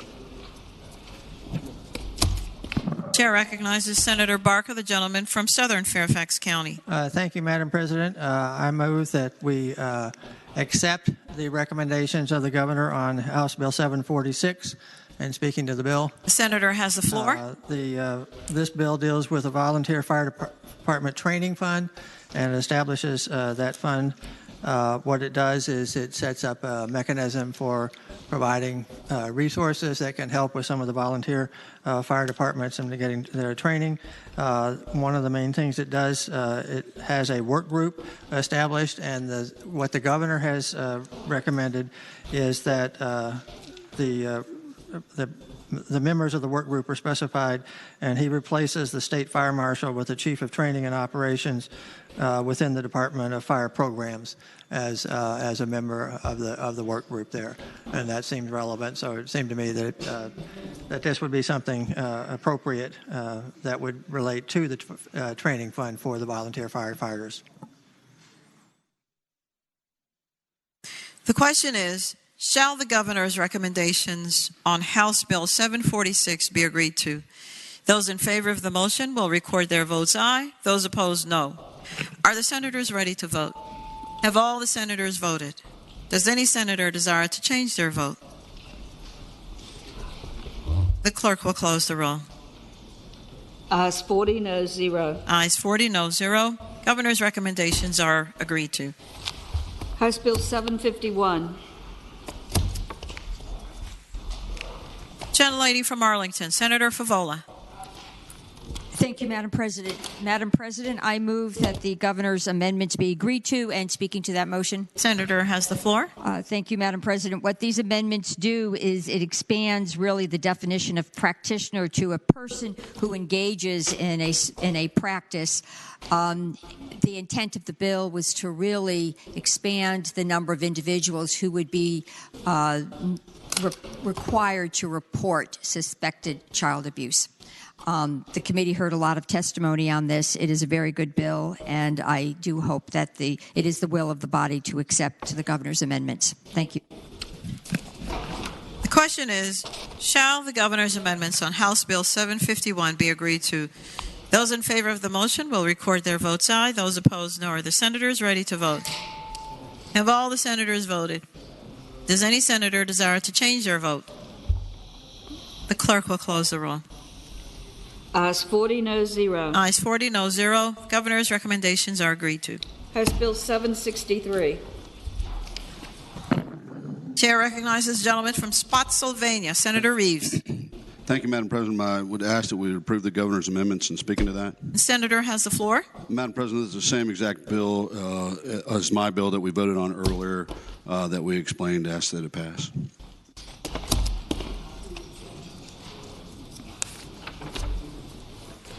The question is, shall House Bill 763 be agreed to? That is the governor's recommendations of same. Those in favor will record their votes aye. Those opposed, no. Are the senators ready to vote? Have all the senators voted? Does any senator desire to change their vote? The clerk will close the roll. Ayes 37, no 0. Rule 36-3. Ayes 37, no 0. Rule 36-3. The governor's recommendations are agreed to. House Bill 766. Chair recognizes Senator Bell, the gentleman from Loudoun. Thank you, Madam President. Move that we accept the governor's amendments on this. It's the same as the bill. The senator has the floor. Thank you, Madam President. My apologies. This is the same as the bill, my bill we passed earlier, SB 401, and it just changes the name of the Gaming Enforcement Office and also takes away the word illegal. Again, recommend we accept the governor's amendments. The question is, shall the governor's amendments on House Bill 766 be accepted? Those in favor of the motion will record their votes aye. Those opposed, no. Are the senators ready to vote? Have all the senators voted? Does any senator desire to change their vote? The clerk will close the roll. Ayes 37, no 0. Rule 36-3. Ayes 37, noes 3. No, 0, I'm sorry. Rule 36.3. The governor's recommendations are agreed to. House Bill 873. Chair recognizes Senator Newman, the gentleman from Bedford. Madam President, I move that the governor's amendments be agreed to, and speaking to that motion. The senator has the floor. Madam President, these are technical amendments requested by the Division of Legislative Services. You'll recall that this is the bill that simply requires that school divisions that do not have resource officers make sure that they keep in touch with the school safety plan and that type of thing. So I would hope that we would agree with the governor's amendments. The question is, shall the governor's recommendations on House Bill 873 be agreed to? Those in favor will record their votes aye. Those opposed, no. Are the senators ready to vote? Have all the senators voted? Does any senator desire to change their vote? The clerk will close the roll. Ayes 32, noes 8. Ayes 32, noes 8. The recommendations are agreed to. House Bill 879. Chair recognizes the gentlelady from Portsmouth, Senator Lucas. Yes, ma'am. Madam President, I move that we agree to the governor's recommendations and speaking to that motion. The senator has the floor. Yes, ma'am. Madam President, I spoke to the patron of the bill, Delegate Rasul, earlier. And, of course, he's agreeing with the governor's amendments in the nature of a substitute, which remove requirements and instead directs the governor to consider appointing persons with such qualifications to the Board of Education. In essence, the enrolled bill requires the 9-member Board of Education to include at least one member with experience or expertise in local government leadership or policy, at least one member with expertise or experience in career and technical education, and at least one member with experience or expertise in early childhood education. And with that, Madam President, I move that we agree with the governor's recommendation. Question is, shall the governor's recommendations on House Bill 879 be agreed to? Those in favor will record their votes aye. Those opposed, no. Are the senators ready to vote? Have all the senators voted? Does any senator desire to change their vote? The clerk will close the roll. Ayes 40, noes 0. Ayes 40, no 0. The governor's recommendations are agreed to. House Bill 889. Madam President. Chair recognizes the gentleman from Lynchburg, Senator Peake. Thank you, Madam President. This bill is exactly the same as a bill that already left this body, non-payment of wages, defense of contractors. The gentleman may continue. If I may speak to the amendments. Thank you, Madam President. This bill sets up that a contractor may get proof from his subcontractor that their subs and employees have been paid. The amendments are mainly technical, and there were some amendments to protect the Commonwealth in their dealings with subcontractors. I'd ask that we accept the amendments. Chair recognizes Senator Morrissey, the junior senator from Richmond. Thank you, Madam President. Would the gentleman yield for a question? Will the gentleman from Lynchburg yield? But I will. Senator Morrissey has the floor. I meant to ask this earlier in the day, but I'll ask it now. The gentleman has indicated that it's technical in nature, but I'm looking at the amendment, and it seems that the governor's amendment removes a prime contract between an owner and a general contractor from the types of construction contracts. I'm not being cheeky, but it appears to me that it's not just technical, but it's actually rather significant. Can the gentleman address that? Gentleman from Lynchburg has the floor. Yes, Madam President, Senator from Richmond. And I did point that out, that when they changed that definition from owner to contractor, that was at the request, as I said, when we passed the Senate version of to protect the Commonwealth. There was concern that the Commonwealth might be subjected to if it said contractor or owner, so the recommended change in language was to protect the Commonwealth. And my bill has, I'm sorry, I don't think so. Mine was from the Department of General Services, requested this change, as well as Secretaries of Finance and the Administration, to correct that, to make sure the Commonwealth was protected in these relationships. I thank the senator. Thank you. question is, shall the governor's recommendations on House Bill 889 be agreed to? Those in favor will record their votes aye. Those opposed, no. Are the senators ready to vote? Have all the senators voted? Does any senator desire to change their vote? The clerk will close the roll. Ayes 40, no 0. Ayes 40, no 0. The governor's recommendations are agreed to. House Bill 891. Chair recognizes the gentleman from Bath, Senator Deeds. Madam President, I move that the amendments go by for the day, and I'd like to speak to that motion. The senator has the floor. This was a bill that, after a study, removed the word alien where it appeared in the code in various places. Well, the governor returned it with a couple of amendments, one of which is very curious because in light of the fact that in several of his veto messages he talked about his disdain for studies, he creates another study in an amendment here, and then he adds a reenactment clause. This is these amendments passed the other body 52 to 48. I've spoken with the patron, and he's fine with the action that I proposed. And again, I'd ask that the amendments go by for the day. Without objection, House Bill 891 goes by for the day.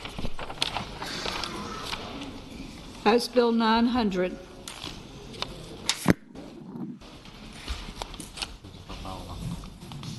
Chair recognizes Senator Favola, the gentlelady from Arlington. Thank you, Madam President. Madam President, this is exactly the same as Senate Bill 130. So the governor's amendments are the same, and I ask that the governor's amendments be adopted. What the amendments do, once again, is require that when a hospital or nursing home requests a waiver for the COPN requirements because of a public health emergency, that those institutions make sure they have enough staff to actually provide the services for the additional beds.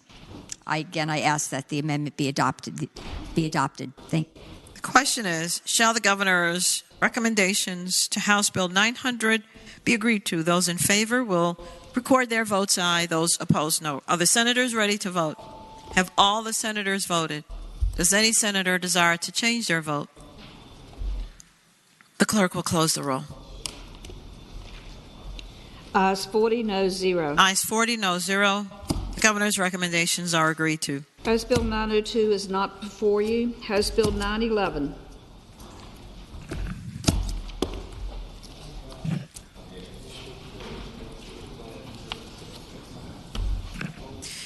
Chair recognizes the gentlelady from Northern Fairfax County, Senator Howell. Thank you, Madam President. I rise to ask that the governor's recommendation be agreed to, but I must admit Senator has the floor. I must admit to you, Madam President, I'm rather befuddled as to why I'm the one having it, because nobody's spoken to me about it at all on any side. So I am going to wing it. This bill allows localities by ordinance to provide a credit against taxes and fees imposed by the locality to an individual who provides approved volunteer services to the locality. Those services and the volunteer are defined in the bill. And the substitute limits the applicability of the credit against local taxes and fees to approved volunteer services, and it removes the provision that allows for credit for locally approved services to a nonprofit organization or the locality, and it removes the provision requiring a locality to state by ordinance what services constitute locally approved services. And that's the best I can do. Thank you, Madam President. The question is, shall the governor's recommendations on House Bill 911 be agreed to? Those in favor will record their votes aye. Those opposed, no. Are the senators ready to vote? Have all the senators voted? Does any senator desire to change their vote? The clerk will close the roll. Ayes 40, no 0. Ayes 40, no 0. The amendments are agreed to. House Bill 939. Madam President. Chair recognizes the gentlelady from Enrico, Senator Donovan. Thank you, Madam President. This is the identical bill to Senate Bill 647, on which we accepted the governor's recommendations. This is the bill that gives... Senator has the floor. Thank you, Madam President. This bill gives the Commissioner of Health, it defines more clearly what the Commissioner of Health's ability is to initiate certain interventions in time of emergency like COVID, which were not previously available and we had to actually legislate. So I hope that we'll agree to the amendments. The question is, shall the governor's recommendations on House Bill 939 be agreed to? Those in favor will record their votes aye. Those opposed, no. Are the senators ready to vote? Have all the senators voted? Does any senator desire to change their vote? The clerk will close the roll. Ayes 40, no 0. Ayes 40, no 0. The recommendations are agreed to. House Bill 987. Madam President. Chair again recognizes the gentlelady from Enrico, Senator Donovan. Thank you, Madam President. This, I don't think we had a duplicate of this in the... For what purpose? Thank you, Madam President. I rise to speak to the governor's recommendations. The senator has the floor. Thank you, Madam President. The recommendations on this bill are technical. It defines more clearly compliance issues with the Centers of Medicaid and Medicare. They were approved of by the patron in the House, and I move that we likewise approve of them here in the Senate. Thank you, Madam President. The question is, shall the governor's recommendations on House Bill 987 be agreed to? Those in favor will record their votes aye. Those opposed, no. Are the senators ready to vote? Have all the senators voted? Does any senator desire to change their vote?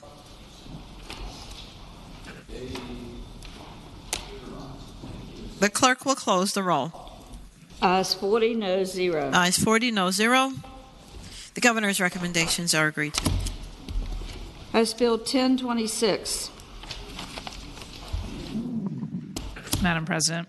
Chair recognizes the junior senator from Virginia Beach, Senator Kiggins. I move that we adopt the governor's recommendation. And speaking to the bill. The senator may continue. This governor's amendment eliminates the digital citizens portion of the council to focus primarily on internet safety for students. Online dangers are not just limited to bad websites, and I think that this recommendation just really narrows it down to this internet safety for kids. By focusing on internet safety, we can ensure our students are creating safe online habits in our ever-changing digital landscape, and I move that we adopt the recommendation. Chair recognizes the senior senator from Chesterfield, Senator Hashmi. Thank you, Madam President. Speaking to this amendment. The senator has the floor. Thank you, Madam President. This bill was originally designed to ensure that our students in our public schools get appropriate training and education on how to be effective digital citizens as well as practice internet safety habits. But the critical piece of media literacy is quite important. Media literacy actually is teaching our students how to think appropriately for themselves, how to determine whether certain material available to them on the internet is actually credible, and to be able to make sound judgments between misinformation and real information. I think the governor's amendment has basically gutted that. We established this advisory council on digital citizenship, internet safety, and media literacy advisory, and now we're left only with internet safety. And I think we're missing very key components of the original bill, and I would recommend that we vote no on the amendment. Chair recognizes the gentleman from Bedford, Senator Newman. Madam President, I wonder if the gentlelady would rise for a question. Will the senior senator from Chesterfield yield? Yes. Senator Newman has the floor. Madam President, this is not a bill that is on my radar screen, but here again, my notes say that the patron is good with the amendment. I just want to make sure that if that's correct, that we just take that in consideration. I'd hate to see the bill maybe not make it to the final goal line because of an item like that. Senator Hashmi. I would respond, Madam President, that I have not spoken to the original patron of the bill, but the comprehensive nature of the original bill, I believe, has been reduced significantly by removing those key elements of media literacy as well as comprehensive digital citizenship. Senator Newman. Madam President, just speaking briefly to the bill. The senator has the floor.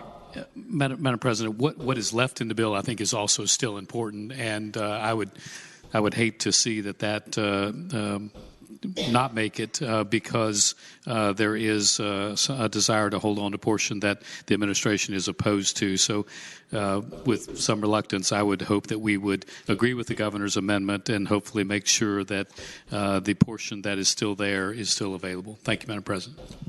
Chair recognizes the gentleman from Loudoun, Senator Bell. Thank you, Madam President. Speaking the bill. Senator has the floor. Madam President, I'm on shaky ground here at the risk of upsetting my seatmate.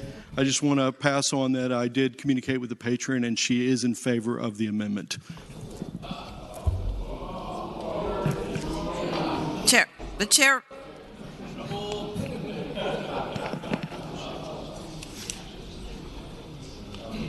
The question is, shall the governor's recommendation to House Bill 1026 be agreed to? Those in favor of the motion will record their votes aye. Those opposed, no. Are the senators ready to vote? Have all the senators voted? Does any senator desire to change their vote?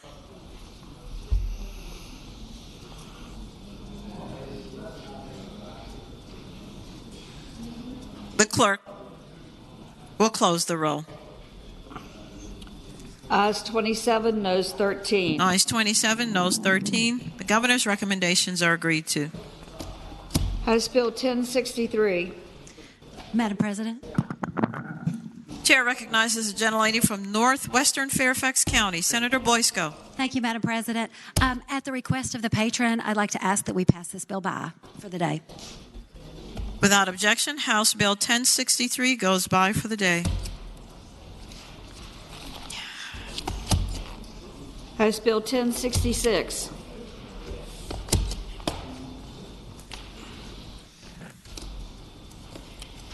Chair recognizes the gentleman from Roanoke City, Senator Edwards. Madam President, House Bill 1066, the governor made basically a technical amendment.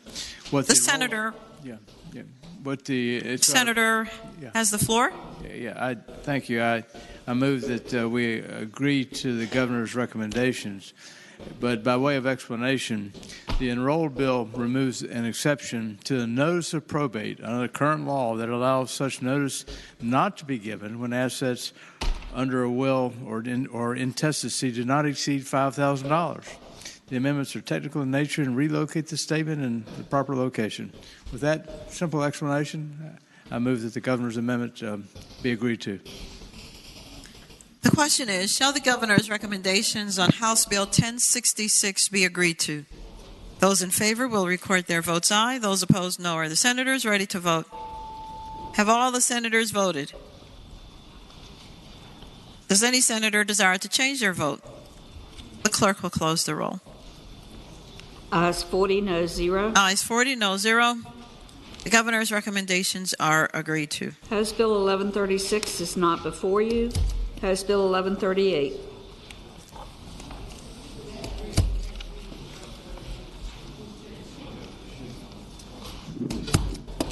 I'll speak. Madam President. Chair recognizes the gentleman from Rockingham County, Senator Obenshain. Madam President, I rise to move the adoption of the governor's recommendations. The senator has the floor. Madam President, members of the Senate, this bill, the underlying bill, deals with the election of Loudoun County School Board members.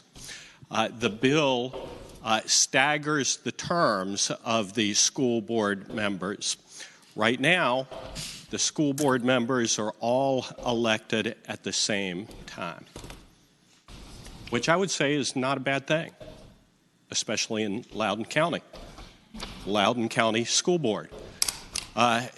this bill, or the governor's amendments to this bill, achieve the patron's option, but also achieve the sentiment that was, I think, the motivating factor behind electing their school board members at one time. This amendment simply says we're going to stagger these elections, but before the drawing for staggering these elections, we're going to give the voters what they have now, and that is the option for a clean sweep.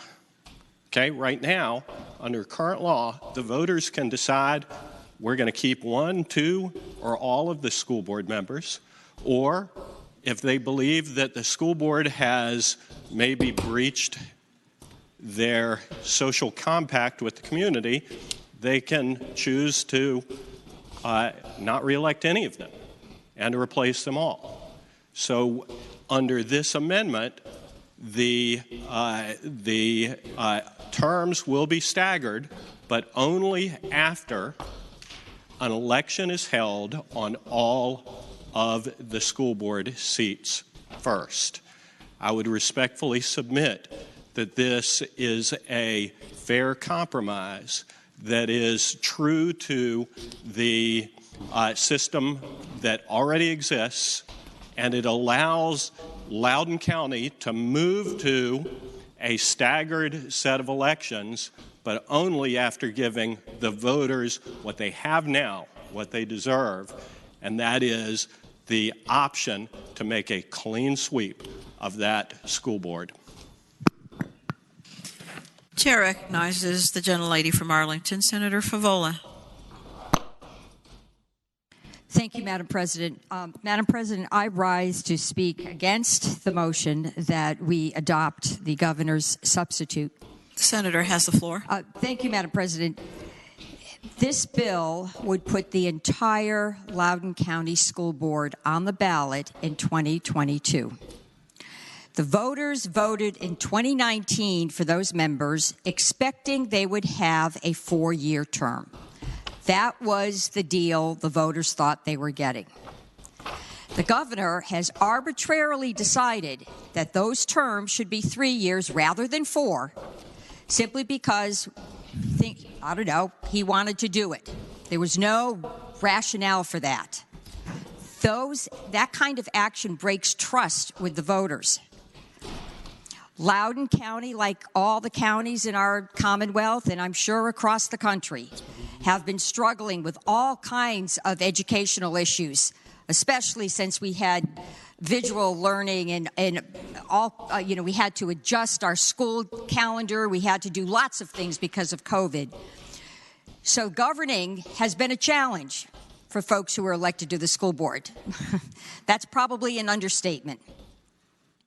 To inject this kind of uncertainty into our electoral process actually undermines the ability of the Loudoun School Board to continue to govern and do the job they were elected to do, because now the members all have to start thinking about a re-election this year within the next 6 or 7 months. This should not stand. We just can't have a willy-nilly change in the electoral cycle because a governor thinks it's a good idea. I submit that this really undermines the credibility of our election cycle. I think it breaks trust with our voters. It is totally unnecessary. And I really believe that this is a bad precedent. I ask that the body not accept the substitute, that we vote red with the governor's substitute for 1138, House Bill 1138. Thank you, Madam President. Chair recognizes the gentlelady from northwestern Fairfax County, Senator Boysko. Thank you, Madam President. I rise to speak against the amendment. The senator has the floor. Thank you, Madam President. I think we all know in this body that many people believe that Loudoun County is the bellwether politically. How Loudoun County goes, so goes the state.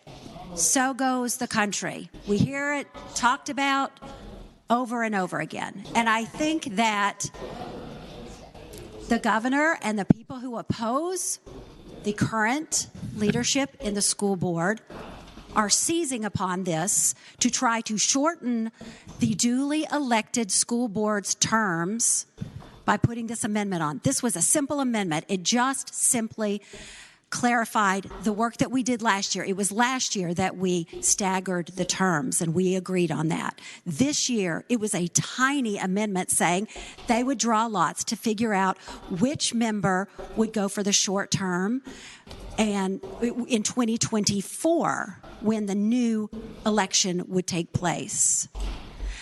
As my colleague from Arlington just talked about, the school boards have been under enormous, unthinkable pressure. They have been doing the work that we in the General Assembly have required of them.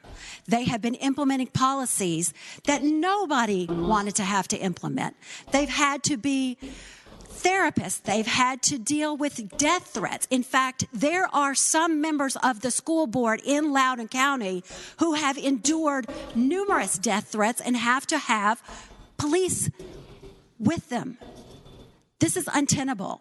And for us to take action to then shorten their terms unilaterally without allowing the citizens of Loudoun County to have a say in this is disgusting to me.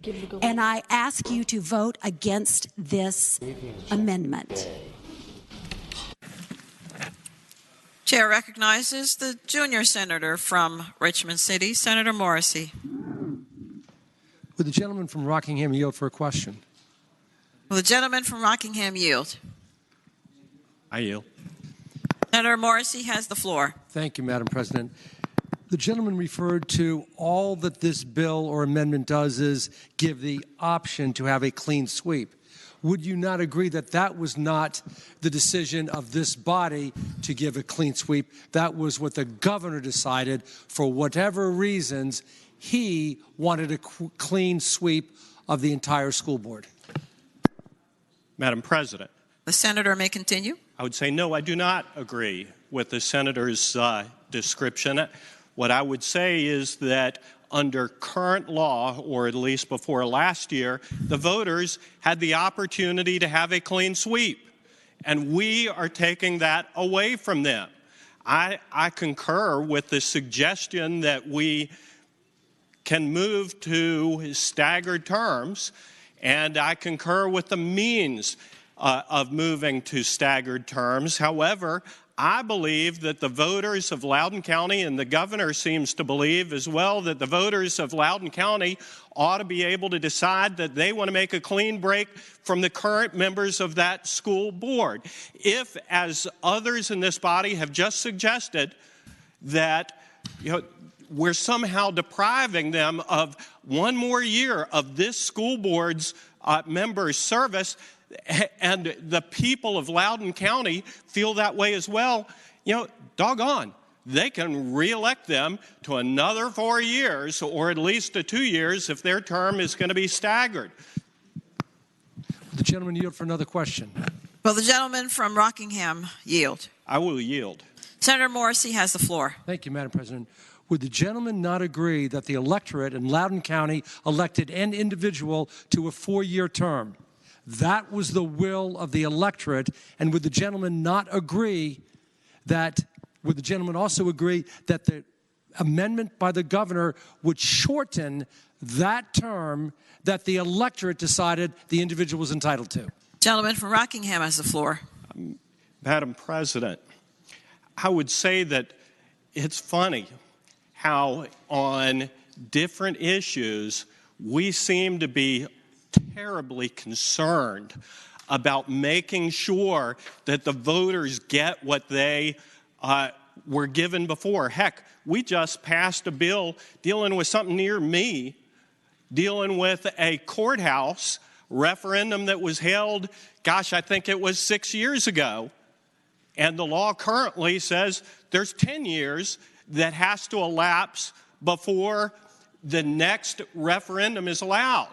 And we just unanimously passed a bill that said, no, we're going to change it, notwithstanding the fact that the law now says the voters get 10 years between those referendums. We're going to give them 6 years, and we're going to change that in mid-course. So, you know, it just, and I supported that, I voted for that, but it just baffles me why we are just arbitrarily concerned about what we have given to the voters when, you know, it maybe offends our political sensitivities. I'm for giving the voters a choice. And by gosh, if the voters of Loudoun County are happy with the way their schools are being administered, they can re-elect this school board. If they're not, let's give them the choice rather than the people from Rockingham or the city of Richmond the choice of altering these terms and depriving them of the opportunity sooner to have an election. Will the gentleman yield for another question? Absolutely. Gentleman yield. Absolutely. Senator Morrissey has the floor. Notwithstanding the senator's bafflement, would the senator answer my previous question? Does this amendment by the governor not undermine the will of the electorate? I'm not talking about a courthouse. I'm asking a specific question. Does this amendment undermine the will of the electorate that gave an individual 4 years? The senator from Rockingham County has the floor. The answer to that question is no. It does. How on earth does it undermine the will of the electorate to give the voters an opportunity to vote? That, to me, Madam President, defines giving deference to the will of the voters. Will the gentleman yield for a final question? Will the gentleman yield for a final question? I'll yield for as many questions as the gentleman wants to ask. Senator Morrissey has the floor. I thank the senator for that. Would the gentleman not take great umbrage if he was elected to a 4-year term and the governor took action on a bill to sua sponte shorten his 4-year term to 3 years or 2 years? Would you take umbrage if the governor did that and it affected your term? The gentleman from Rockingham County, sua sponte. Madam President, you know what? As much as I like having 4-year terms, as much as I would prefer to have 5-year terms or 6-year terms, if it meant letting the people vote, I would begrudgingly make that sacrifice. Heck, I think that there are people, maybe even in this body, who have joined a certain lawsuit that has been filed by a former chairman of the Democratic Party of Virginia who wants us to stand for elections this year. And that is a 3-year term and would be a 3-year term. I think there are a lot of people who are asking for that. And you know what? If that winds up being the case, you know, maybe that wouldn't be such a bad idea. I don't know that I'd mind standing for election in 2022 as a Republican in the Commonwealth of Virginia, and I'm sure that there are other people across the Commonwealth of Virginia who would be delighted to be on the ballot this November, running for office. And, if that's the price that we as public servants have to pay, giving the people a say and giving the people a vote, well, by gosh, I'll make that sacrifice. Speaking to the measure, Madam President. The senator from Richmond City has the floor. Thank you, Madam President. Madam President, ladies and gentlemen of this body, the senator from Rockingham has cleverly deflected the issue about the electorate being responsible in voting and giving them deference to saying, in his last point, when is an opportune time to run? Many of us believe, and I would agree, that in 2022 it might be a good time to be running as a Republican. That's not the issue. The issue is whether or not an electorate votes for a specific term, and then a governor can come along and change that. Imagine the disruption to democracy if that happened, if a House of Delegates term could be shortened from 2 years to 1, a state senate from 4 to 3, a mayor from 4 to 2, a school board from 4 to 3. Oh, that's right, that's what we're doing. Imagine the disruption that would occur throughout the Commonwealth. My seatmate said that it causes great disruption to the school board. It does far more than that. It disrupts the democratic process. That's what it does. It disrupts the democratic process. I can't imagine any scenario where an executive on his own automatically lowers the term so that the individual has to run again. That's the danger to this. The issue is not let the voters decide. They did decide. They decided a 4-year term was appropriate. But imagine every time the mood or the flavor of an electorate changes, we just change their term. And one person has the right to do that. It would be chaos. I hope that the body would reject the amendment. Thank you, Madam President. Chair recognizes the gentleman from Loudoun County, Senator Bell. Thank you, Madam President. Speaking to the motion. The senator has the floor. We've had some great debate on this, but I'm going to make my remarks fairly simple. The people have spoken, and they elected this board for a term that doesn't expire till 2023. This board should fulfill their term. If we allow a precedent where we could just have new terms and special elections, I think it's very dangerous. Let's talk about this school system. It's one of the top school systems in America. Just today, 5 Loudoun County schools were named in the top 20 schools in America. It's consistently ranked as the #1 or #2 school district in the Commonwealth and one of the top in the country. We can have issues about the board, and there are measures to take if there are issues with a board member.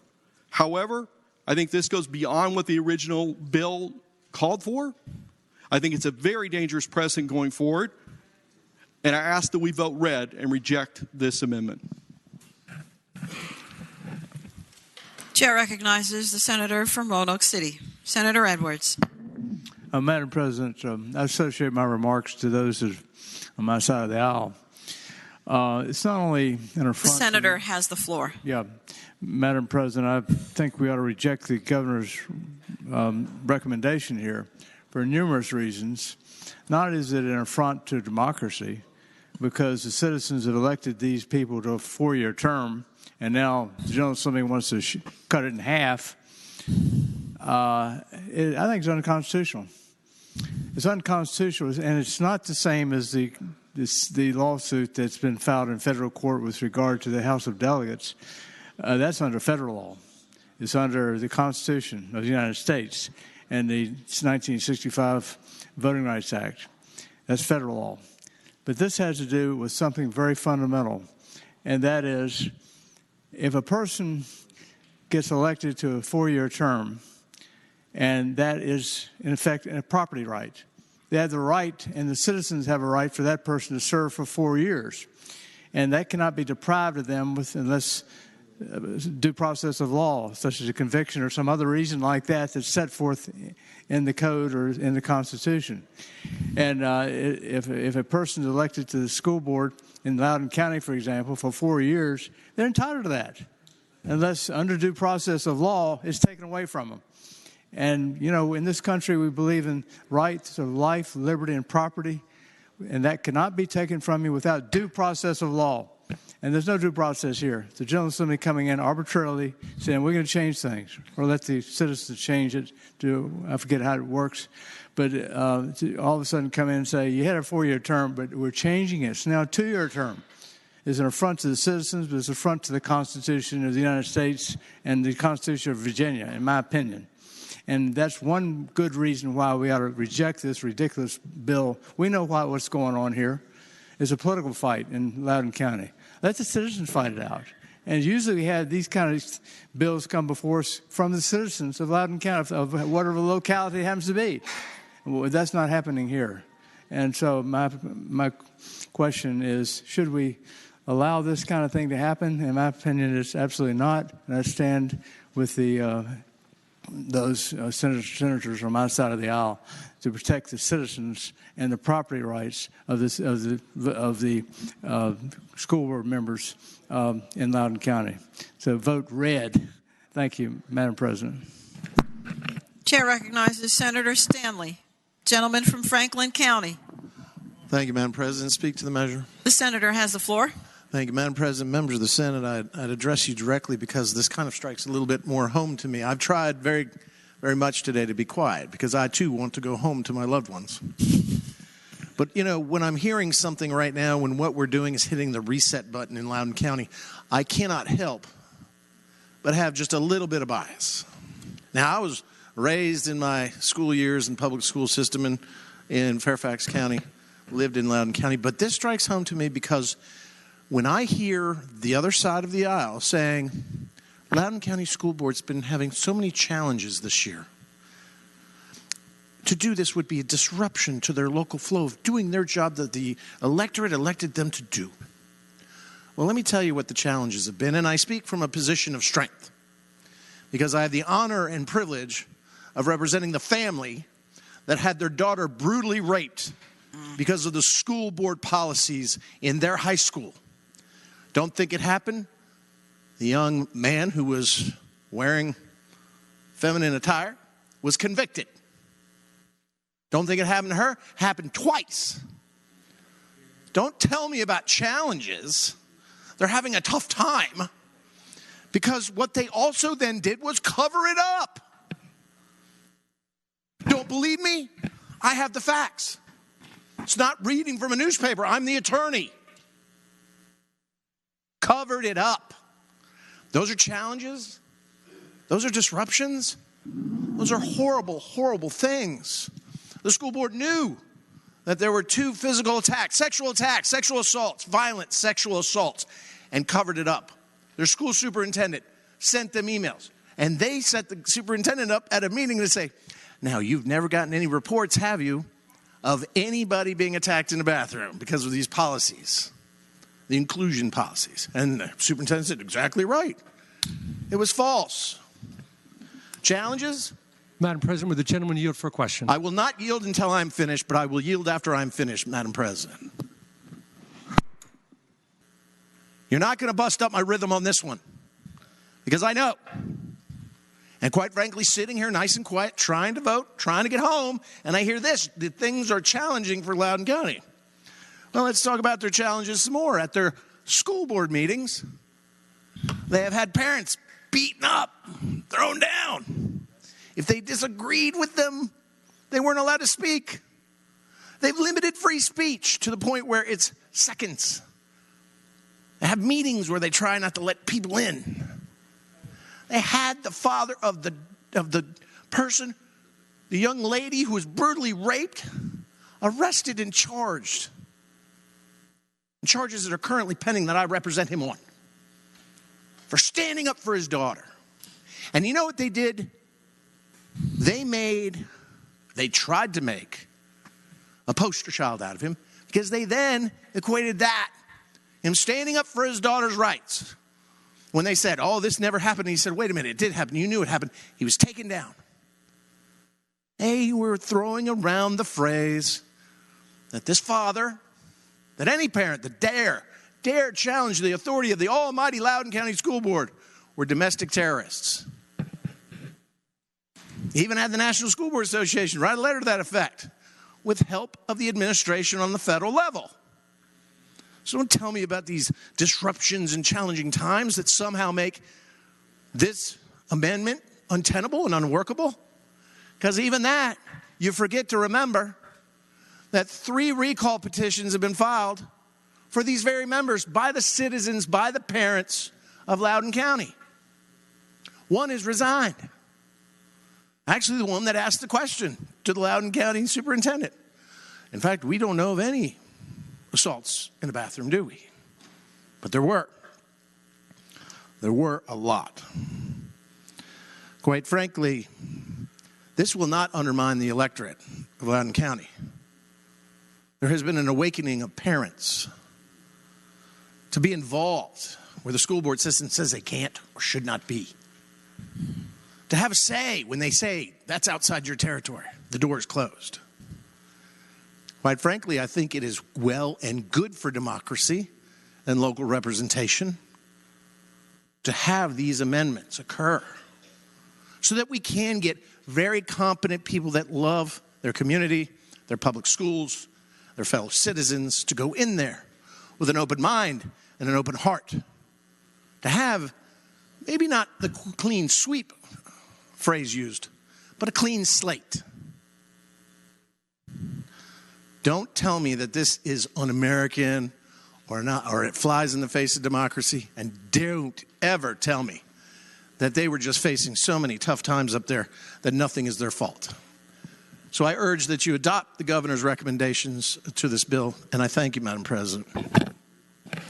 Oh, and I would yield for the question, Your Honor. Chair recognizes the junior senator from Richmond City, Senator Morrissey. Thank you, Madam President. Would my friend yield for a question, please? Will the gentleman yield? Madam President, I yield.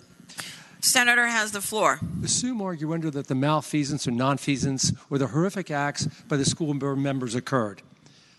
Given that, isn't the proper recourse to use the recall method as opposed to introducing an amendment that changes the term? It's a simple question. Recall or have an executive amendment to lower somebody's term? Senator Stanley has the floor. Madam President, I'd respond to the gentleman, my friend, by saying to give him the simple answer of no. Because we all should, quite frankly, understand that recall petitions necessarily create more turmoil, conflict. Ultimately, what we need to be doing in Loudoun County and all of our school boards is really functioning as a board that focuses on the education of the child. We're missing so many opportunities, as Madam President, you well know, to educate our children in a way that is centered around the child and the parent working in partnership.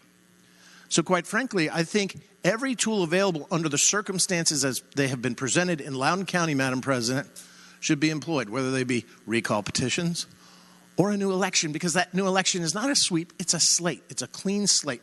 And we know, and Loudoun County would know, and the citizens would know, that the people that they elect, and maybe they elect them, maybe they elect new ones, maybe they mix it up. But at that time, that is a new board not tainted by what has become, I think, irretrievably broken with the current school board in Loudoun County. Gentleman, yield for a final question. Will the gentleman from Franklin County yield? Madam President, I will yield. Senator Morrissey. Give you a scenario and tell me what you think is the proper course. What if the gentlemen were involved, passed legislation that increased taxes exponentially in Virginia, tripled them? That the gentleman was against a gas tax holiday, that the gentleman did so many things that were antithetical to what his electorate wanted him to do. Would it be proper to shorten his term and have the chief executive of the Commonwealth do that? Shorten his Senate term, or would it be more appropriate for the electorate to speak either in a recall or in the next election? Which is the appropriate approach? What is the best approach? Senator Stanley has the floor. Thank you, Madam President. Madam President, I'd answer the gentleman by saying this. If an electorate disagrees on my philosophy or my principles, then they are free to vote me out of office. That is what makes what we do great, because we are responsive and responsible to those that elect us. But for any elected official to embark on policies and decision-making that actually result in the harm, the physical harm of a child, nay, 2 children, then they should be out of office. Hopefully they have the dignity to resign.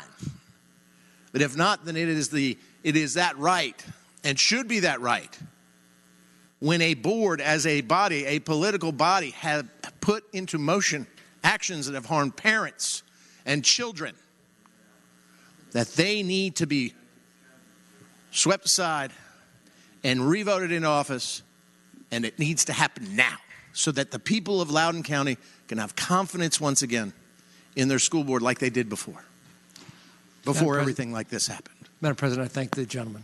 And I thank the gentleman. Thank you, Madam President. Chair recognizes the senior senator from Richmond City, Senator McClellan. Thank you, Madam President. Speaking to the amendments. The senator has the floor. Thank you, Madam President.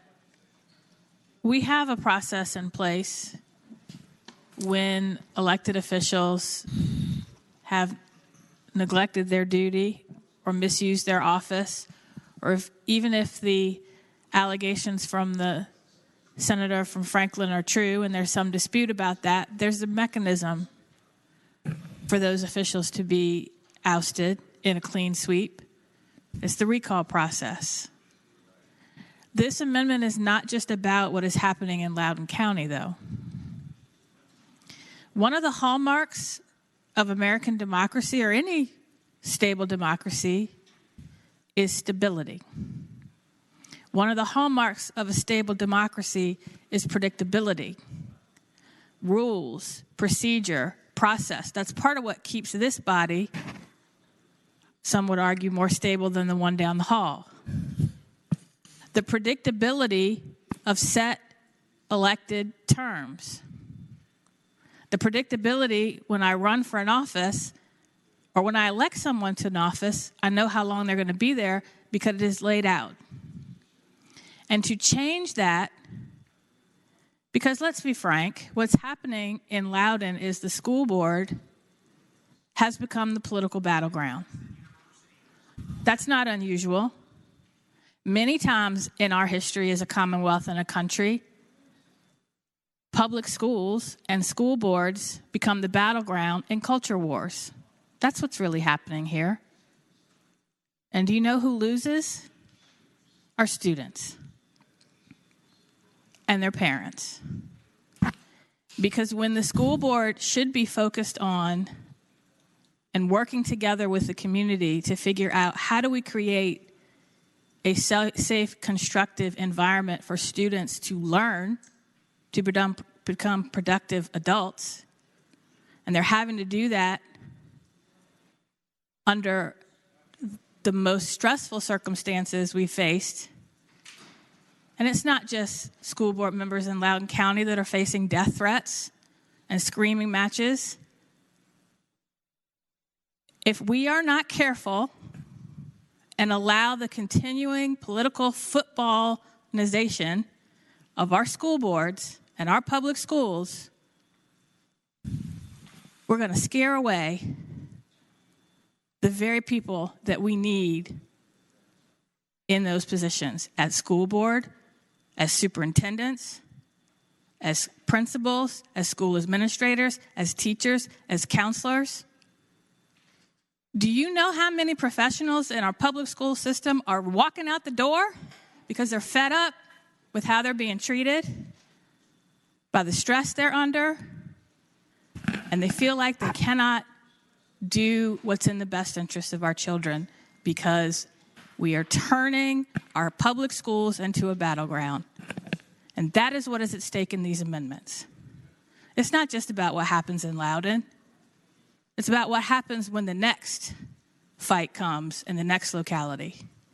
And at the end of the day, our kids lose.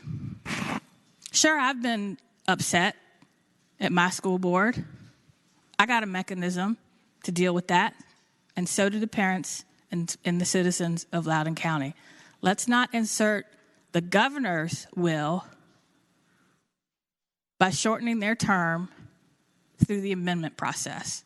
If we want to shorten the terms in Loudoun County, we should have done it through the committee process and public hearings, not with the governor in his office talking to some parents and not all. Thank you, Madam President. Chair recognizes the junior senator from Chesterfield, Senator Chase. Thank you, Madam President. I rise today to speak in favor of House Bill 1138. The senator has the floor. So it just happens to be that this past Thursday, I was asked to come to Loudoun County. And these were citizens who have actually created a website. You can go there. It's called patriotpuballiance.com. They have a website there, and it talks about the Loudoun County Election Integrity Forum, which I was asked to speak at.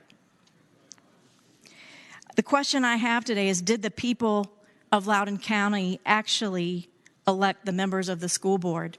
Because if you ask these members that I spoke to last Thursday, there's a big question mark in their minds. And I would just encourage you all who represent Loudoun County to listen to your citizens who are telling you that there are issues. And once again, I reiterate, we need a full forensic audit so that we can ensure the people making these decisions for our communities are the ones we, the people, actually represent. Thank you, Madam President.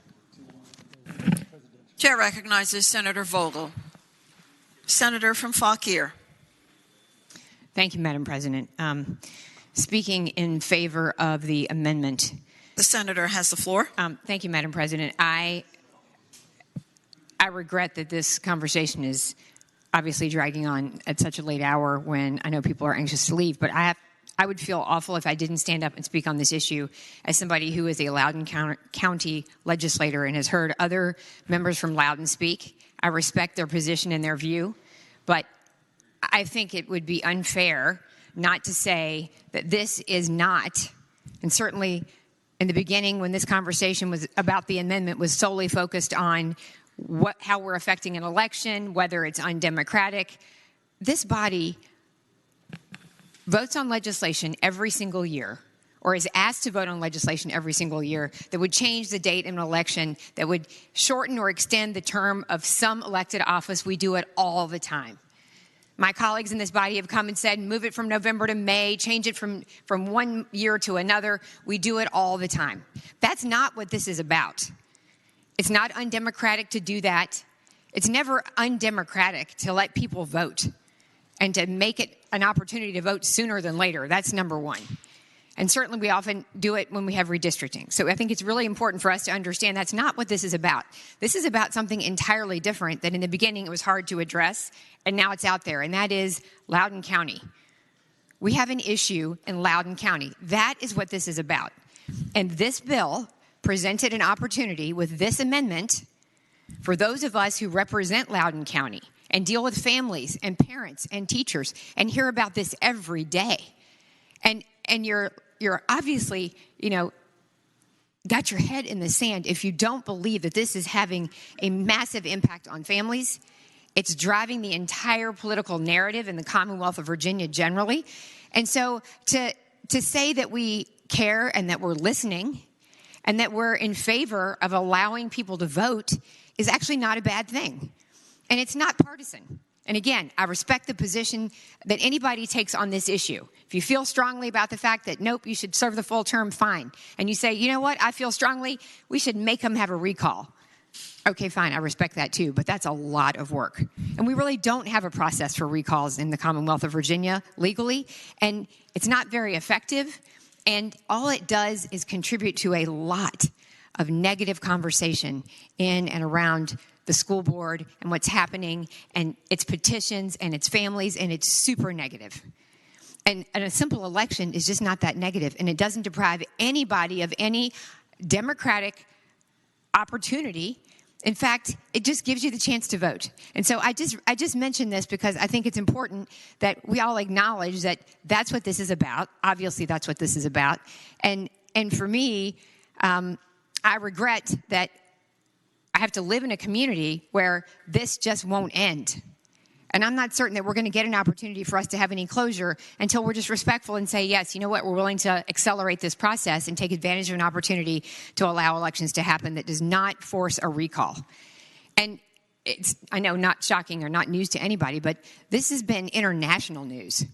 I mean, you read about Loudoun County with a degree of regularity in the Daily Mail and in international news that is shocking. There's never been any other issue in my region or in my community where that was the case. So I think it's enough to say that this is irregular enough and important enough that it warrants this discussion. And I regret that it has seemed to be so offensive, but it's just simply us taking the moment for a little bit of reflection and decide is what's happening in our community. Does it actually warrant us taking advantage of this one opportunity and letting the voters vote?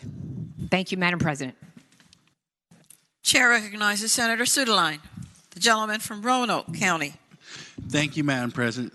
Speaking briefly to the governor's recommendation. The senator has the floor. Thank you, Madam President. I do not support the Loudoun County School Board. I hope that the voters of Loudoun County will make different selections in 2023. But what I find troubling, I think the senator from Rockingham did a very good job articulating a rationale for this bill, saying why the governor was doing this and trying to set it up with a regular election process. What's troubling to me is hearing the other arguments that the Loudoun County School Board, which I have no interest in politically supporting, has done something so that we are going to shorten the term. And some say it's an affront to democracy. I reject that. I don't agree with that. There are great democracies around the world, like Britain, where they regularly shorten the legislative term. But that's their system. That is not our system. We do not say we are now going to accelerate the elections. And I have seen, I didn't like things that were done by, the previous governor did things that I never thought a governor would do. And I'm not interested in setting a precedent that perhaps another governor, like the previous governor, might try to do. So I think that the senator from Rockingham did a good job presenting why the governor would like to do this. And I think in the constraints of that discussion, that's a good discussion to have. I still would fall where I am on it. But I think once it enters the realm of we oppose these folks so much that we are going to shorten the term, we are fundamentally changing our system of what we have here in the United States and here in the Commonwealth. It was pointed out that our recall system in Virginia is not like California's, which is good. But I don't want us to go down this path. So I want to make it incredibly clear. I hope the Loudoun County School Board overwhelmingly is replaced in 2023. But that's when I think it should happen. Thank you, Madam President. Chair recognizes the senator from King George, Senator Stewart. Thank you, Madam President. Briefly speaking to the motion. The senator has the floor. Thank you, Madam President. I hope that everybody will support the governor's amendments. It was pretty astonishing to me. I sat here and I listened and had no intention of speaking because it's not something I typically would weigh in on. But I heard undemocratic to cut their terms short. Shouldn't cut their terms short. Political footballing of our school boards and their terms. Unfair to these school board members. And I ask, why does anybody think these people are entitled to a term? I don't give a damn about their term. But what I do care about are these children and these families who have had to live through this, and we all watched it. I watched it unfold on television because I watched Northern Virginia stations. I watched that father being hauled out by Loudoun County police, dragged out of that meeting room after that school board had lied and covered up that child getting raped. Why would these people be entitled to anything that participated in that? They covered it up. They tried to hide it. We have a responsibility to these children to give them a safe environment where they can get a safe and good education and matriculate into being good citizens. Let's give the voters of Loudoun County the chance to fix this problem once and for all. I hope you all will support these amendments.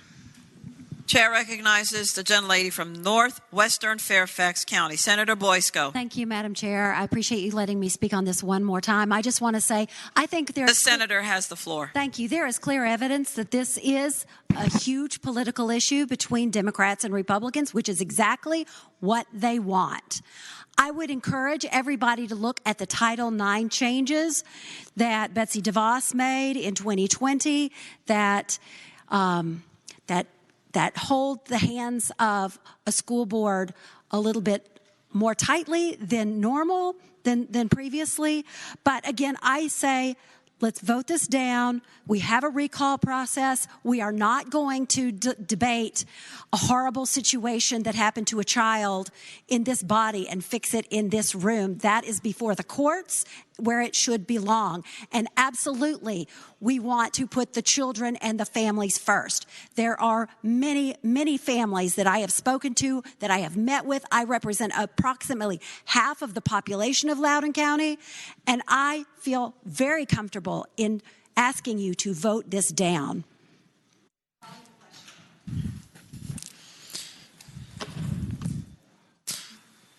The chair recognizes the gentleman from Rockingham County, Senator Obenshain.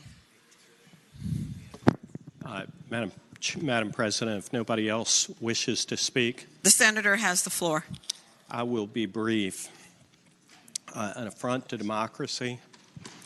You know, this is the definition of democracy. It is giving the parents, the voters, the citizens of Loudoun County the right to vote.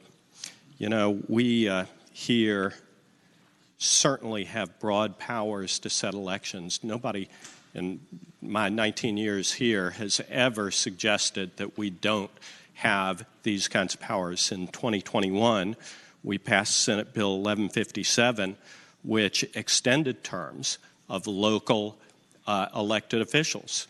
It extended those terms by 6 months, from May till November.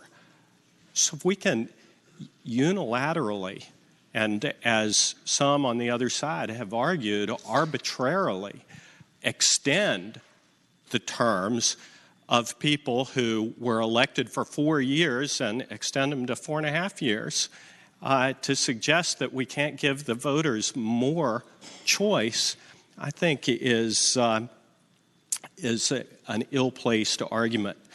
You know, we have certain expectations of school boards and elected officials. One is to tell the truth.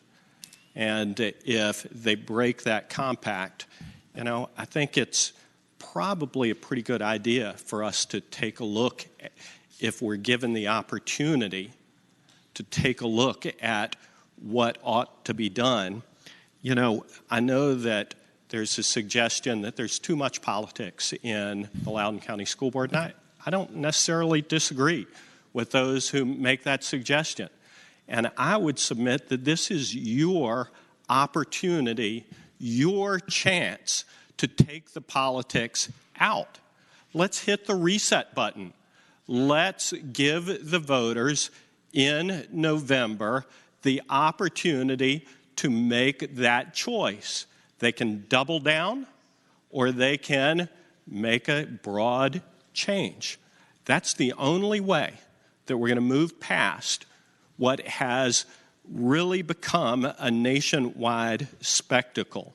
I would suggest that we ought to link arms across the aisle, that we ought to stand with the parents and stand with the voters and stand with the residents of Loudoun County and adopt this amendment. This is not a governor doing this.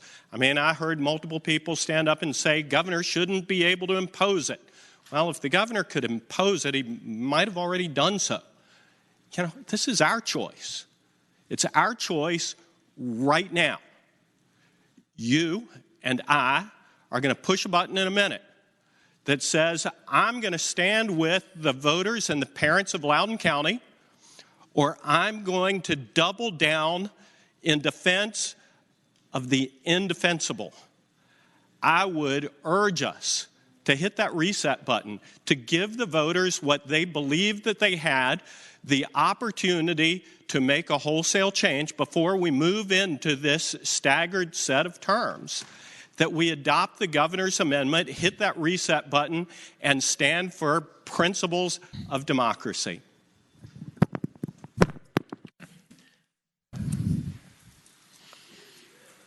The question is, shall the governor's recommendations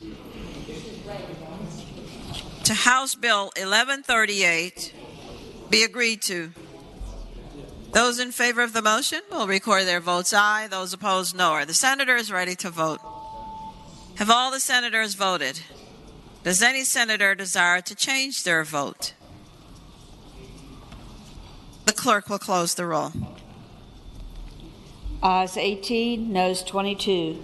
Ayes 18, noes 22. The governor's recommendations are not agreed to. Sergeant at Arms, Madam President, a message from the House. please receive it. The delegate from Scott, Delegate Kilgore. Madam President, I've been directed by the Speaker of the House of Delegates to inform the Senate that the House is ready to adjourn sine die. Thank you, Delegate.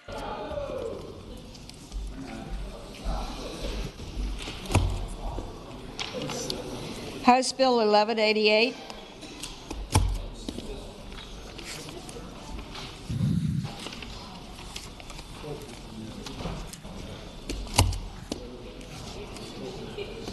House Bill 1188. Chair recognizes the gentlelady from Portsmouth, Senator Lucas.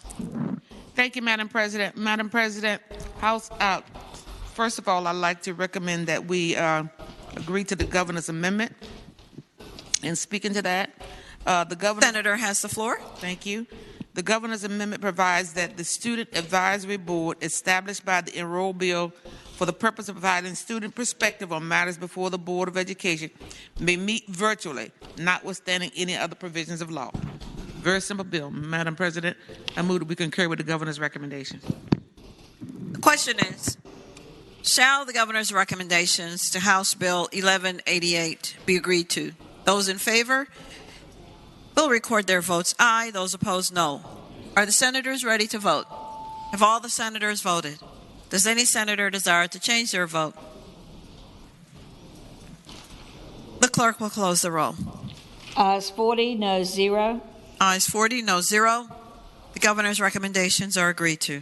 House Bill 1199. Madam President. Chair recognizes the senator from Hanover. Thank you, Madam President. Madam President, I move that House Bill 1199 amendments proposed by the governor be agreed to, and speaking to that motion. The senator has the floor. Madam President, this is the same as the Senate bill that we already considered. These amendments were suggested by Legislative Services in order to ensure that the remote retail sellers would have to comply with the same statutes that everybody else is complying with under this code section. With that, renew the motion that this be agreed to. The question is, shall the governor's recommendations to House Bill 1199 be agreed to? Those in favor will record their votes aye. Those opposed, no. Are the senators ready to vote? Have all the senators voted? Does any senator desire to change their vote?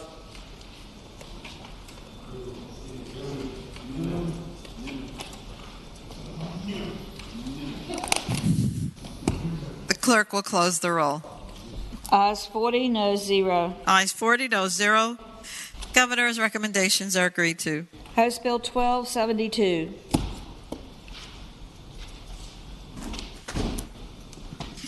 Chair recognizes the gentleman from Bedford, Senator Newman. Madam President, I stand in support of the governor's amendment and speaking to that motion. The senator has the floor. Madam President, this is the bill that public elementary and secondary schools and their early childhood-based care education, the amendments that the governor put on it conforms the legislation to Senate Bill 739, which passed the General Assembly this year and was signed by the governor back in February. It's identical to that 5-day bill that related to choice that was a bill also by Senator Donovan. I move that the governor's amendments be agreed to. The question is, shall the governor's amendment to House Bill 1272 be agreed to? Those in favor will record their votes aye. Those opposed, no. Are the senators ready to vote? Have all the senators voted? Does any senator desire to change their vote?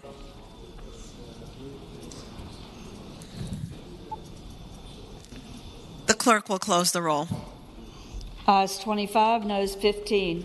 Ayes 25, noes 15. The amendments are agreed to. House Bill 1287. Chair recognizes the gentleman from Southern Fairfax County, Senator Barker. Excuse me, Madam President. I move that we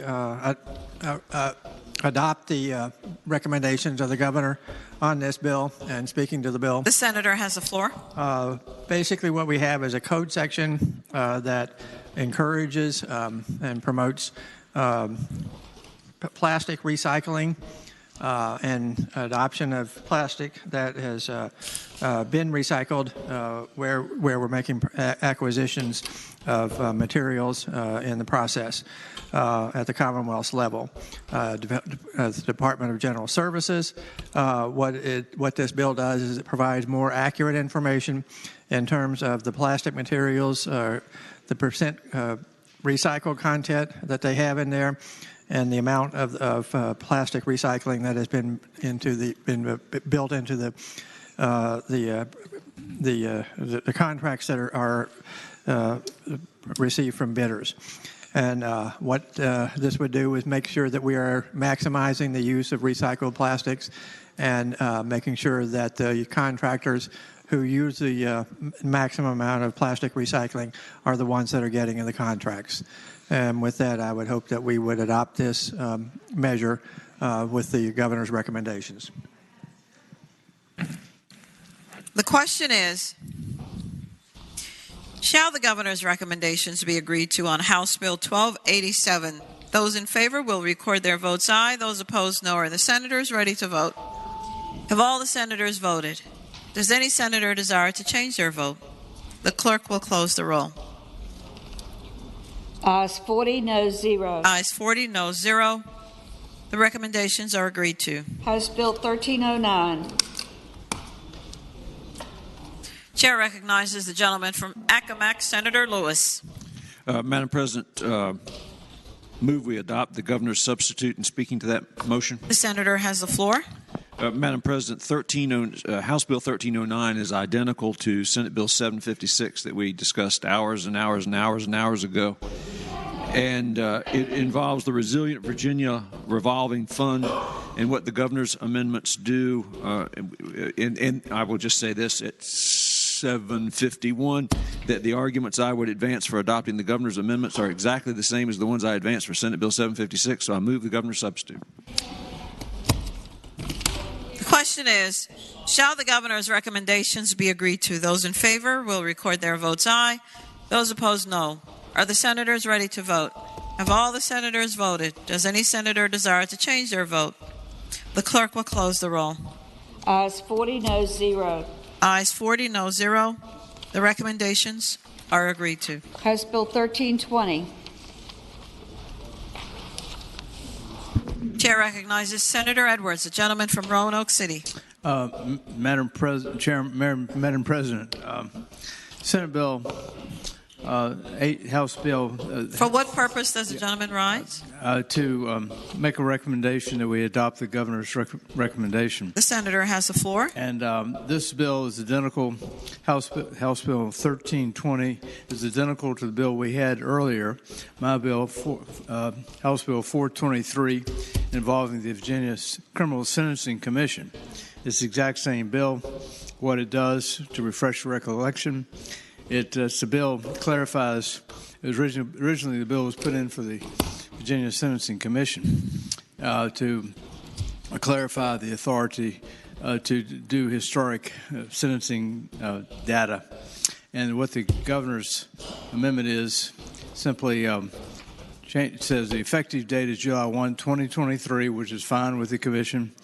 And it also says the commission will, by October 1, 2022, this fall, give an impact on the sentencing guidelines, midpoint guidelines, and they normally make a recommendation December 1 anyway. And so I've talked to the commission staff, and they're prepared to go ahead and make an interim report the 1st of October. So with that recommendation, with that explanation, I move that we agree with the governor's recommendation. Thank you, Madam President. The question is, shall the governor's recommendations on House Bill 1320 be agreed to? Those in favor will record their votes aye. Those opposed, no. Are the senators ready to vote? Have all the senators voted? Does any senator desire to change their vote? The clerk will close the roll. Ayes 40, noes 0. Ayes 40, no 0. The recommendations are agreed to. House Bill 1323 is not before you. House Bill 1359.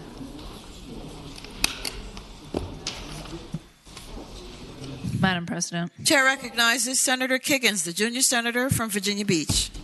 I rise to adopt the governor's recommendation for House Bill 1359. Senator may continue.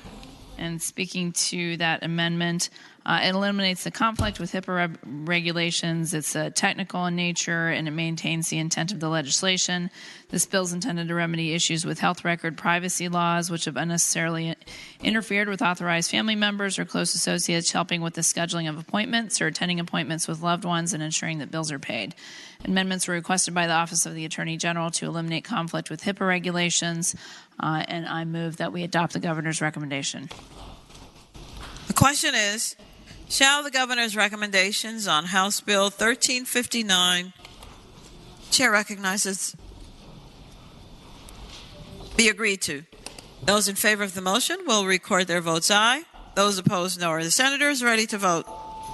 Have all the senators voted? Does any senator desire to change their vote?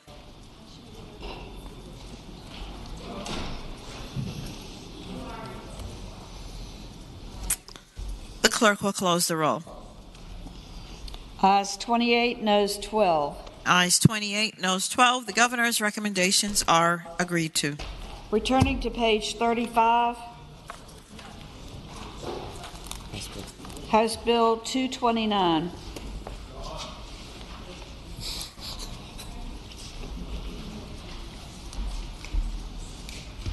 Chair recognizes the gentleman from Eastern Fairfax County, Senator Sorovel.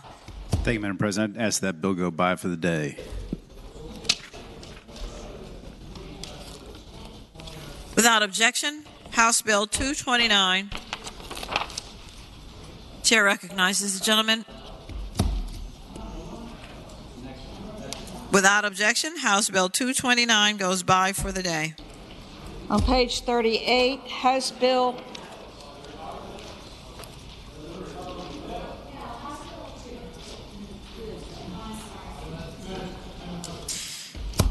For what purpose does the senior senator from Chesapeake rise? Acting just a little late, Madam President, I would object to taking by 229 for the day. This will go to a vote. All those in favor of agreeing to House Bill 229 pass? Yeah. To 229 being passed by for the day? Will say aye. Aye. Those opposed, no. No. The noes have it. The bill does not go by for the day. All right, we have 8 hands, or 24 in that case. Madam President. Chair recognizes the senior senator from Richmond City. May I ask a parliamentary inquiry, because I think there's some confusion. The senator may continue. If a bill goes by for the day, that does not kill the underlying bill. It just means that the amendments are not acted on. Is that correct? That is correct. Thank you.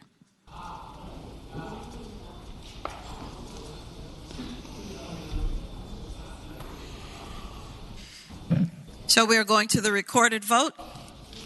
Those who wish House Bill 229 to pass by for the day will vote aye. Those opposed, no. Are the senators ready to vote?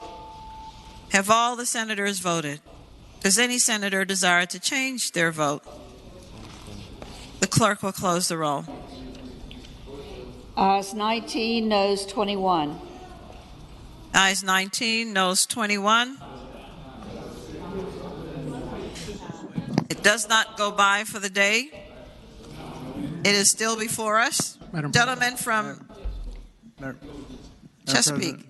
Thank you, Madam President. Speaking to House Bill 229, the governor's amendments. I would like to reconsider the vote by which... Excuse me.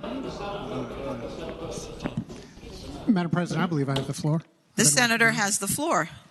Thank you, Madam President. House Bill 229 with the governor's amendments changes very little, but what it does is actually pretty generous. gesture by the governor. His amendment would basically say that the Department of Health would not put in strategies in order to meet some of the shortcomings that are laid out in the original bill. But that would then come to the General Assembly. Now, let me remind you, the Department of Health is under the executive branch of government. So basically what the governor is saying is that they shouldn't be doing this. Any of those recommendations should be made to the public by those who elected them, and that would be, well, us. So I would hope that we would look at this bill, see exactly what this amendment is doing, and accept it for what it is, retaining the authority of the General Assembly to act on behalf of our constituents. And I hope we would accept the governor's amendments. Chair recognizes the gentleman from Eastern Fairfax County, Senator Soroval. Speaking to the amendment. The senator has the floor. Thank you, Madam President. I would hope that we would reject the amendment. Basically what this statute does, or the amendment is focused on, is information that's published on a website. And the overall bill directs the Department of Health to analyze the social determinants of health and collect certain racial data, demographic data. And the part the governor is striking out is the part that directs the governor's office, or the Department of Health, to publish strategies for improving health and health risks related to demographic and social determinants of health. I think publishing that on the website is helpful information. It's information that I think we'd like to see.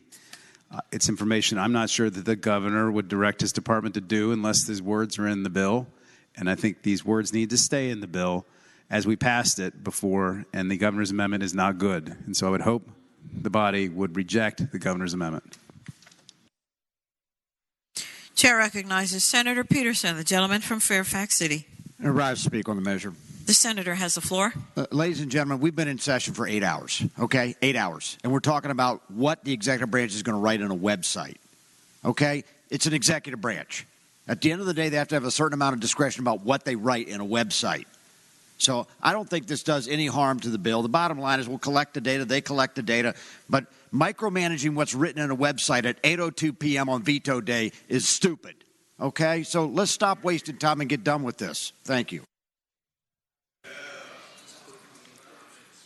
The question is, shall the governor's recommendations on House Bill 229 be agreed to? Those in favor will record their votes aye. Those opposed, no. Are the senators ready to vote? Have all the senators voted? Does any senator desire to change their vote? The clerk will close the roll. Ayes 21, noes 19. Ayes 21, noes 19. The governor's recommendations are agreed to. On page 38, House Bill 307.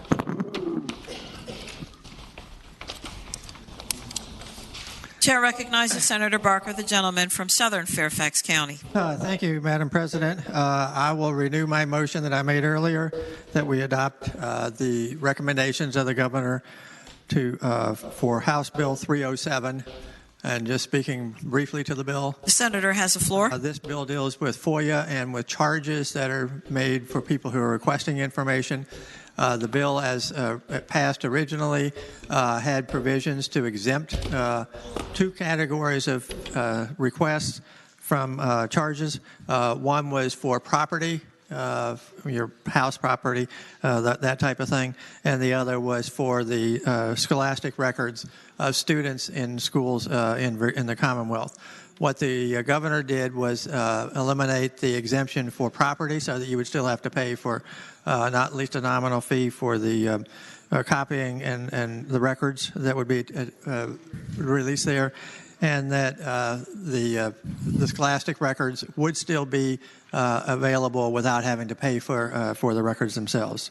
And with that, I would hope that we would adopt the governor's recommendations.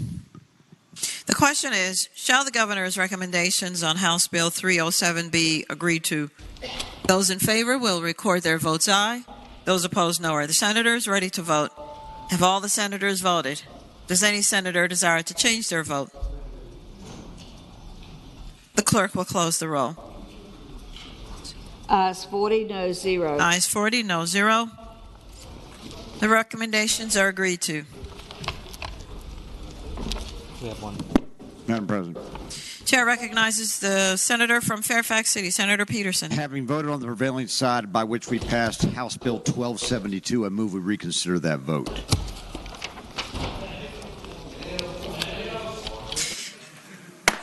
What page? 55.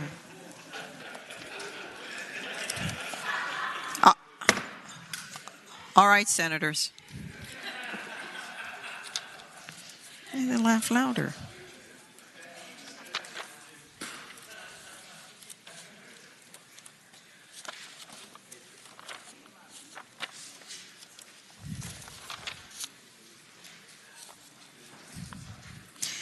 The wrong page.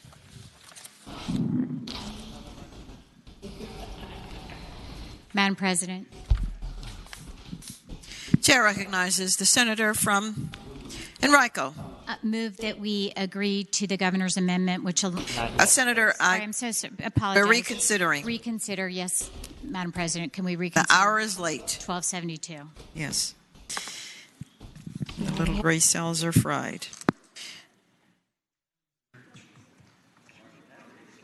The question is, shall the vote by which House Bill 1272 passed be reconsidered? Those in favor of the motion will record their votes aye. Those opposed, no. Are the senators ready to vote? Have all the senators voted? Does any senator desire to change their vote? The clerk will close the roll. Ayes 40, no 0. Ayes 40, no 0. The vote is reconsidered. Senator Peterson, the gentleman from Fairfax City. Your mic, sir. Having previously been explained at 8:05 p.m., I ask that we accept the governor's amendment.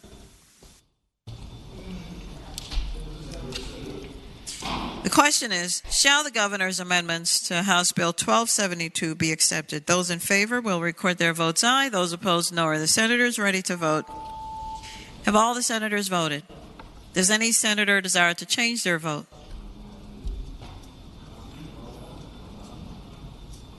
The clerk will close the roll. Ayes 22, noes 18. Ayes 22, noes 18. The governor's recommendations are accepted. On page 44, House Bill 644.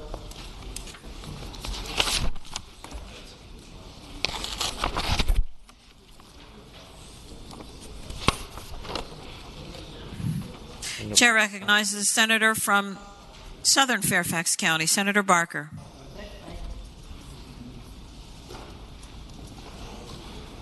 Thank you, Madam President. On this one, I'm reversing what I recommended earlier. I will recommend that we adopt the recommendations of the governor.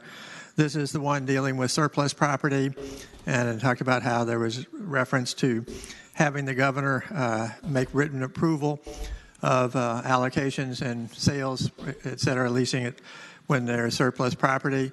And I had read through the governor's recommendations, and it's stricken. There was one place where it was the written approval from the governor was stricken, and I found out later that there are two other places where it does still have that in there, so that is covered, and the governor will continue to be required to have written approval of these types of deals there. So I think it would be appropriate to adopt, and I would hope the body would do so.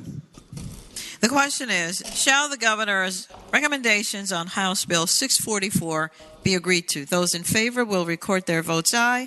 Those opposed, no. Are the senators ready to vote? Have all the senators voted? Does any senator desire to change their vote? The clerk will close the roll. Ayes 40, no 0. Ayes 40, no 0. The recommendations are agreed to. Is that it? The chair recognizes the gentleman from. For what purpose does the gentleman rise? I have a procedural question, Madam President. Have we dealt with House Bill 385? I just want to find out. That has to do with... It's not before us, Senator. Okay, not before. Thank you very much. Chair now recognizes the senator Senior Senator from Fairfax County. Madam President, I'd inquire of the clerk, does that complete the calendar? At 8:08 p.m., yes, sir. All right. Awesome. Is there any other business to come before the Senate? The clerk will report any announcements. We have no announcements. Have a safe trip home. Chair calls on the senator from Portsmouth, Senator Lucas. Thank you, Madam President. Madam President, I move that the Senate do now adjourn sine die. The question is, shall the Senate adjourn sine die? All in favor of the motion will say aye. Aye. Those opposed, no. The ayes have it. The Senate is adjourned sine die.